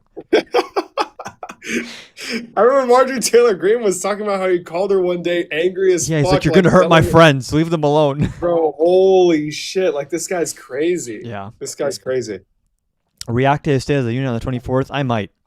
Oh, I'll be doing that for sure. Should do a duo reaction to that one. I'm down as fuck. Well, let's down do a as fuck. fucking whatever that dream blunt rotation was with Dan and everyone. We'd fucking I'm so assemble the down. Avengers to Marvin. watch the State of the Union speech. I can make a GC in the on the TikToks. Let's go. Lock it in. And honestly, Dan, Carbon, if we did one of someone these else. things on Discord, everyone could have their camera up properly and have like a proper screen share type of situation. Wait, are you live on YouTube yet or no? No, I have to get live You on need to YouTube. lock in on YouTube, liberal. It's the I move. can do that right now. I'm fucking It's locked the in move. on the Vance now, bro. I'm locked in on the Hell Vance. yeah. I'm about to get a fucking month supply. Let's go, guys. Fuck yeah. Woo! Thanks to Trump's I'm fine healthcare living at reforms, 60. liberal. Listen. Thanks to Listen, Trump. I'm fine living at 60. I got a fucking. You know, there was this conversation I had yesterday where I didn't even get a word in, but it stuck with me because I thought about it. I'm like, I don't really have a clear answer. This guy came in, and I guess just because I've accepted this as like a fucking like I guess a formal truth because that's how the government's worked for so long. But when I think about it, like, fucking hell, where does the Supreme Court derive its power to grant itself authority to do things? Like, I assume Article 3 of the Judiciary Act, Yeah, and a number of things, but like, there's issues with the judicial branch in our Constitution Yes. because the lifetime appointment and like, I mean, they can be impeached and stuff, right? There's ways to remove them, but I mean, every branch of government. I think one thing that Trump has proven is that our Constitution is like not as smart and like it predicted all the. It low-key sucks. exactly, yeah, I thought it fucking I mean, it did. didn't suck. sucks so It bad. worked for long enough, but it's like the fact that it would allow this to take place is a testament to the fact that it's not good enough. Yeah, like, I mean, obviously, Article 3 grants them the power to, like, opine on Interpret, these, like, legal controversies. Yeah. But I just couldn't articulate in such a way because I just accepted this thing from the jump, right? Because, I mean, that's how it's worked for hundreds of years. So when I was put in a place to speak on it, I mean, the guy didn't even give me a chance to fucking speak. I just couldn't really delineate it clearly, I guess. So I had And to the fucking issue also, it's like the same thing with the executive branch, where like a lot of the quote unquote checks that existed on the executive branch were assuming someone acting in good faith. And a lot of the checks on the judicial branch are the same because you could envision a Supreme Court of all just complete fucking liars who never even went to law school. And the decision they issue is like, you have to do this because we said so. And this is like now binding Supreme Court decision. It's like 1 page long, LOL, never mind. And it's like, there's no actual requirement for them to do their job properly. That's what I'm fucking saying. So it was tough to view it because the guy was he said, "Oh, Trump is bringing us back to departmentalism, away from judicial supremacy." And I mean, obviously that the fucking framing is so stupid because he's clearly expanding executive authority. There's And nothing it's like- co-equal about. Yeah, and it's like his this approach, means he but- wants to overturn like Marbury v. Madison, which is like the entire ground that our courts exist on right now, which is, and it's like if courts can't check the executive branch, what Yeah, what's is the their point? job? Like just say, hey man, I Exactly. prefer you don't do that, but it's fine if you don't listen to me. It makes no sense. It just that's what I'm saying. Like, because I just accepted it to be the truth, and I never did like in-depth research into the matter. Like Marbury Madison, fuck, can't grant the writ of mandamus. Oh, can't do this. They step in, like, boom, judicial review now a thing. Yeah, I was actually, I've been working on my little manifesto of like policy stuff, and I one thing I think that could be a good idea, and people have talked about this, is I wrote this down. So every president for their term gets to appoint 2 Supreme Court justices, one in their first year and one in their third year, or 5th and 7th if they serve 2 consecutive terms. If the appointments are confirmed, they join a big pool of SCOTUS judges. And for any given case before the Supreme Court, there's a lottery system that picks 9 of the people from this pool at random. So that, first of all, no one appointment is guaranteed to oversee any given case. And then there's much less of like a partisan influence. And also, each president gets to have some form of influence on this as well. I think this would be like a really good reform. Basically term limits, but you don't need a constitutional amendment for this. Yeah. I was what was I going to say? I also thought about something when it comes to immigration courts. I feel like they shouldn't be under the executive. Yeah, immigration courts are tough because it's so high volume that it is tough to have Article 3 courts look at it. Yeah, I was thinking, immigration why is can't you tough. do like Article fucking 1 court, like a tribunal, like specified in Congress? one particular thing? Yeah, like you know how they establish like fucking tax bullshit courts and like there's military court, like all these kind of things. I feel like you could probably do that with immigration as well. Oh yeah, actually, yeah, there are Article 1 courts that could do that. Yeah, Yeah. I would definitely trust Congress more than the executive to be adjudicating this Exactly. stuff. But the issue with immigration is like, regardless of which branch it is, it's so fucking complicated, and it's annoying because no one wants to have the complicated discussion. They just want to talk about like, oh, brown people, make them leave. And that pisses me off so fucking much too, because what we were talking about just now is like super deep, but honestly, it's not even that crazy to wrap your head around. Like people having a nice life, then thinking of dumb shit, and then social media making it worse. Yeah. But we can never have those conversations right now because it always ends at like some absurdity. It's always an absurdity. It's like absurd. Like Hold on, we what's the word? have Dr. Fauci in the guest requests. Holy shit! No way. Dr. Fauci, welcome. No, not that cool. But thank you. Yeah, what did you want to ask? No, so I have a question. It's something that I was pondering the other night during an epically long drive. Wow. So, Andrew Jackson has that famous quote from, I don't know, 1800s, like, Yeah. okay, the Supreme Court has made the decision, let them enforce it. Mm-hmm. And I feel like that's, essentially what Trump's doing. Yeah. He's saying, okay, courts, you guys have made your decision, but, what's the enforcement arm for, judicial decisions? It's Yeah. the executive branch. I'm the executive. I say no. Mhm. Okay, well, then there's no recourse. Yeah.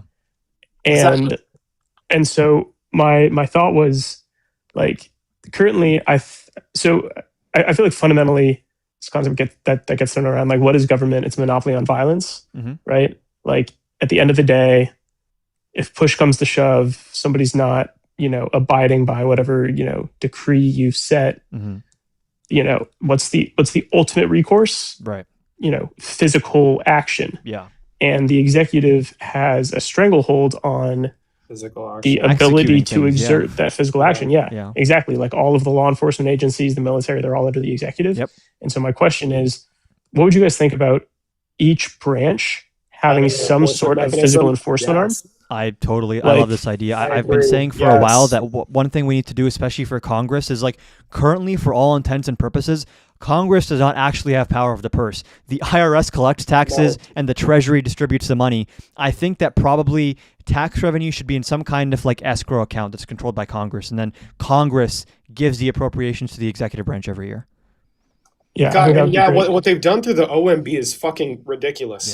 Yeah. Like what Russell Vought has done, he's impounded so many funds that were gonna go overseas, and apparently they could do this shit. Like there's no intervention or relief from the judiciary. Like Yeah. that's so fucking stupid to me. How can you say, oh, you can appropriate funds, but then we can like deny the appropriation? Apparently, like it's so fucking stupid to me. Yeah. It makes no sense. And I wonder if there's an argument for like the DOJ being part of Article 3. I don't know how that would work, but there needs to be some kind of enforcement arm that the other branches have. I agree.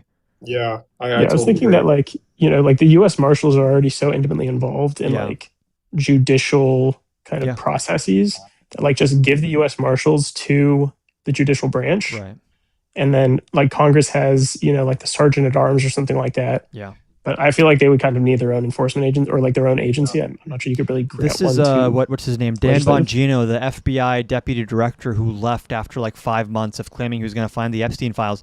He was saying like, oh, what's going to happen if Trump commits a crime? Or the U.S. Marshals going to arrest him? They work for Pam Bondi. There's like no actual mechanism for Exactly. accountability against the president. We just assume that he's not going to do bad shit. What wasn't one of their arguments against adhering to the Epstein like Transparency Act the fact that there was no cause of action? Like they made an argument along those lines that, well, we could just ignore this shit. Like, what are you going to do about it? Oh yeah, I mean that's been unfortunately for every law they've violated. It's like, well, am I going to indict myself? The DOJ can pretty much do whatever the fuck they want right now. I know another claim they made is like, we need like more time and like we have to redact these names, but like they weren't even following the redaction rules. It was just an excuse. No. Yeah, it's a little bit. That was- I don't know. I don't have anything positive to add to this because it's not going to happen. Yeah, no, I mean, it's not. It's not. These are all kind of pipe dreams. Yeah, But yeah. If only. Imagine, fucking having a good structure, well-structured government is such a fucking pipe dream. God, it's such a radical idea. I mean, I think a lot of it comes down to the fact that this document was created in like the late 1700s, Yeah. the Constitution that we all abide by, and they intended for it to be updated frequently. And our last constitutional amendment was in the 1990s. True. And it was like And wasn't it kind to, like of pay Congress people more or some shit? it was that no, I think it was the opposite. I think it was that Congress couldn't increase their salary like during a term. It's like they couldn't just, unilaterally decide like, hey, we're going to pay ourselves more now. Oh, okay. God, why'd they do that? They could have done that after I fucking got in, man. Okay, yeah, prohibits any law increasing or decreasing the salary of members of Congress from taking effect until after the next election has occurred. Yeah. Okay, and this was 1992. Yeah. Yeah, we need like, to have an easier way to do amendments. Yeah, it's like tough. such a piddling amendment, and they're like, and it made sense for like 3/4 of the states. I mean, kind of It's when they were virtually like, impossible now. yeah, when there were like 13 of them, but now if there's 50 and they're pretty evenly split, well, actually now there's an overabundance of red states. Yeah. And there's two ways to do it, right? Either the states can call a convention or the Congress can do it, and both of those ways are so fucking It requires difficult to do. so many fucking Getting hurdles, 3/4 of like yeah. state legislatures to vote on something is like It's unthinkable. ridiculous. Yeah, and then it has to be 2/3 of both houses of Congress, I think, which like, yeah, that's literally not possible. Yeah. Yeah, and if we do an amendment, I think it should be an amendment to make future amendments easier to do. Yeah, that would be a good one. Like there are so many like. It's like when you ask the fucking genie for 3 more wishes. Like it's a fucking banger. Cheat code, hell yeah. Yeah, man. Hello, liberal. What happened? They got him. Yeah, I thought you were about to say something. Mr. Fauci? I wanted to bring up. I want to okay, revisit go the Save America Act. Yeah. I think it's bro. There's no way that's legal. Yeah, I actually don't know after it passes if it would even stand up in court because I don't think it will. I feel like election stuff is like very explicitly delegated to states. But Yes. there are And some I- federal election laws. So I don't know what the line is of what they can regulate and what they can't regulate. But well, I mean, the 24th Amendment exists, and that's a pretty big deal. But I just don't know if it would constitute like a poll tax. Poll tax. But I swear to God, I saw a case where the judge essentially upheld it as long as like voter ID was free or something like that. I have to fucking read up on it. I forgot it. It was late at night, like following the stream last night. So I was If like, voter identification was universal and free to get, I would have zero issue with voter ID. I don't think that's like the issue anyone has. It's like in practical results, the purpose of the SAVE Act is to decrease turnout. It just is. But maybe it'll, because I mean, who's it going to affect? It's going to affect like rural. It's going to affect a lot of poor white people who should have visited the dentist. Yeah. Exactly, and that's Donald Trump's like biggest. Yeah. It's base. going to backfire, I think, if they pass it. That's what I'm saying. So it's like maybe they shouldn't question its legality. Yeah, because it's like they hate the college-educated suburban liberals. It's like those are the people that have a fucking passport. I literally just went out to fucking vote. Like I have a passport and everything. I voted second day of early fucking voting Can for you James imagine Trump. Here we go. the hilarious scenes of Trump supporters like freaking out at their like local election office? Like, I don't have any documents. You can't let me. Why won't you let me register? That'd be so funny. That'd be fucking beautiful. What's up, I think Dr. the Fauci? downside of that though. I think you is were trying that, to say like- something earlier before we. You got a call? Oh, I can't remember. Oh, It was my wife calling, and she was just telling me to check my texts. Okay. You have a wife. I do. Typical liberal. I know. What a loser. Yeah. God damn it. Why don't you live in like with multiple in multiple relationships like with different genders? It's so fucking disgusting. I thought you were going to take the Andrew Tate route, but then you said multiple genders. I was like, oh, okay. That's just so patriarchal and not progressive at True. all. Like that's so fucked So up. true. Congratulations. I was thinking of having a polycule, and I made the dumb decision to wife up. God Yeah, I damn it. read that. I know. Trying to be happy. Cringe, bud. I Well, feel like even I've that seen didn't quite work before, out because liberal. she's in a different state now. So Oh. womp womp.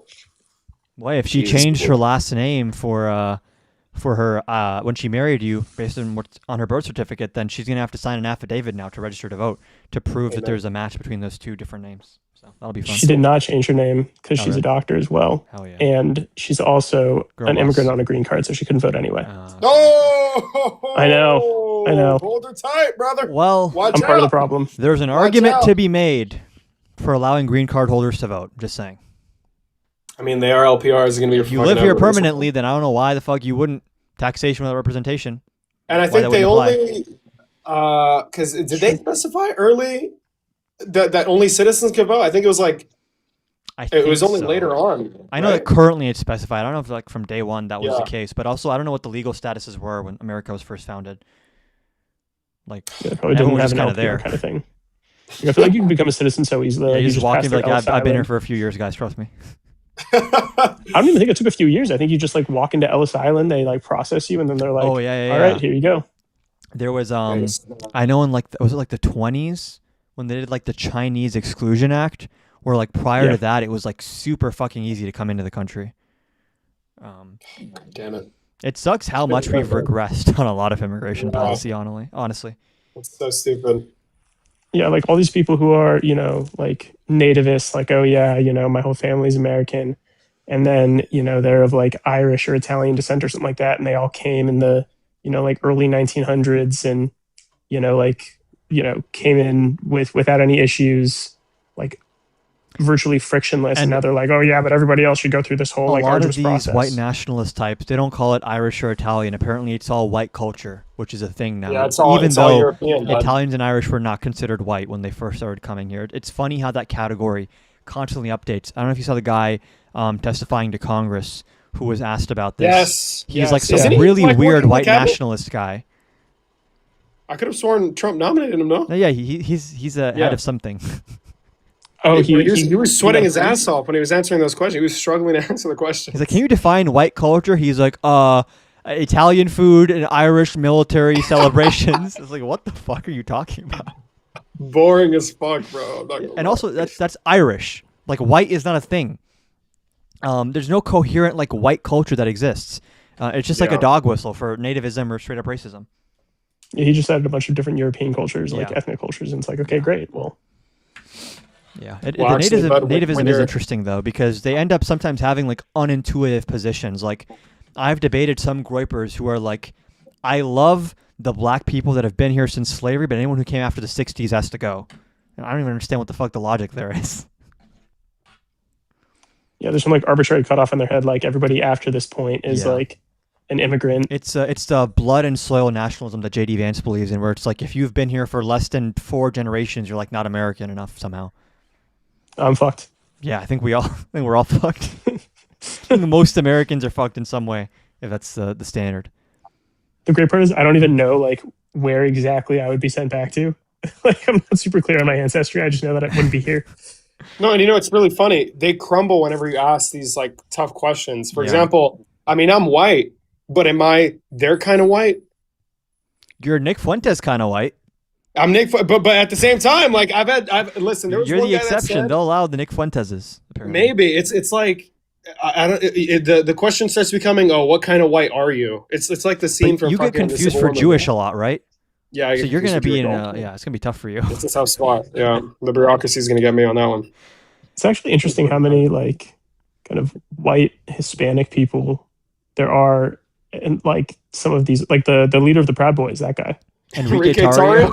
Yeah, exactly. Like, Bro, he's such an idiot. The fact that guy is roaming free on the streets is so mind blowing to me. It's so actual fucked. fucking How can these seditionist people- terrorist. Bro, sedition is a big deal when Mark Kelly's up there fucking saying you should follow the law, apparently. That but whenever it's bothers me Enrique so Tarrio, much, it's like, bro. that pisses me off a lot, yeah. I wish we used MAGA standards against them. January 6th would have been a fucking bloodbath if we used the Alex Preddy Yes. standards. Just saying. There would have been a lot of Ashley Babbitt's that day. Yeah. I can say that In a for sure. video game, peacefully and And you know what's patriotically. crazy? The officers on the floor, they were armed. Yeah. They didn't fucking use them. Like, there's videos of them getting their batons ripped from their hands, getting fucking. They didn't use, bro. If we get Is a that not, Democrat like, in when you office, should use it? if we get a Democrat in office, the officer who shot Ashley Babbitt gets a Presidential Medal of Freedom. I don't care. Oh my god, You yes, have to. Yes. That's an actual hero who took on a domestic terrorist. Yes, exactly. And even if it's unconstitutional, put Enrique in prison. And then Or send him to just CCON and ignore be the like, court. Exact. Send him to CCON and be like, well, first of all, like, where would the venue even take place? Like, fucking, this guy's in another country. There's no jurisdiction over 10,000 that. IQ. whatever. What can we do? It's just a tragedy. Start Are we gonna holding really- tribunals against the Trump admin off of U.S. soil so courts can't touch it. I love this. Just do it at Gitmo. Yeah, literally. Yeah. Wait, if Gitmo that actually tribunals. happened, do you guys have an issue with it or no? Unironically, no. Me either.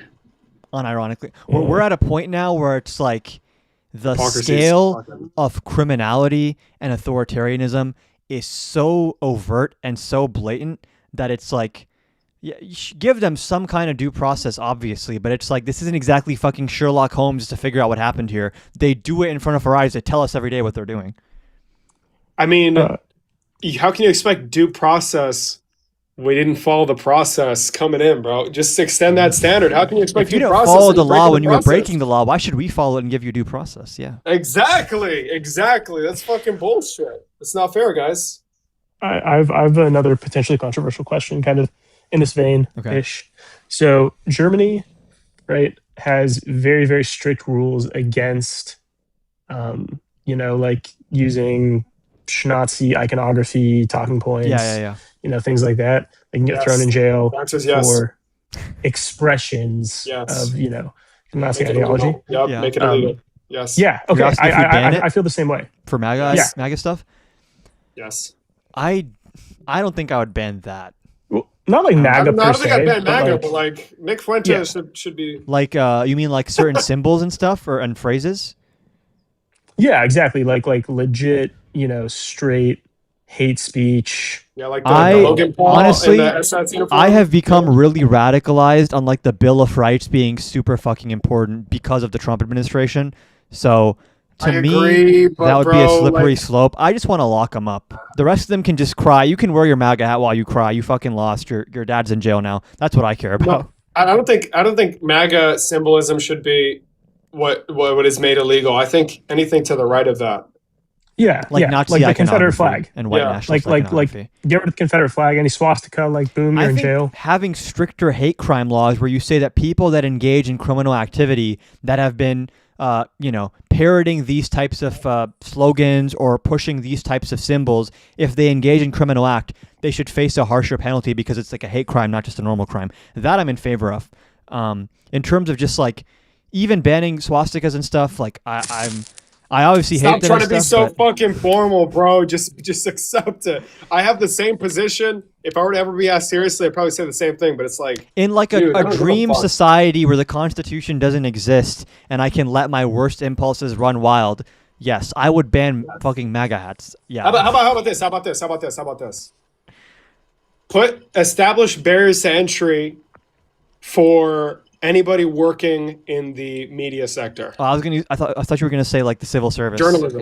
Journalism, anything. I was gonna say for civil service, if you want to work for the federal government and you have any documented case of supporting for sure. the criminal Yes. behavior of the Trump administration, you're not getting hired Easy. for that shit. Easy.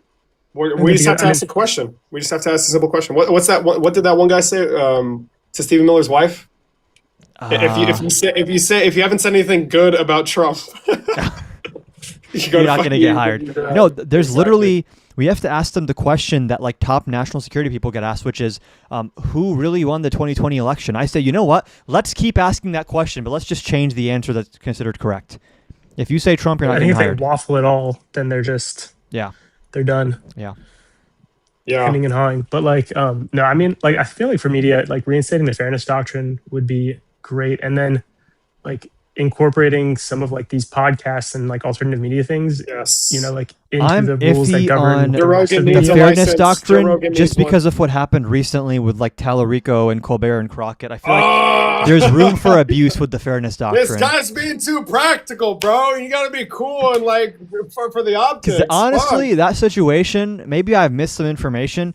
I really do not like how Jasmine Crockett has handled that situation. It's kind of made me sour on her a little bit. I still love her, but like She's pissing me off. I saw a video about her recently. The story is like Play that shit, man. the Play that shit on the CBS lawyers told Colbert that we would advise against you airing the Tallarico interview unless you want to give equal time to Crockett. And they did this in response to Brendan Carr saying in like January that from now on we're going to get rid of the talk show exemption for the equal whatever doctrine is called. And then he had on Tallarico for the YouTube thing. And now Crockett is saying that this was all like made up to boost Tallarico's campaign. I think it's much more likely that actually this is called the chilling effect, that when Brendan Carr has shown us that he is willing to do unprecedented things with the FCC, like the Kimmel thing, some businesses will self-censor before they're told to self-censor. That is still because of Trump, I think. I think it's just a chilling effect. Honestly, like I think Colbert explained that really well, like in his he did. In what he said on air. Yeah. You know, I agree. When he like directed people to go to YouTube, like he explained the chilling effect, you know, very well. I think. I agree. You know, it's crazy because this wasn't even the first time. They fucking hate Tallarico. He mentioned it during I don't get it. the talk show. They also probed the fucking View. The FCC, they launched a probe into the fucking View after he was on there. Like, they fucking hate this guy. Yeah, and it's disappointing to see that Crockett is like exactly. We should have a united front on this against censorship, and it's like it seems like she's prioritizing her electoral chances over like the principle here, which I guess some people will do that, but it's like a little bit disappointing the way she's kind of been talking about it recently. I didn't think she'd especially be when like when she's a legal expert and she's been outspoken against like the abuses of power. I think that's bullshit. And also, I don't know if this is a hot take. I don't think that James Tallarico is like a racist. I have never seen any evidence that he's a racist. I don't know. Does he even have black friends? And it's like that's a hot take. Apparently, bro, because now she's giving speeches saying that Tallarico's racist, and I fucking go to the Twitter replies. I go to the Twitter replies, and everyone's like on her side. So she's saying that when Tallarico and his surrogates say that Tallarico is more electable, that this is like a dog whistle against black women. Which is like, obviously, if someone says it's because she's a black woman, that's racist. But like, you can't just say that anyone saying he's electable like hates black. It's like, why are we doing this, bro? This is, I don't like it. It's such a waste. It's not. It's so toxic. I mean, that's essentially saying anybody who votes for Tallarico is racist. Yeah, and it's like this is such a crazy thing to say in a primary to your opponent, bro.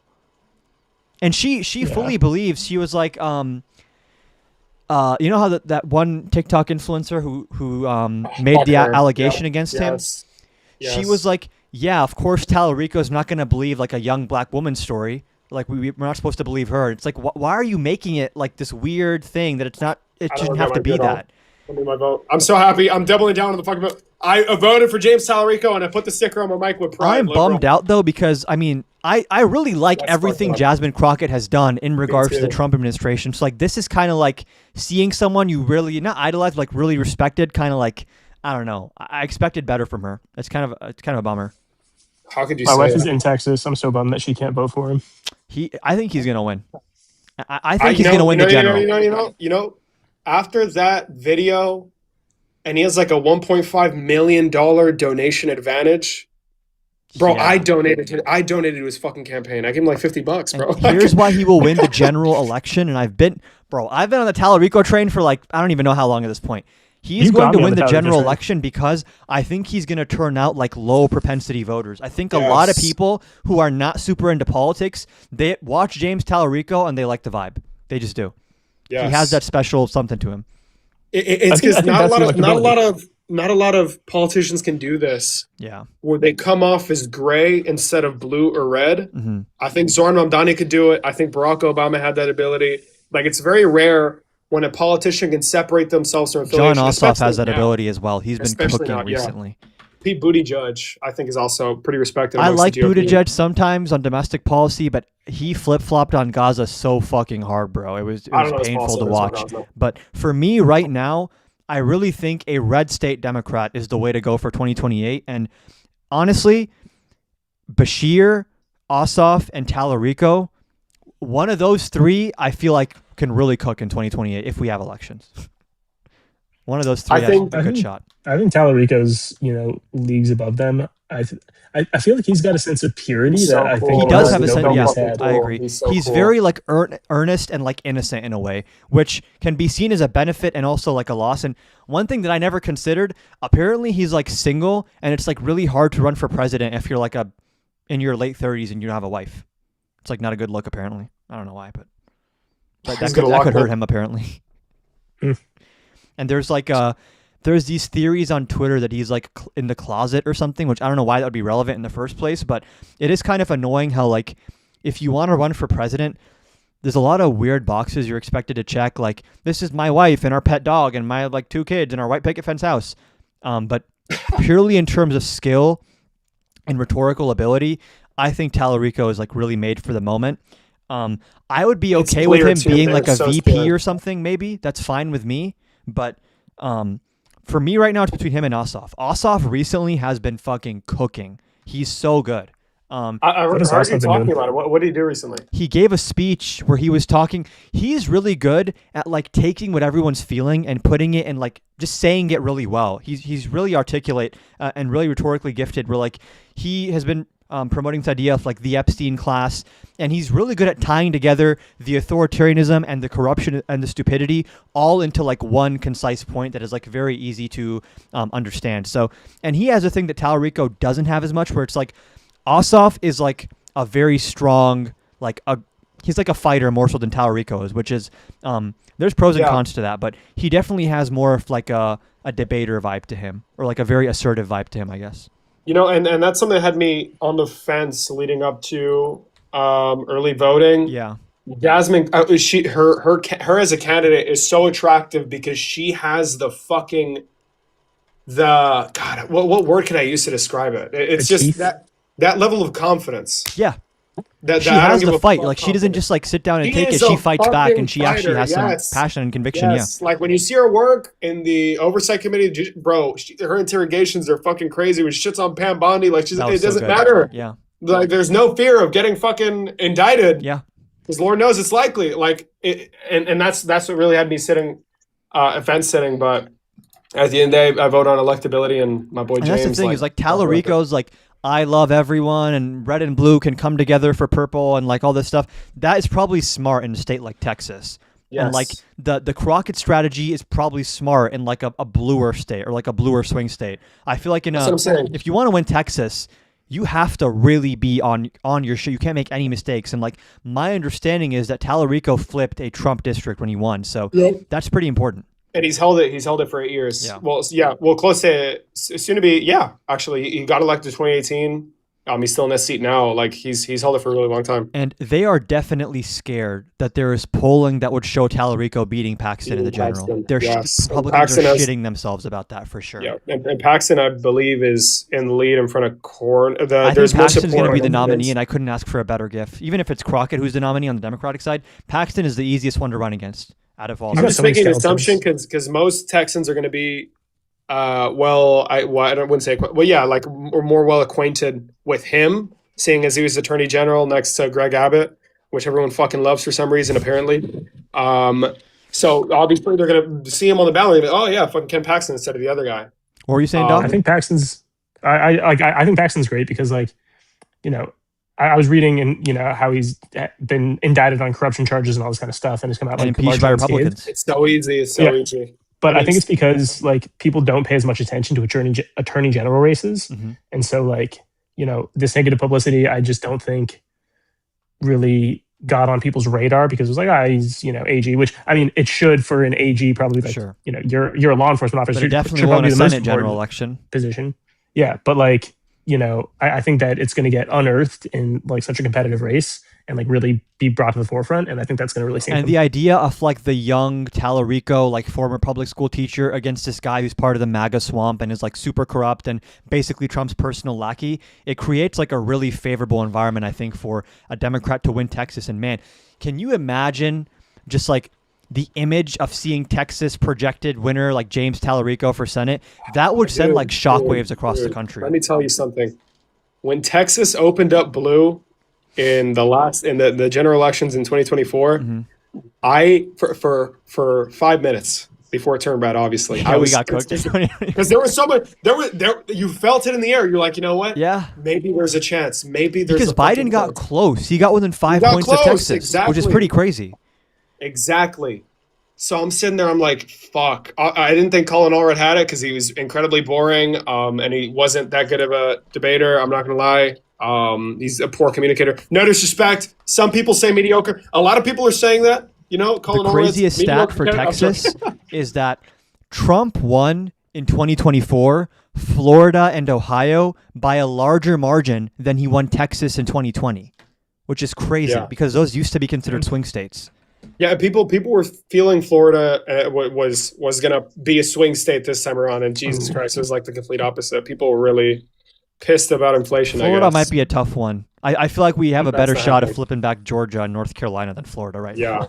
I voted in Florida last time. I had no No you know, hope. illusions about Florida going Yeah. blue. Although here's the I- thing, if James Tallarico can win Texas, I think it sends a message to a lot of Democrats that are living in red states or like purple states that tilt red. Because how many Democrats are just like, there's no fucking point. It's a red state. A lot. Exactly. The Democratic Party should have more of a 50-state strategy because it will pay off eventually. I think we can't just focus on like these like 10 or 20 states and ignore everything else. I think Democrats have gone wrong doing that as well. Like they don't spend their resources wherever they get the chance. And the reason is our electoral college is fucking winner take all for hate some it. reason, where if you win a state by 0.5%, you get all the electoral votes. Imagine if they were proportional. So like if a state has 16 electoral votes and each candidate gets 50%, 51-49, they both get around half of the votes. That would immediately make Republicans competitive in places like California or whatever, and Democrats competitive in places like Missouri, which is a good thing. I think we should get rid of that shit. Fuck the electoral college. National popular vote would be great, but I feel like it's so hard. I feel like the reason I like the proportional allocation thing is I feel like Democrats and Republicans both would be in favor of passing that because it doesn't benefit one side disproportionately. It just makes the paradigm a little bit different. Well, the National Popular Vote Project, like, they only need a few more states, I think. For the compact? Yeah, the compact, yeah. Yeah. They're pretty close. I wonder I mean, if the courts I don't think would it's do gonna happen, anything to that, though. I don't know if it's been to court or not. I don't think they can, though. It's constitutional. You know, it's like every state gets, you know, is able to govern their own elections. So Yeah, I'm sure they would try to make some legal argument about how it's actually, it ends up being tied to the popular vote, so it's not actually proper allocation. I think the ideal situation is national popular vote, but it's, I have a very hard time imagining that like being the new status quo and not being fought tooth and nail, reversed in some way, because it's such a disproportionate advantage to Democrats like almost every single election, and these fuckers will not just lay down and take it. They'll find a way. Yeah, for sure. It'll get pretty radical. Yeah, I hope so though. That'd be ideal. Yeah. Although it wouldn't have saved us last time. that still shocks and saddens me. It still shocks me. I can't even get to the sadness because I still cannot comprehend that he won the popular vote. Even though it wasn't a majority, I actually think people on the left sometimes downplay that like Trump actually did pretty fucking well in 2024, much better than he's ever done. And for him to do that well after January 6th, after the indictments, after they're eating the cats and the dogs that people on TV told me, I don't understand how the fuck that's possible. It genuinely pisses me off on like creators. How were you guys? Say, like the week after? I genuinely was like depressed for the next week. I shit you not. Listen, guys, we're about to be vulnerable, okay? Because real men don't cry. I was in my bed the whole day afterwards, just finished. I was done. I felt so hopeless, and it's crazy now. Like everything that I was so scared of happened, and more, then and some. probably more, and then some. Yeah, exactly. I was told that I was scared, fear blah, blah, mongering, blah. and it turns out I was underselling it. Bro, it was so heartbreaking, bro. It was so heartbreaking and honestly, my opinion hasn't changed much on it. I think Dan even mentioned it. I don't remember what conversation exactly. I think it was when everybody was on, that 2024 was our last chance. Yeah. And I shit you not, I believed it, and to this day I kind of believe it, but I got some hopium still. Like I think 2024 was our last chance to like more or less keep the America that we had, like the good aspects of it at least. And now like something new has to come after this, because the system that existed before was clearly not resilient enough to prevent someone like Trump from becoming president. And a system that allows that cannot be allowed to continue. Yeah, they need to further like systematize the guardrails. Yeah. Like it can't just be like, you know, handshake agreements. And we need to put people on the court who reverse the presidential immunity decision, because that is fucking insane to me still. Oh, that was horrendous. That you have complete criminal immunity as long as you're doing official acts. I don't remember what was the fucking consensus like from the court?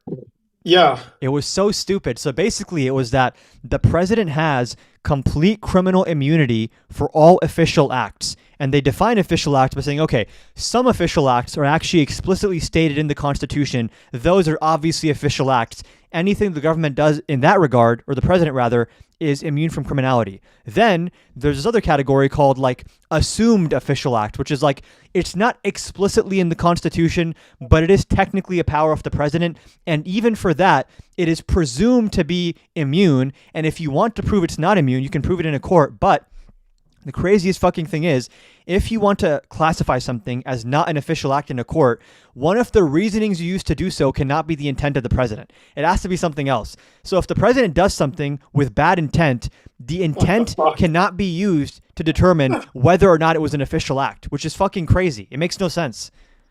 They're gonna have to come up with another characteristic of criminal fucking intent, I guess. Yeah. But like he's the commander in chief, you know. So if he like commands some war crimes or something, this was an official act. Literally, his lawyer John Sauer, I think, or Sawyer, in the court was asked if the president told SEAL Team 6 to kill a political opponent, him commanding SEAL Team 6 is an official act. Would that be subject to criminality? And their argument was, no, you would just impeach him, but you could not criminally indict him until he was impeached, which is fucking crazy. I think that was Sotomayor that asked the question. Yeah, and there was, in that same case, in the decision, Justice Barrett, who I don't understand why the fuck she did this, she voted with the majority, but then she wrote a partial dissent where she said, this decision legalizes bribery for the president. And then she even gave a use case where she says, the president can officially appoint a Secretary of State. That's an official act. If someone pays the president to appoint a specific person as Secretary of State, according to this ruling, you could never prosecute that because the quid pro quo doesn't work if the quo is legally protected. It just doesn't work. And she admits this. She said it in the decision. I feel like maybe her decisions are weighing on her. That interview where she was pressed about like the enforcement mechanisms, that shit was fucking crazy. Barrett has her moments sometimes where I'm like, I don't fully hate you, but then she just fucking ruins it the next day. They all have their moments. Gorsuch not Kavanaugh, as much, but like even Kavanaugh Gorsuch has some moments with like Native American rights, which has been unique and surprising. It's true. He's like weirdly deferential to Native American rights, which you wouldn't expect from him. But I mean, it's better than not having that. But yeah, Kavanaugh's had like some decent decisions, and I'm just like, wow, I did not expect Boofing guy to be. I do think that probably out of the three of them, I think I like Barrett the most, but that's not a high bar. It's very low bar. Because Barrett seems to viscerally dislike Donald Trump. I don't know if you've seen the State of the Union thing where like she gives him this weird side eye. I do not think she fucking likes him. Yes, it's fuck her to the end. What do you guys think about Massey? I feel like it's somewhat similar because he's gaining so much notoriety. I don't know if I fucking like him. In a world of Lindsey Grahams and like Matt Gaetz, I fucking love Thomas Massey, honestly. What was his position on Jan 6 again? He's weird. I think he believes that the election was stolen, but he tweeted something yesterday about how Jan 6ers should be prosecuted, so I'm like very confused.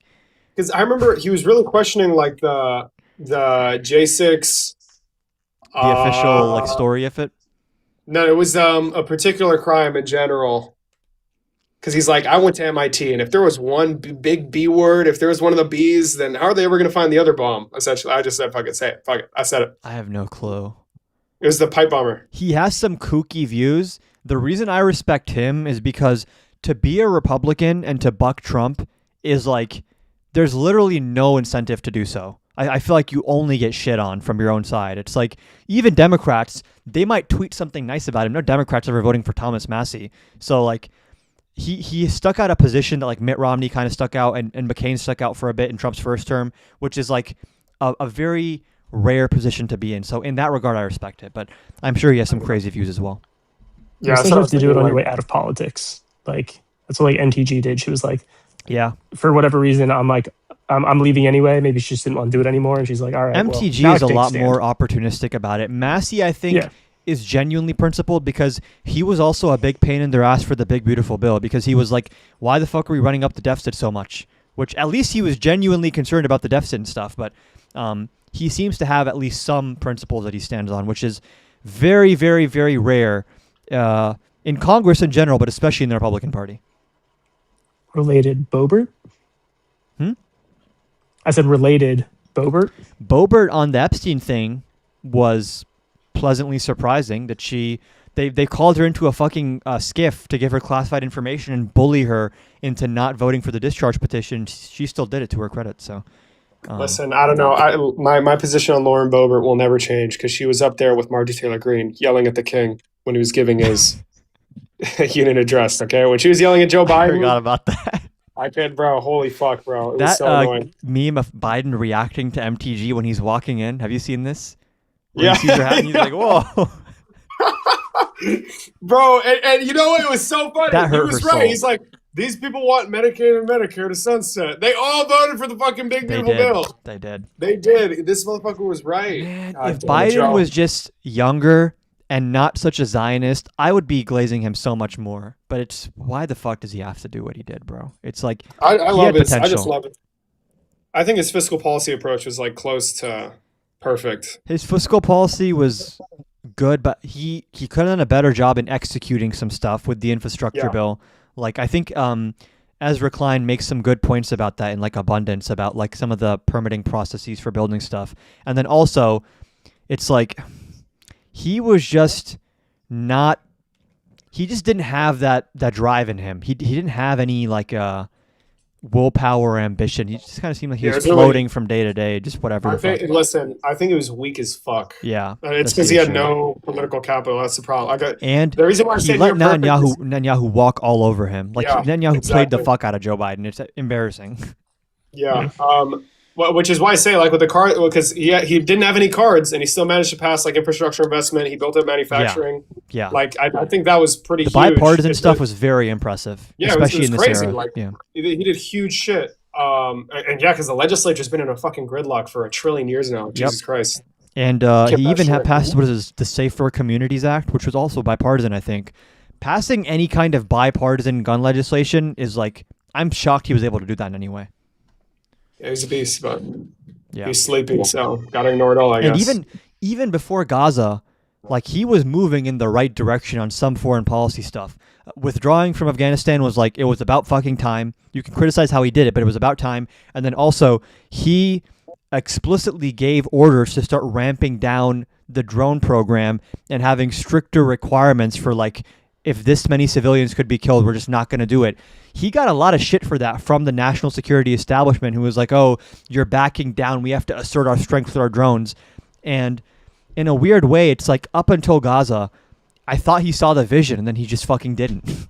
No, and even then, I'm pretty sure he withheld weapon shipments. He 'cause withheld they like were one planning on bombing shipment, Rafah. which also then was like, okay, so you're just fucking incompetent because why would withholding Yeah, only exactly. one shipment give you any fucking leverage? Withhold It's just everything so- at least. And I don't know why fucking the big Yahoo out of all people had like such a fucking crazy hold on Joe. Like I think don't get it. Biden was like an ideological like Zionist. That's what I where- was about to say. Same thing with I think it NATO. was like He's that. one of these old school like post World War II rules based order types of people who really believed in like we have to protect our Israeli friends and we have to work with NATO, and it's almost like a religion to some people. That's what I was gonna say. I'm pretty sure because he obviously could have put his foot down, it would have been over. But Yeah. there was definitely some like internal conflict within him. And Netanyahu called his bluff. And then even then, after Biden left, every time Netanyahu does an interview, he shits on Biden. He's like, he was so Every hard to single work time. with. He cut off all my weapons. He wasn't supportive. He bashed me publicly. It's funny how like the super pro Israel side hates Biden and the super pro Palestine side also hates Biden. He like please no one. G side Joe, bud. G side fucking True. Joe. Netanyahu is an evil human being, Yeah. but he is a very astute and capable politician. Yeah. Which makes him Like, a lot there's- worse. He's very, very Yeah. smart. There's a reason he's been able to evade corruption charges by being in office. Like, what the And play pretty much every American president he's interacted with. Like even with Bill Clinton, there's this leaked recording where Netanyahu's talking to his family and he's like, the Americans are so easy to convince. And then he gives a specific example where he was like, I signed a deal with Clinton saying that we wouldn't do any exercises unless it was at a military installation. What he doesn't know is I consider the entire Jordan Valley a military installation. So he would constantly negotiate in bad faith and obfuscate his position. And it's like he was such a big roadblock to some kind of peace in that region. Like Arafat was willing to come to the table, and he wasn't necessarily perfect either. But like Netanyahu actively sabotaged so much stuff. You can only wonder, like, imagine if we were able to get some kind of, if not a resolution, some kind of improvement in the 90s, and Netanyahu single-handedly destroyed that.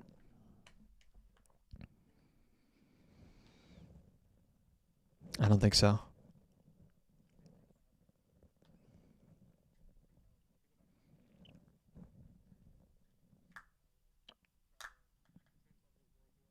Yeah. Yeah. And he had a big stint in like American media for a bit, a couple decades back. Yeah, we need to send him to CCOT on it. Bro, if a Democrat wins, you need to lure him into the White House like, hey man, I just want to talk, and then the fucking seat turns into like a little trash bag and now he's in there and ship him off to CCOT. That'd be so based. No, listen, I thought we could go after world leaders for crimes, right? That's what I thought. Possession of machine guns, bro. We have to get him on possession of machine guns.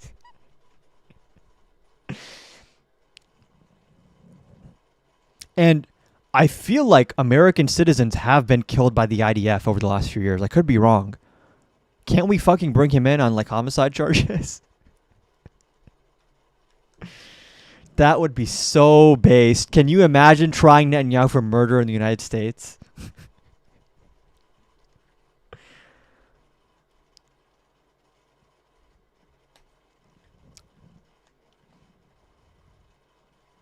But you're getting a drone strike if you say that shit. Yeah.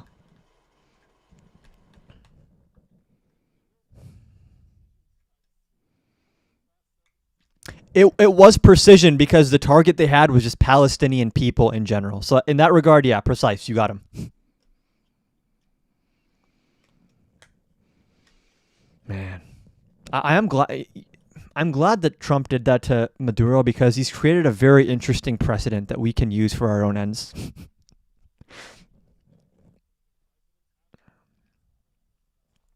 That the United States military can be used to conduct domestic law enforcement operations against foreign heads of state on their soil. I love this idea.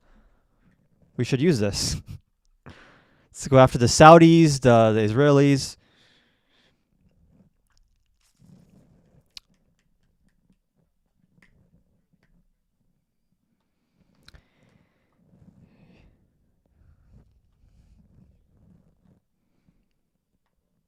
Nah, hegemony is over. Like, Trump has successfully, I think, irreparably ended American hegemony. Like, we're moving towards like a multipolar world for sure. Over the next few decades, India is going to become a way bigger player. China is going to strengthen its ties. Russia's going to keep doing whatever the fuck Russia does. But like, whatever leverage we had, this is the dumb thing about the MAGA like ideology is like, it's true that the United States was the hegemon and has a lot of influence and control over other countries. If you abuse that leverage and just bully everyone, you've lost all your leverage. Now they run into the arms of China. Good job. Yeah.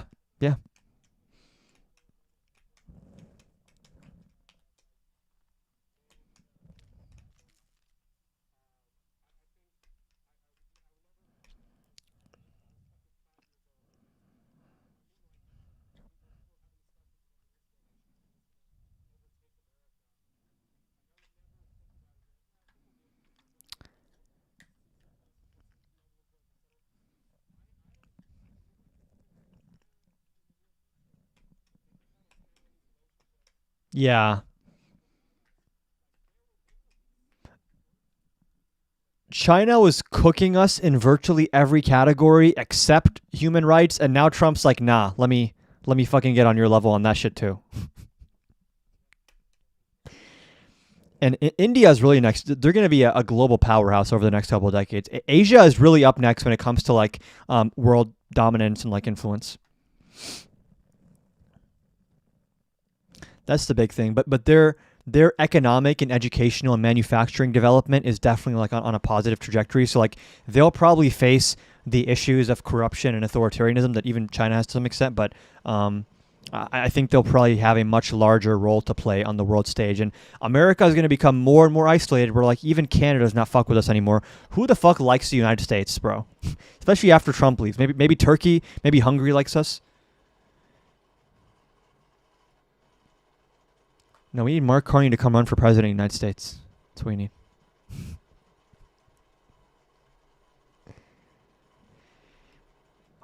That's the ultimate Uno reverse. They're not the 51st state. We're the second state of Canada. How many provinces they have?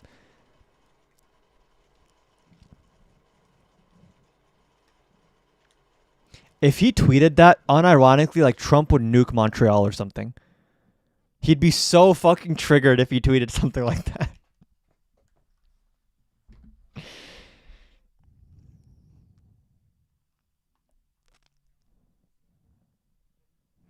Yeah. The people there made no... Wasn't fucking Malay from Argentina there? What the fuck does he have to do with anything in the Middle East?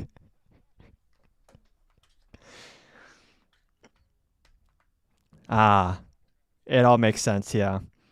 Didn't he invite Putin to the council, or am I tripping? Bro, Canada can't come, but Putin's invited, yeah. Okay.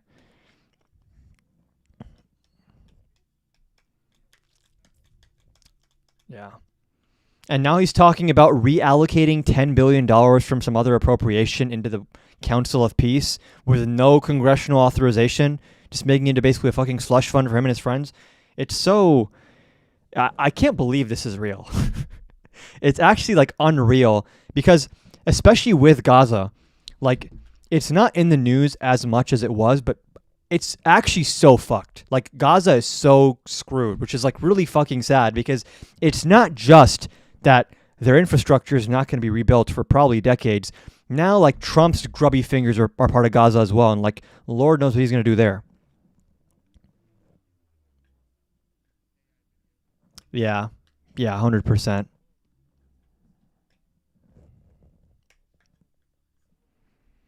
And it's because someone said in the chat, Jared Kushner is like low-key running a lot of our Middle East policy. Him and like Steve Witkoff and Marco Rubio, those are like the actual foreign policy people. Trump just fucking farts and says mission go. Yeah. Yeah.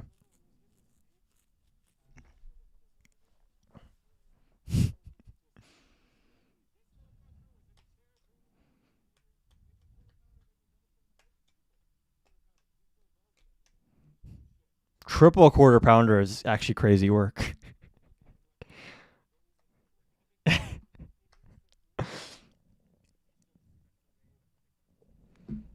I will say Trump is right about one thing, which is that the filet of fish is kind of good. I have to give that to him. It is. That's the only thing he's ever been. Trump's McDonald's takes, I will say, they're kind of valid. Unlike a certain prime minister of Israel who thinks that Burger King is superior, Trump at least knows his fast food. You have to give him that.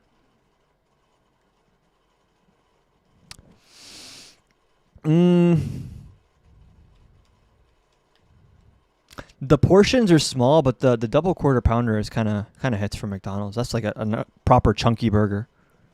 That shit hits. Plenty of MSG in there too. Yeah. I think in everything they make. The only good fast food is Culver's, though. That's the real take. Culver's is better than Five Guys, better than In-N-Out, better than McDonald's. Fucking best burgers. They have fucking... Their fries are mid, but everything there is so good. Butterburger bangs, yeah. I think East Coast and like Midwest and... Definitely, I don't think California has it. I know Ohio has some too.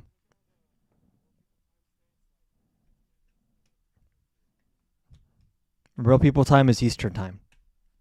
It is. The stock market runs on Eastern time. The U.S. government runs on Eastern time.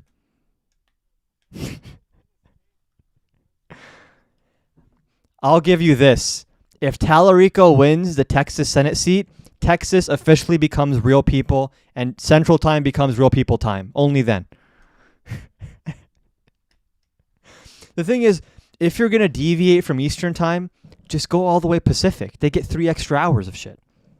Central is like your half. Central and Mountain Time are like pick a side, bro. You're half-assing it.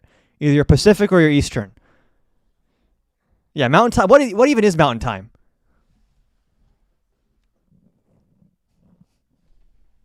Yeah. No, when I used to do economic data collection, every time I talked to someone who was on Mountain Time, my brain would like glitch a little. Like, oh yeah, it's 2 p.m. I look at the clock, it's 4. I'm like, where the fuck do you live that it's 2 p.m.?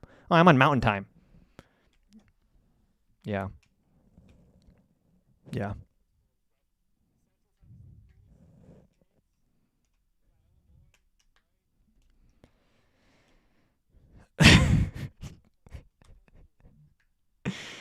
Yeah, I will give it. I fuck with Chicago. Texas is okay. I mean, they have good food. The roads are a little fucking annoying. Why do you guys have so many lanes everywhere? Is it really needed?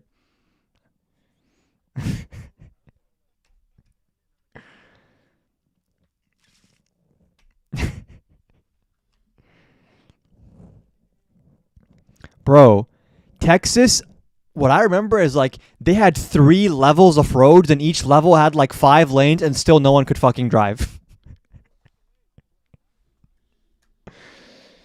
Nah, we need trains. Let's ban cars. I don't know if maybe it was Dallas. I don't remember where it was. This was like maybe 6 years ago. I will say the barbecue there is really fucking good. In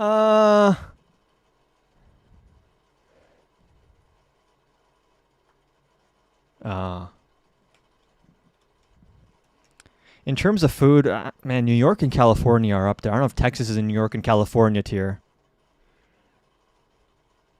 Californian Mexican food is really fucking good, though. It's really good. There's this place called like Teddy's Red Tacos in California. Bro, that is like some of the best food I've ever had in my life. It's so fucking good. There's what in NYC?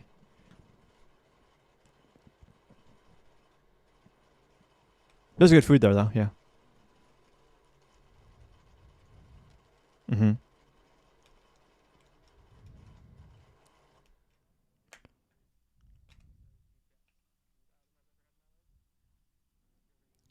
Best Korean barbecue I've ever had is also in New York. New York has a lot of really good food.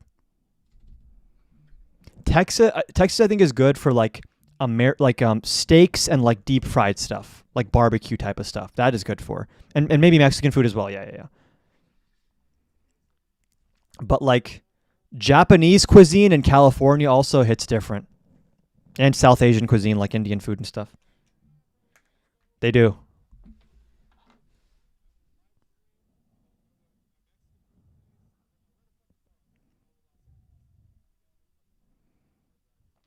Honestly, this idea of like Los Angeles is like Mad Max and there's like these like people walking around that are like infected zombies.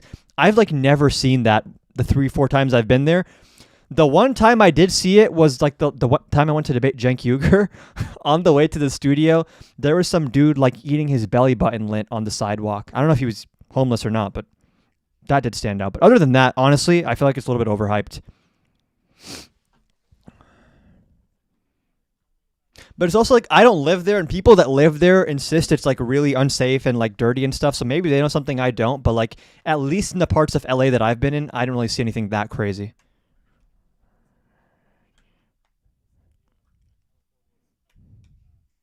You know, it's a beautiful state, and the palm trees add so much. I don't know why, but the vibe is crazy.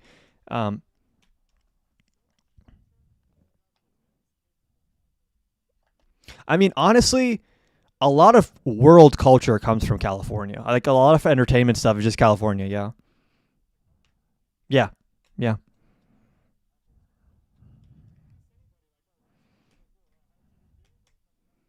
Yeah. California has a bigger GDP than like a lot of countries. Bro. Someone asked, isn't Jubilee in a bad part of town? Ben Shapiro described it, and the way he described it, you'd think that like Jubilee films out of Guantanamo Bay or something. He was like, it's a really sketchy, dirty, dangerous part of town. It's really not. I guess it's like a warehouse, which is spooky maybe, but honestly, from what I remember, California was like walkable. Like I was able to walk to pick up food and like to my Airbnb and stuff. So maybe it's like the touristy areas that are maybe not as bad as the residential areas, but this idea that it's like a state in decay and there's shit everywhere, it was a beautiful state. It was so nice.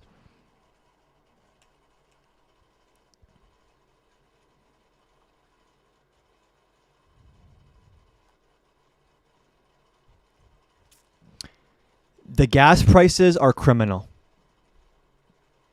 I could not believe my eyes when I drove past gas stations. I don't know. Last time I went, it was like close to $5, maybe a little over $5. It was really insane. I could not believe it. I think it was like $7 or $8 in some places in like 2022. Yeah.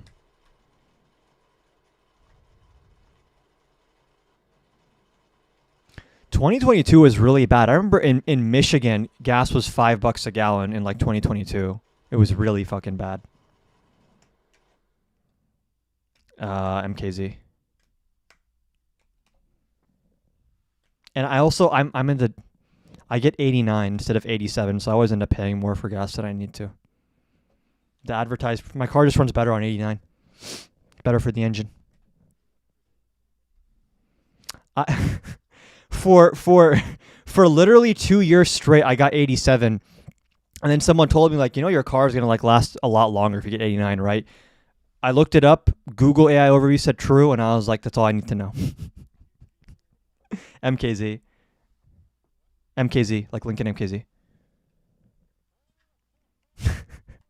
Liberal elite. You're right. I got lucky. I got it during COVID where like interest rates were fucking nothing. So I got like a crazy good rate on it. 2020, the last year they did Lincoln's. It's nice. It's nice. I'm going to sell it before I move to Chicago though. So parting with it very soon. Sometime in the summer, mid to late summer, I'm going to sell it. Honestly, I don't even want to go through the trouble of like private sale. I'm just going to fucking go to Carvana and take whatever offer they give me.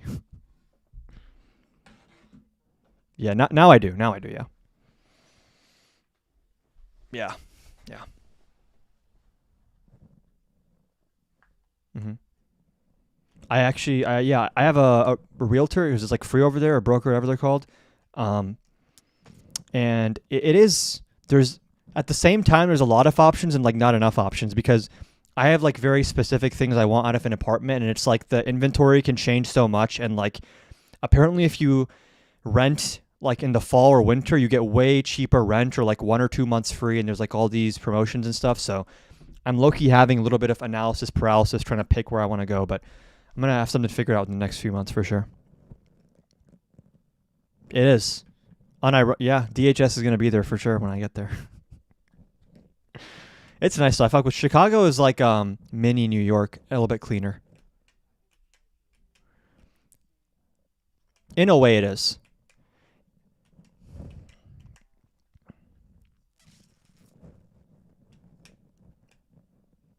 The architecture is nice. The thing with Chicago is like it's a little bit less crowded than New York. Like it's easier to get around Chicago, and it has really good food like New York, but something about the subway in New York is like its own thing that like really gives it character in a different way. I don't know. Yeah. Yeah. Yeah. I'm going to need to figure that shit out because I'm not going to have a car when I go there because parking is fucking like $10,000 a month. Not actually that bad, but like paying to park in Chicago is like actually unreal.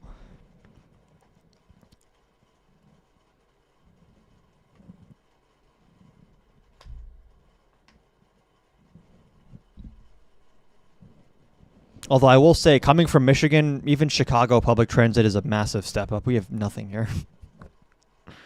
You have like the People Mover in Detroit, and that's it.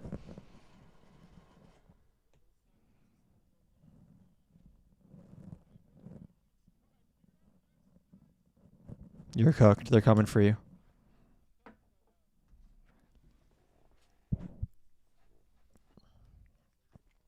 Trains are so fucking based. Even for travel to Chicago, like my friend and I took an Amtrak to Chicago. You have Wi-Fi. All the bags are free. There's like a little fucking restaurant on the train. It's so much better than a cramped ass like 5-hour drive there or like flying there, which is like overpriced. Yeah, I don't like flying. It's not fun. Every flight I take to California for Jubilee is fucking pain. Unless at a certain point I was like, you know what? I'm just going to bite the cost premium and buy Delta instead of Spirit because Spirit is actually fucking a war crime. It's so painful. It's so bad, especially for longer flights.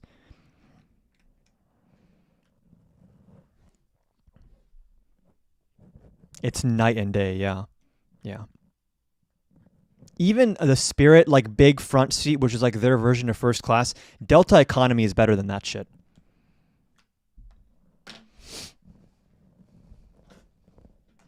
Yeah.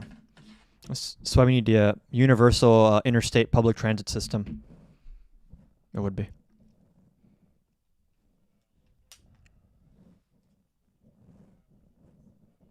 Hell yeah. You're driving foreign cars? You can't drive American made? Wow. Not all of them. Nah, the MKZ is a beautiful car, okay? It's the only one.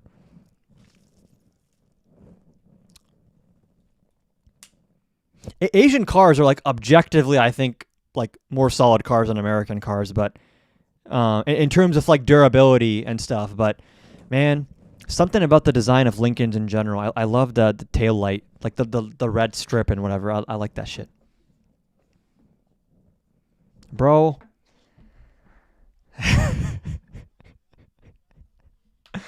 No. It's Jerome Powell blessed me during COVID. There were low interest rates. What can I say? I got a good deal. I took my welfare money and my low interest from the government and I bought a car to moosh off the system, okay? I'm gonna get indicted for saying that.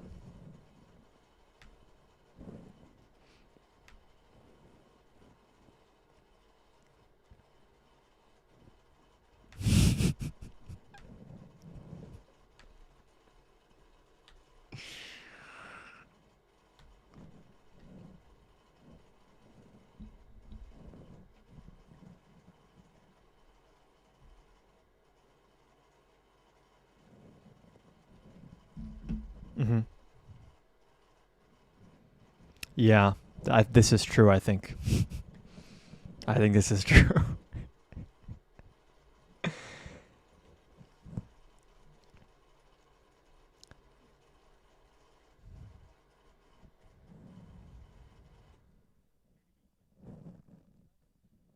Oh. Yeah. Damn.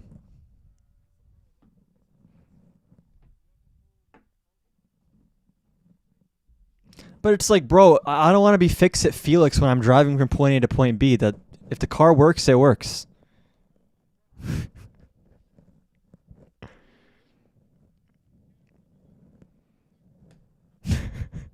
Nuclear bunker in the back of your car.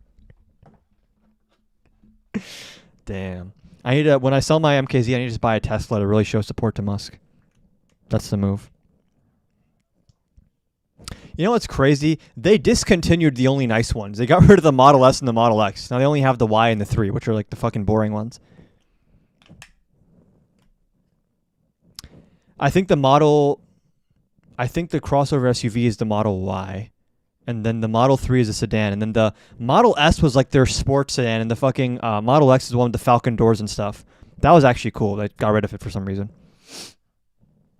And you know why? They said they're converting all of the factories they used to manufacture the Model S and the Model X to make Tesla robots instead.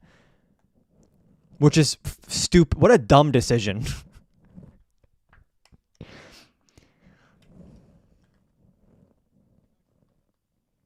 I don't even know.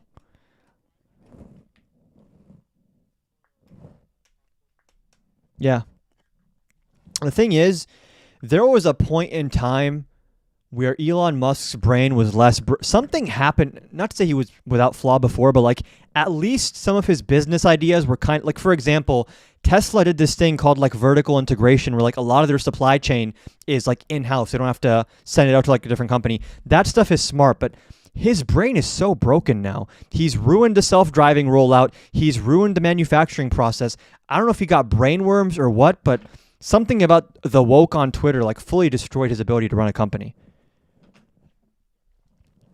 Yeah. And it's because he was really upset Epstein didn't invite him to the party. That's the issue. That rubbed him the wrong way.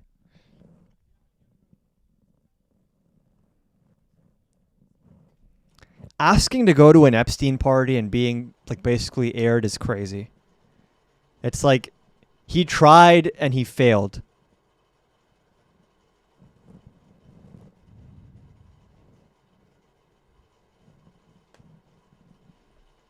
You're right. You're right. That's his like his origin story. Like everyone counted him out. No one invited him to the Epstein party, and he was like, "I'll show them. I deserve to be at that Epstein party."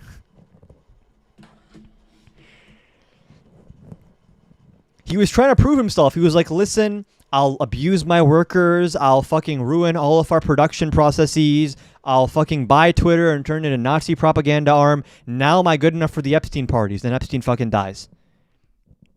What a bummer for him. Yeah. He was taken care of. I honestly used to believe that Epstein unalived himself, and I'm genuinely starting to question that now, which is crazy. I'm not like fully 100% he didn't do it, but there's some really weird stuff happening. Very strange, I will say.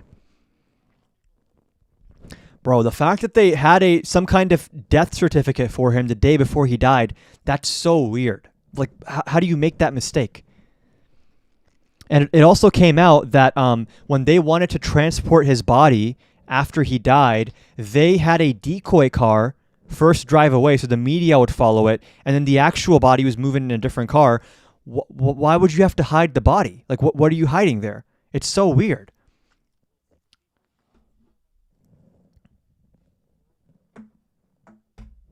How straight one-way flight to Tel Aviv. Your chariot evades Mr. Epstein. Damn.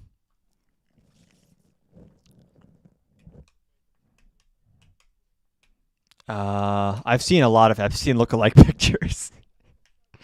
And some are just fucking AI, like Tony Stark as Jeffrey. I don't even know who Jeffrey Epstein is anymore, bro. I've like lost the ability to recognize him. These AI Epstein videos need to be like stopped. I'm genuinely starting to have like cognitive decline from watching them. Have you not seen like the Avengers edit where it's like Captain America is like Charlie Kirk and then Epstein is... Who spent like hours of their time and like gigabytes of computing power to create this? I don't understand. Yeah. It's a sign of the times, honestly. The fact that people are making AI memes of superheroes actually being international fascist sex criminal. Like, I don't even understand what's going on anymore in this world, bro. Everything's just cooked. Yeah. There's this thing going around where people are saying that Epstein had aura, which is fucking crazy.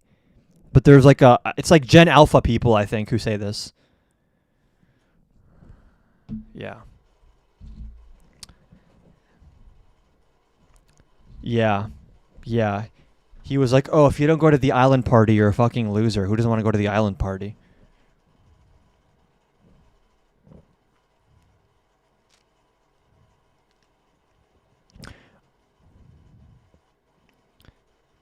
All right, liberals. I have to get going peacefully and patriotically. Deep State's calling me, saying we have to take someone out, so I have to get going. But thank you both for hopping on.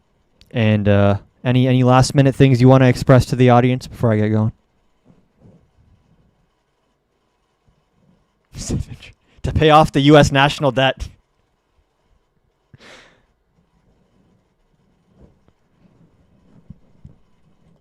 Let's go.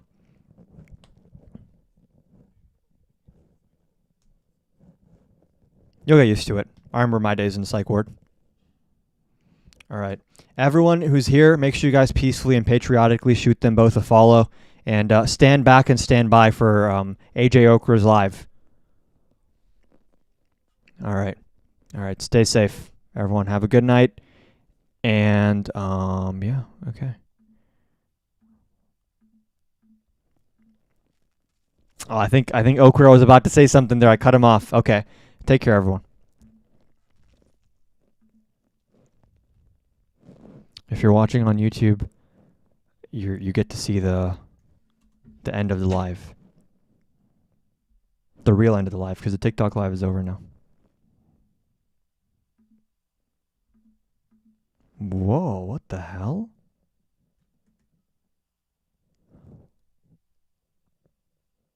I did not know Adam Mockler was debating Hassan Piker. YouTube exclusive, I get. Did anyone else know about this? Oh man, I have something fun to watch while I eat my food now. Let's go. Okay. Okay. To the YouTube audience, everyone stand back and stand by. Stay peaceful and patriotic. And hold on. Okay.